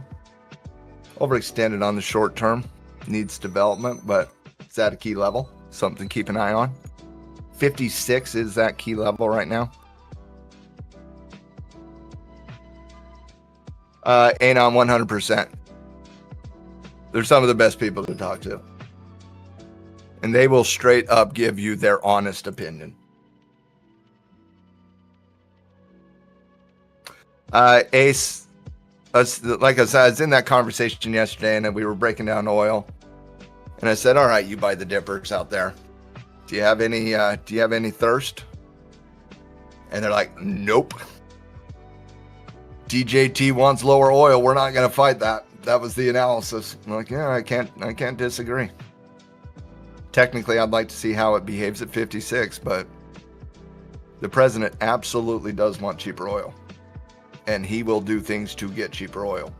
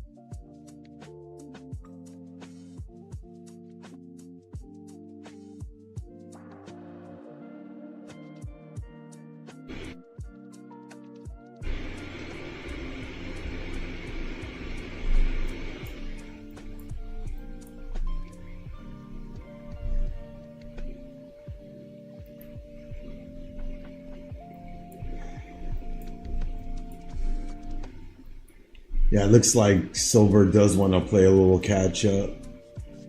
It does, doesn't it? Yep.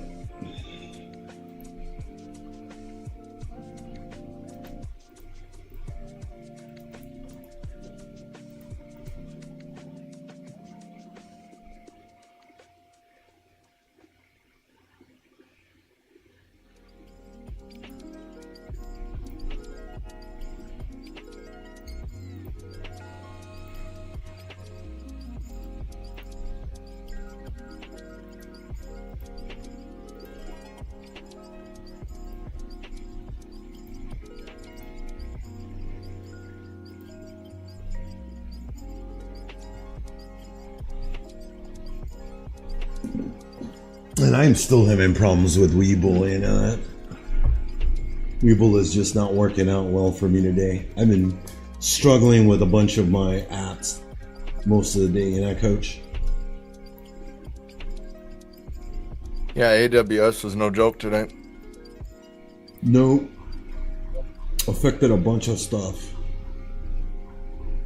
Surprised that Amazon is even up. They shouldn't be. I use AWS for multiple different purposes. And it was not fun on the content side today, I can tell you that. Yeah.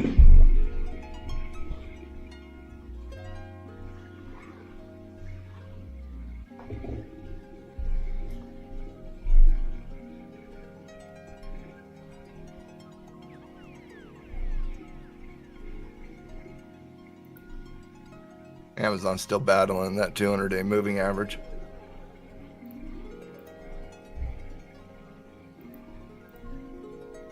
It's amazing given the year that we've had. It's been a pretty good year so far. Amazon's actually underwater for the year. Yeah. Yeah, they started the year right around 224. Currently at 216.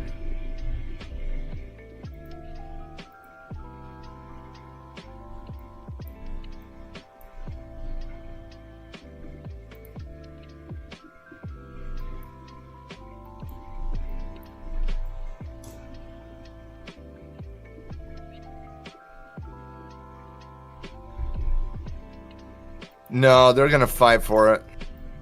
Yeah, I'm with the Ace. They're gonna fight for that because it's not just the 200-day, it's a previous pivot, it's also the 50 weekly. You break that, it's a pretty quick journey down to 200, and if you break 200, there's not a lot there, honestly, until you start working lower and lower. So yeah, I would expect those bulls to put up a fight there at the 200. It's a combo level of support that a break would be nasty.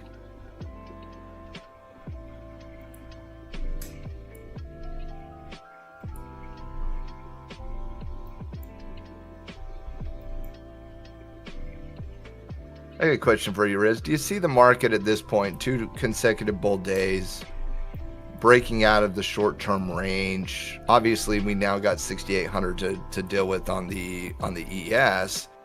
You know, NASDAQ kissing up against its all-time high as well. Do you think this has now kind of changed the behaviorals a little bit? Like before today, it was kind of up, down, up, down, up, down, up, down. We're obviously breaking through that. Do you see the market a little bit differently today than we did, say, last week? Or you just feel like there's more of the same? You know, I think what we're seeing is the continuation of what we talked about last week, which was the rebound from the sell-off from the prior Friday. So it took us a whole week to recover that, which I am actually glad about. Now, the question for me really becomes okay, so now there's like a 99% chance that we're going to have another rate cut now. So there's that rumor. There's also, you know, the rumor that at the end of this week, the shutdown will end as well. So we've got two separate catalysts there where investors could be front loading that, buying the rumor in preparation of selling the news. So yeah, I mean, Would to not be me, shocked. yeah, that's what it just feels like to me. They're getting ahead of it. They're pricing it in. We're going to get it. Then we'll probably sell off.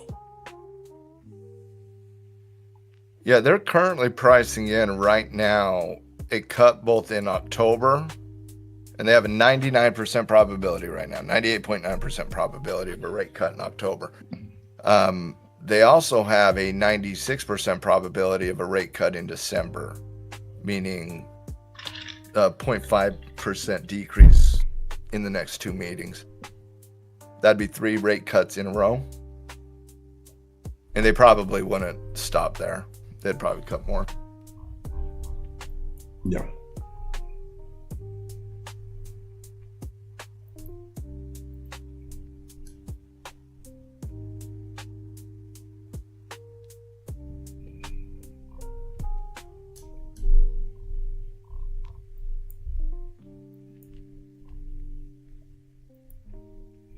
Although we're green across the board, except for crude oil. Crude oil is down 56.95 a barrel, down 0.3%.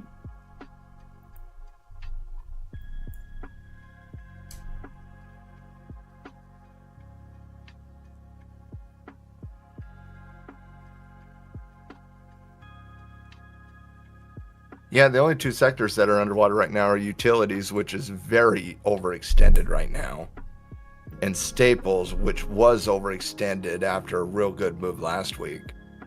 And so the only 2 areas that are showing hesitation here are areas that had gotten recent pump.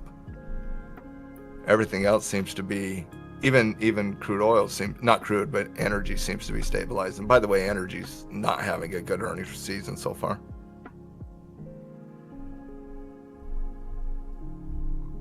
Well, with everything in the Middle East. Here's my sector grid that I do each week. If you want to check it out, it's in chat. That's my sector analysis for all things earnings. That's my macro analysis on the earnings front going into week 2. Number 1 sector, tier 1 sector is technology. Finance, I thought it had a good kickstart to earnings, although negative pricing. Utilities looks pretty good going in earnings as well. I do that throughout the entire earnings season, guys. On Mondays, I'll post you guys updates.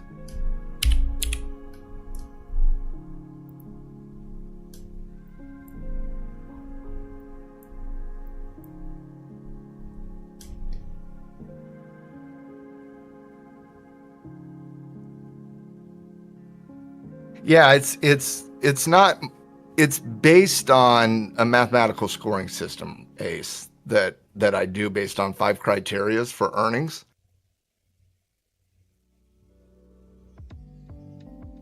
You can kind of see the 5. It's EPS versus expectation, revenue versus expectation. What was that EPS surprise? And then the beat rate. And then everything is categorized against that.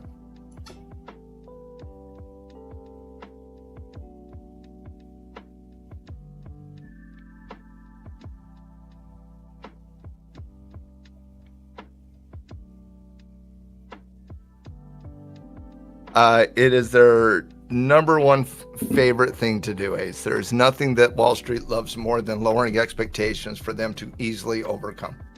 It's 100% true. The only thing about this quarter, and one of the interesting things about this quarter, is they didn't do that. They didn't lower EPS projection this quarter. It actually got increased coming into earnings season, which is very rare. Like because you're right, they love lowering EPS. Oh my goodness, they love lowering EPS. Look at the beat rate right now, 86% beat rate. You don't get 86% beat rate if that bar, unless that bar is really low. You know what I mean? So even though they didn't do that, they're still coming through at 86% beats. That will lower. I guarantee it will finish in the high 70s. I guarantee it. It always does. Finance always comes in with beats, and you always get like an 85 to 90% beat rate coming out of week 1. By the time you get through week 3, that number's usually 77, 78, 79%. Revenue usually comes in much less than that. I don't even track the revenue beat rate because it's not that important. but EPS beat rate is. And the number one point on EPS beat rate, though, is it's the percentage beat, the EPS surprise. Because if you'll notice, the EPS surprise right now is 5.9%. Historically, that's between 5 and 8%. And so how I judge like the quality of the landscape isn't just, oh, they're beating by 3%. Well, they always beat by that. Well, it's if the market's beating at 5.9% and you have a space coming in at positive 1.2 like Staples, that's obviously not doing very good.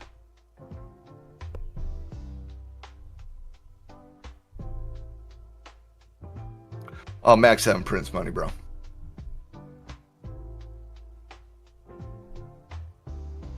Both report next week.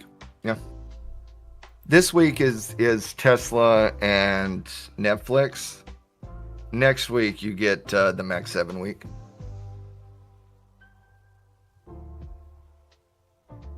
And after Max 7 week, you still got like 50% of the S&P 500 to report, but it's just not nearly the same conversation.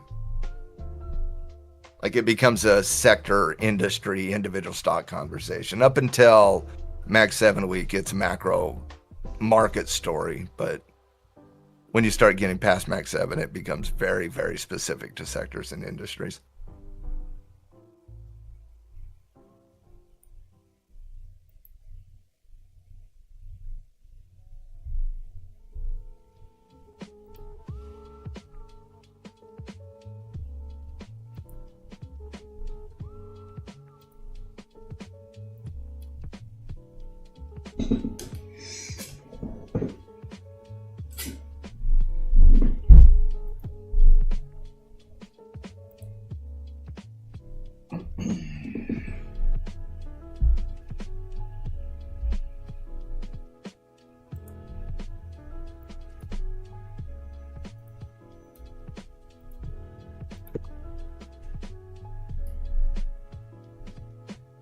I still can't pull up the options chain.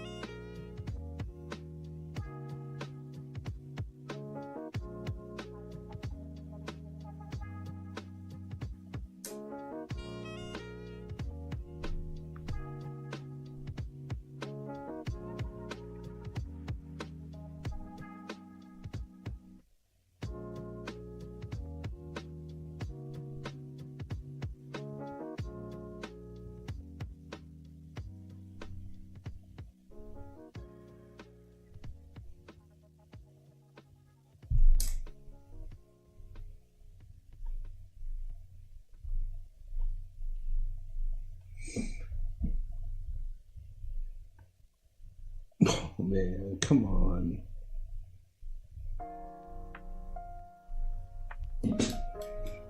Well, hopefully tomorrow's better than today with all this.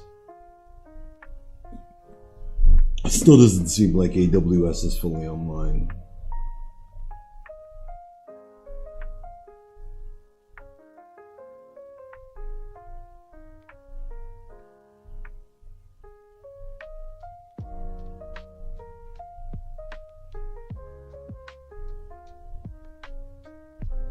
They say they are fully online, but I'm reading quite a bit of reports that does suggest otherwise. I can't pull up any contracts on Webull. So.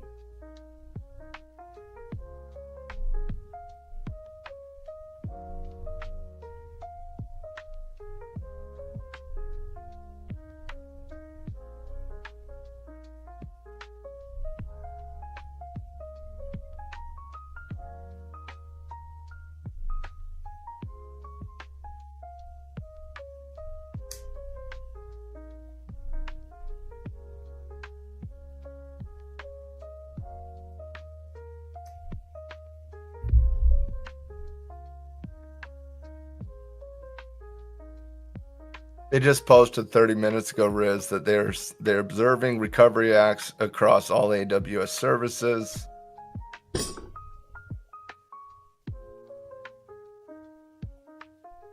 Yeah, you're right, They will Ace. provide another update in about 15 minutes, but they do suggest there are still ongoing issues that they're resolving.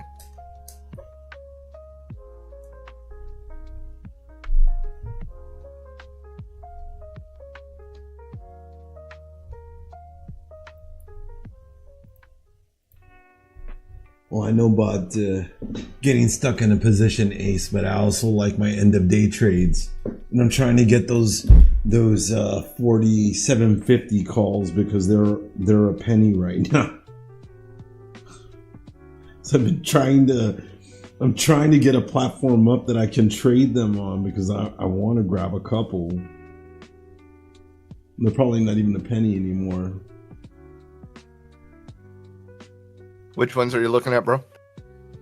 I was trying to look at the 4750s. They were a penny.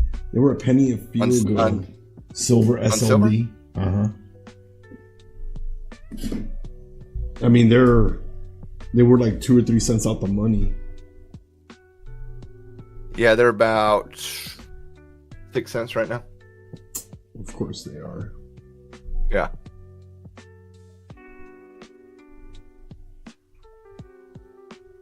Yeah, they're in the money now.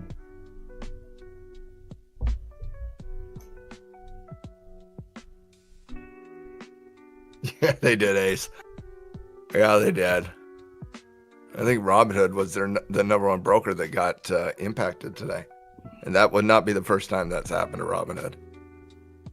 There's been a couple rug pulls there historically. What a surprise.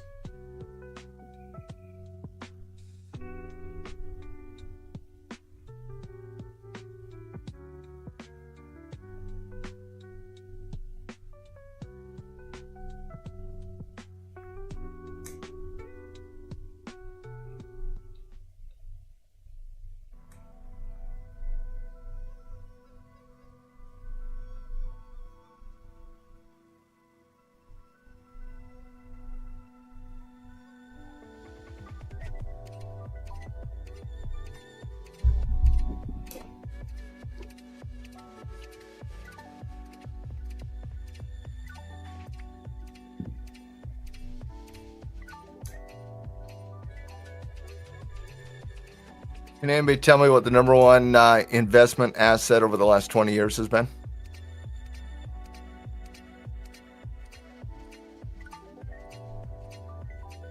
Definitely the dollar.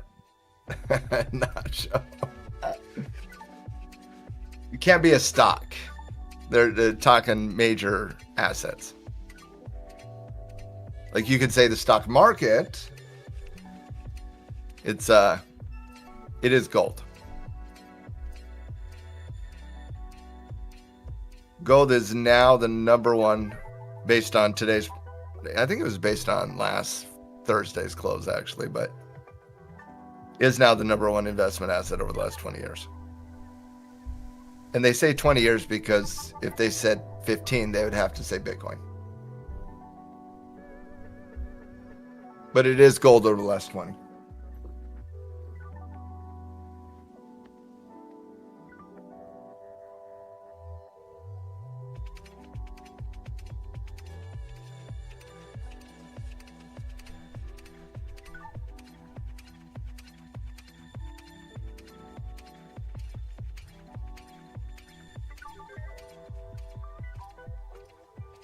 Zacchaeus is going. Yeah, they're making a run at the 6780 level. Let's do it. Can they break that to 6800?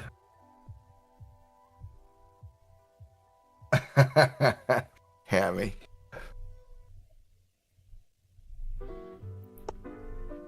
Oh, I'm sure there's some fart coins that did a lot better. But then again, I think that proved a couple of things the other week on those altcoins.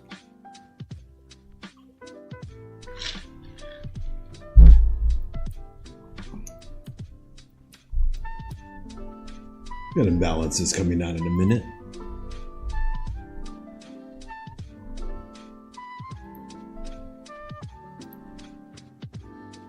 That will not be the last gold all-time high we talk about this year. No, it will not.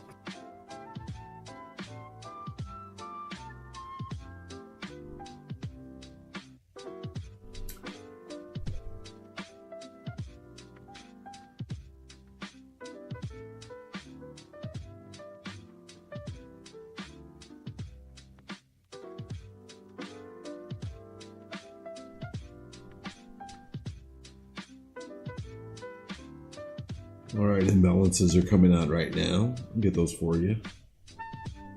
It's a daily occurrence, almost. Friday also hitting, and we're about to do a new one. Silver breaking out.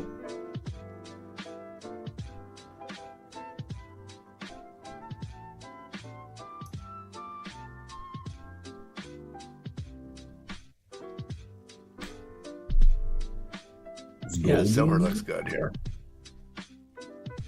Oh man, I bet you those 4750s are juicy now.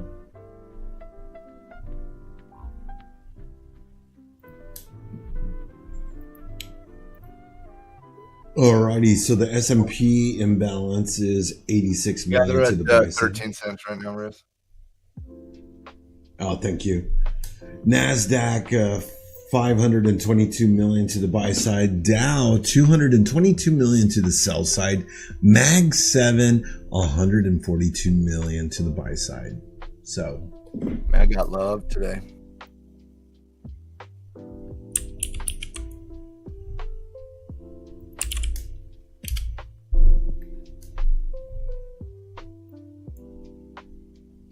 oh yeah, those things are 14 cents, 15 cents now. Jeez, they're repping them.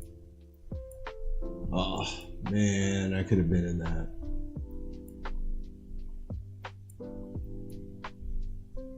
When billions, I don't know, Ace. Hopefully one day, bro. There's always hope. Not today though.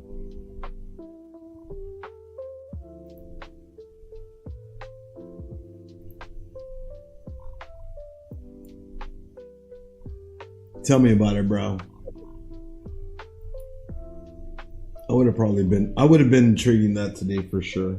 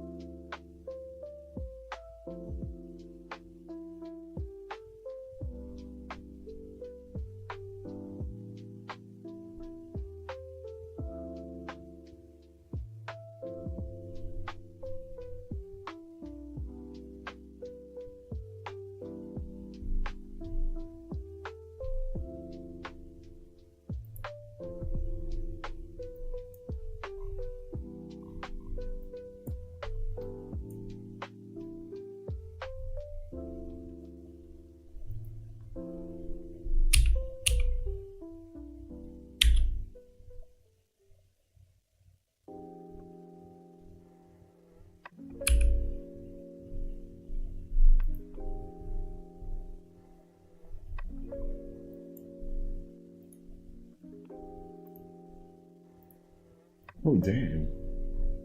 XRP had a big move. Wow.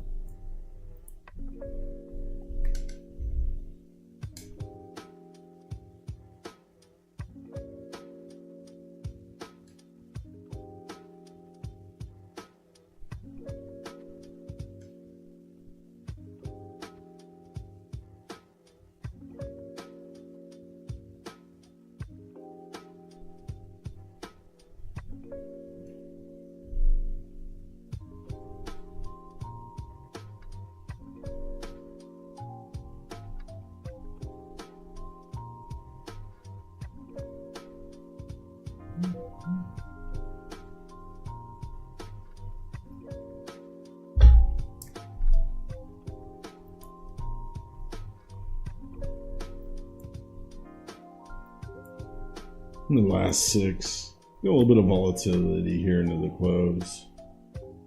You seen the AI bot trading risk? They gave each of the models 10K to trade. DeepSeek and Grok 4 crushing it. No, I didn't. I haven't seen that.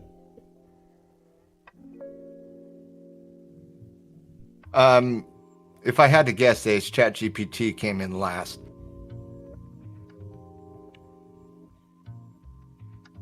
I would have guessed DeepSeek and Grok would have had a competition to get the winner on those.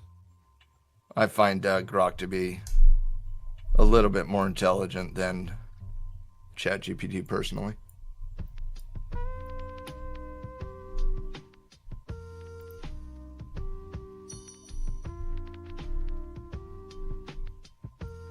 I also read that Elon gives it a 10% chance of Grok getting AGI before the comp. Really? Yeah, Jaja, that's kind of where I'm at on it too. I do think it gets better over time though.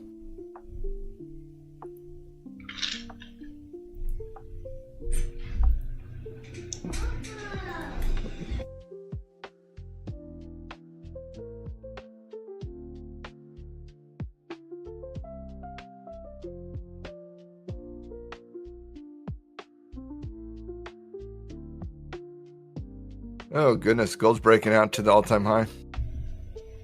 Yep. So is silver. Just dinged. Oh, man. That would have been a silver's beautiful playing trade. catch up. I'm sorry, Riz. Oh, it's all right. I mean, I've been having platform problems all day. It's my fault. I should have gotten myself set up on AWS. Weeble. Weeble.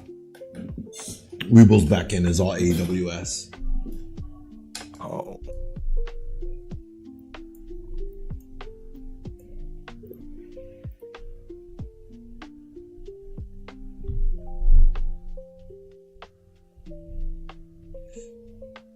Hey, so Ace, what is this? Can I submit my own algos to compete against the...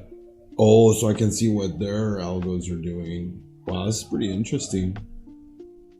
DeepSeek is really taking the lead on it.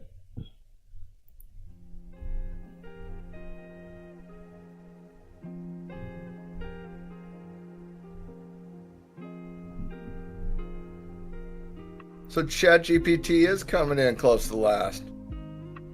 Yeah, not surprised. Grok, Claude, DeepSeek, all kind of right there.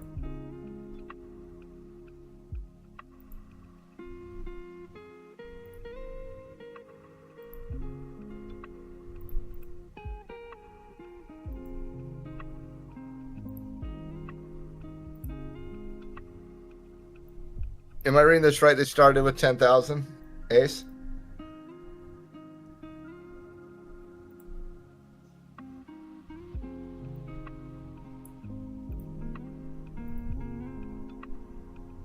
Yeah.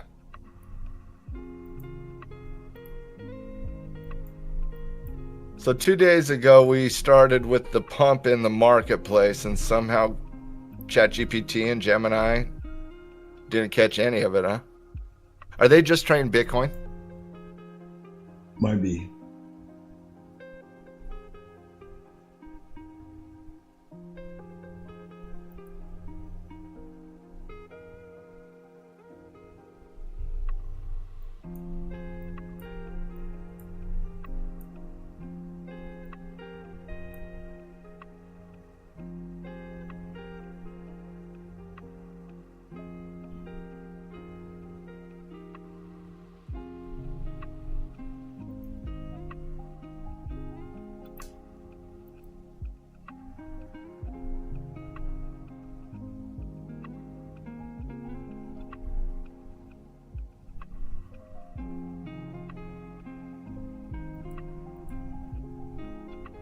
I think they're trading any crypto. Not any crypto, but I see a lot of different variations on their trades. Yep. We're in the last minute.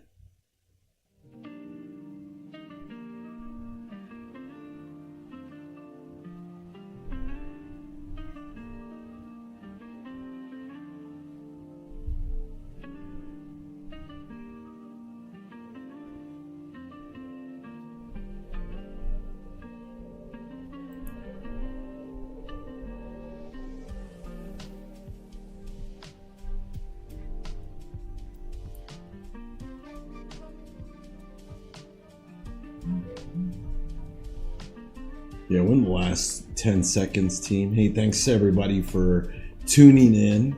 Thanks, Coach Matt, for joining us today, as always. Love Power Hour, as always. And ding, ding, ding. There's your bell, team. This week in the lab, guys, we are talking swing trading a little bit. And we're going to be talking delta weighting as well. Those are the two major topics for this week. That'll be on Thursday after the close, obviously.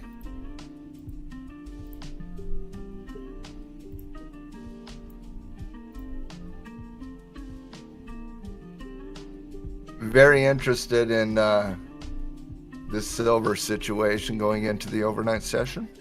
Right? Gold ratcheting up against the all-time high, trying to break, and does it giddy up and run again? ES could be really interesting here tonight. Keep an eye on the top of today.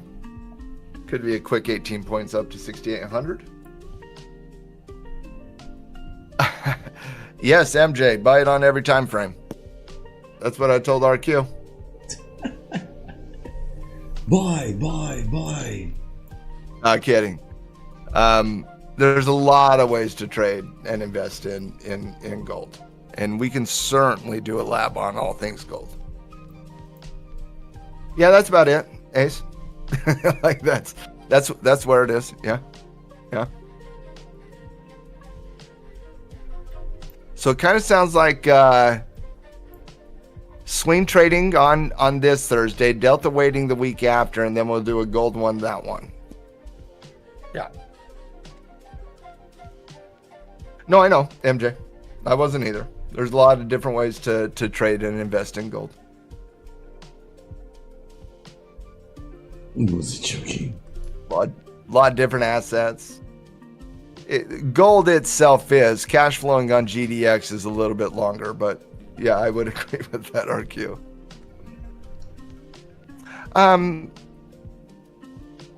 Yeah, we could definitely do metals. Yeah, we could include palladium, platinum, silver, all the different assets in the metals. Yeah. The hefty portion of that is gold and silver. Like those are the two big ones for me. Although one of the biggest call outs I've ever seen is one of my gold guys. His name was Pete Thomas. He ran a gold exchange in Chicago. Worked for Zahner's Precious Metals for years and years and years. His biggest call he ever made was about 8 years ago on cobalt. It's like he calls me up one day. He's like, "You got to get cobalt." Bought him on the pod. Like, tell me about cobalt. It was his biggest call, and it was a massive move.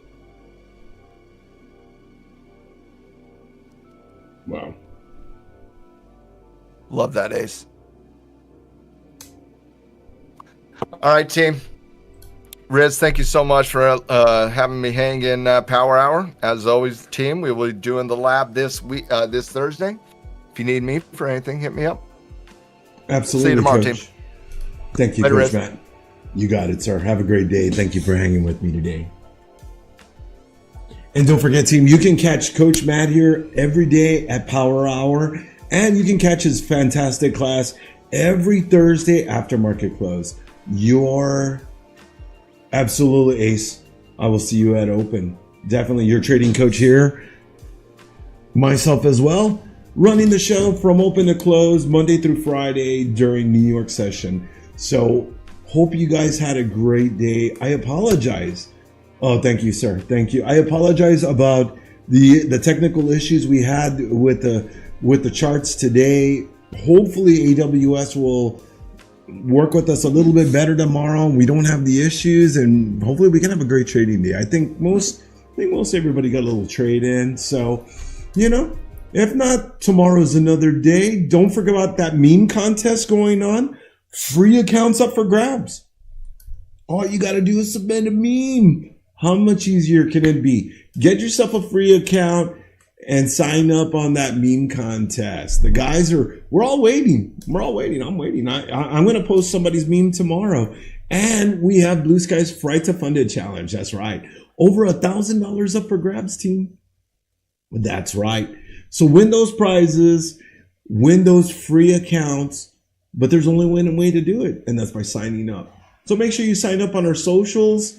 Check out our YouTube for Coach Matt's videos on his classes in case you missed them. Don't forget about those launch plans. $49 and $59 across every platform, including Project X. Good luck with that last one. But you can use all our other platforms. So, as always, gang, thank you all. I sincerely appreciate all of you all, my YouTube viewers and in Discord. As always, good luck in the market. Have a great day, and I'll see you tomorrow, team.